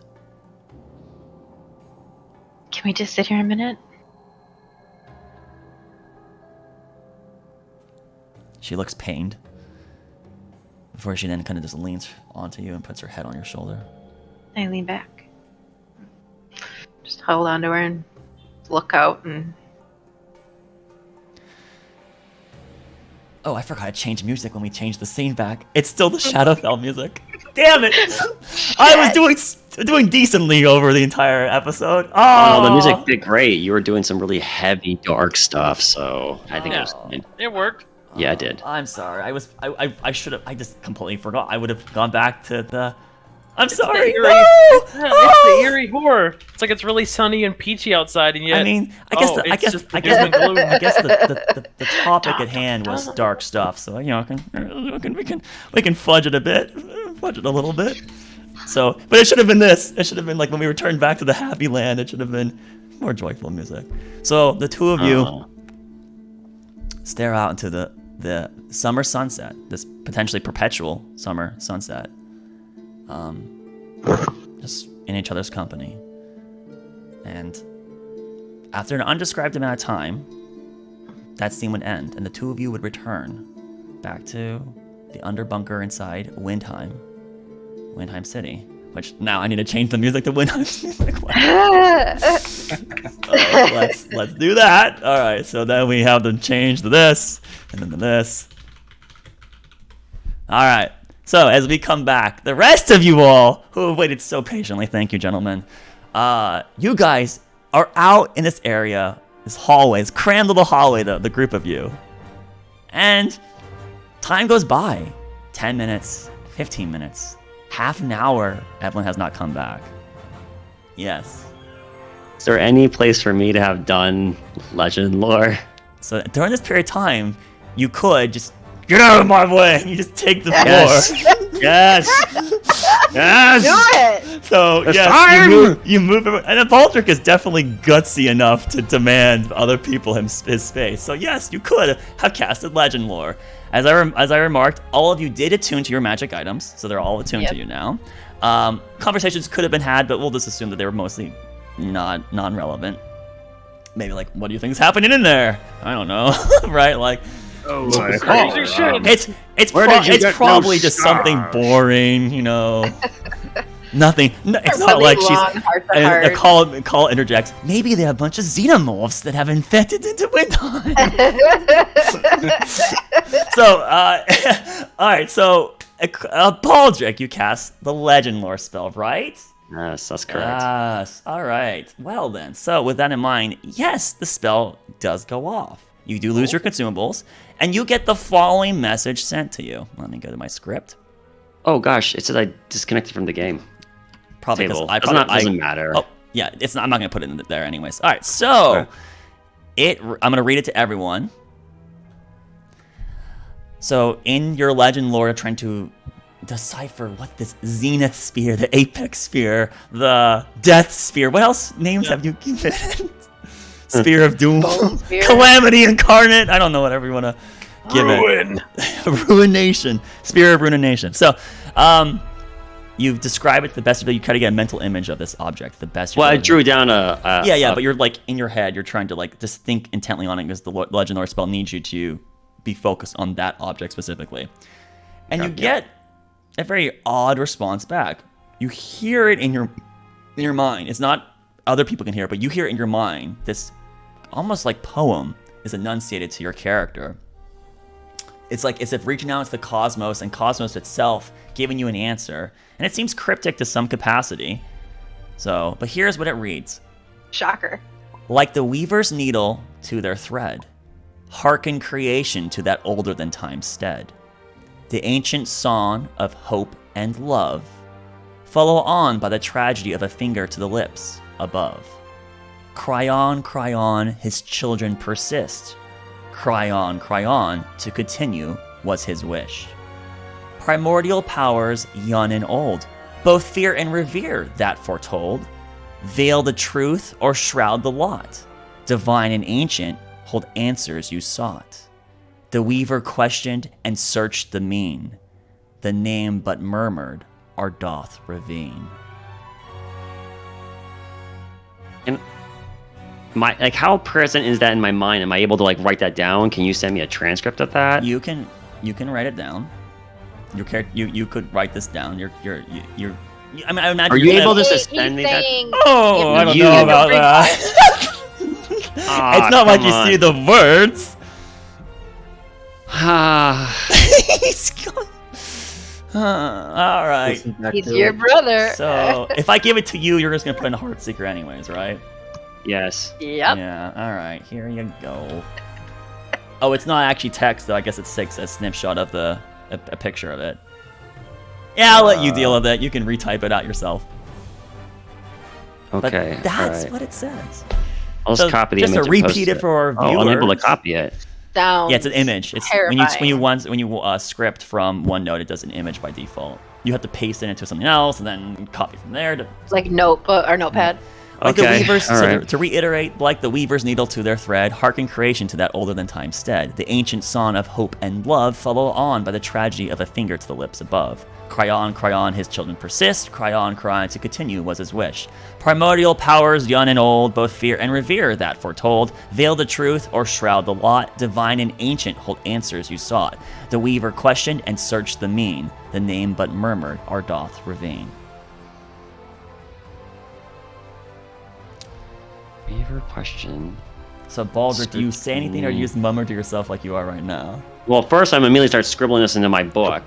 All right. So everyone else sees Baldric suddenly become very animated as he starts frantically scribing into his book. It's how much? What's the region? Since again, what did I lose? Some of the things persist. So I think it's like 250 gold. It consumes 250 gold of incense, but the ivory strips remain. Okay, so 250 gold of incense. Okay, so I'm down to this now. Mm-hmm. Okay, that's where my funds went, yo. Okay, so let's see here. Alright. So... Alright. That's all it gives, eh? Yeah. Fuck you! This is Baldric. This is Baldric just talking out loud. All right, you just motherfucker. I had a poem for your. God damn it! The last poem I wrote was freaking for the dwarven poetry entrance in Medan. Okay, I'm not belittling you. I'm just saying. I feel like you're targeting me. Is what I feel like. What? All right. Well, I guess let me Gosh, I have to post. I'm gonna have to project this to the group. I'll push away for Evelyn to come back then. But what I've just done is I have used a very powerful arcane nation to try to get some information about this Bones Zenith Apex Obliteration Spear that we have floating around out right now, and sort of a riddle, an enigma was presented back to me. You hear footsteps coming from behind you. Huh? And two elven women approach. Oh, jeez, I didn't expect you to just be conglomerated in this corridor so tightly. You were free to return to the surface. But I suppose we might as well leave now, if you would. Please take point, it's a single file line. So Baldric, you're the one most forward. Oh, why did it load twice for Heartseeker? So Baldric? There it goes. Sorry, I was just posting in Heartseeker, everybody. Okay, I'm sorry. You came back. I apologize. Evelyn's mother, Niera, basically is like, you guys didn't have to wait here for us. You could have got to the surface, but if you would kindly make your way there now, it's a single file line. We can't go past each other, and you're the person most forward. So. What? Oh. Onward! Where am I going? This way! No, it's only one, two ways, bro. He turns around and starts walking towards the group. Excuse me, we're going. You're like going this way, right? The other way, Baldric. The other way.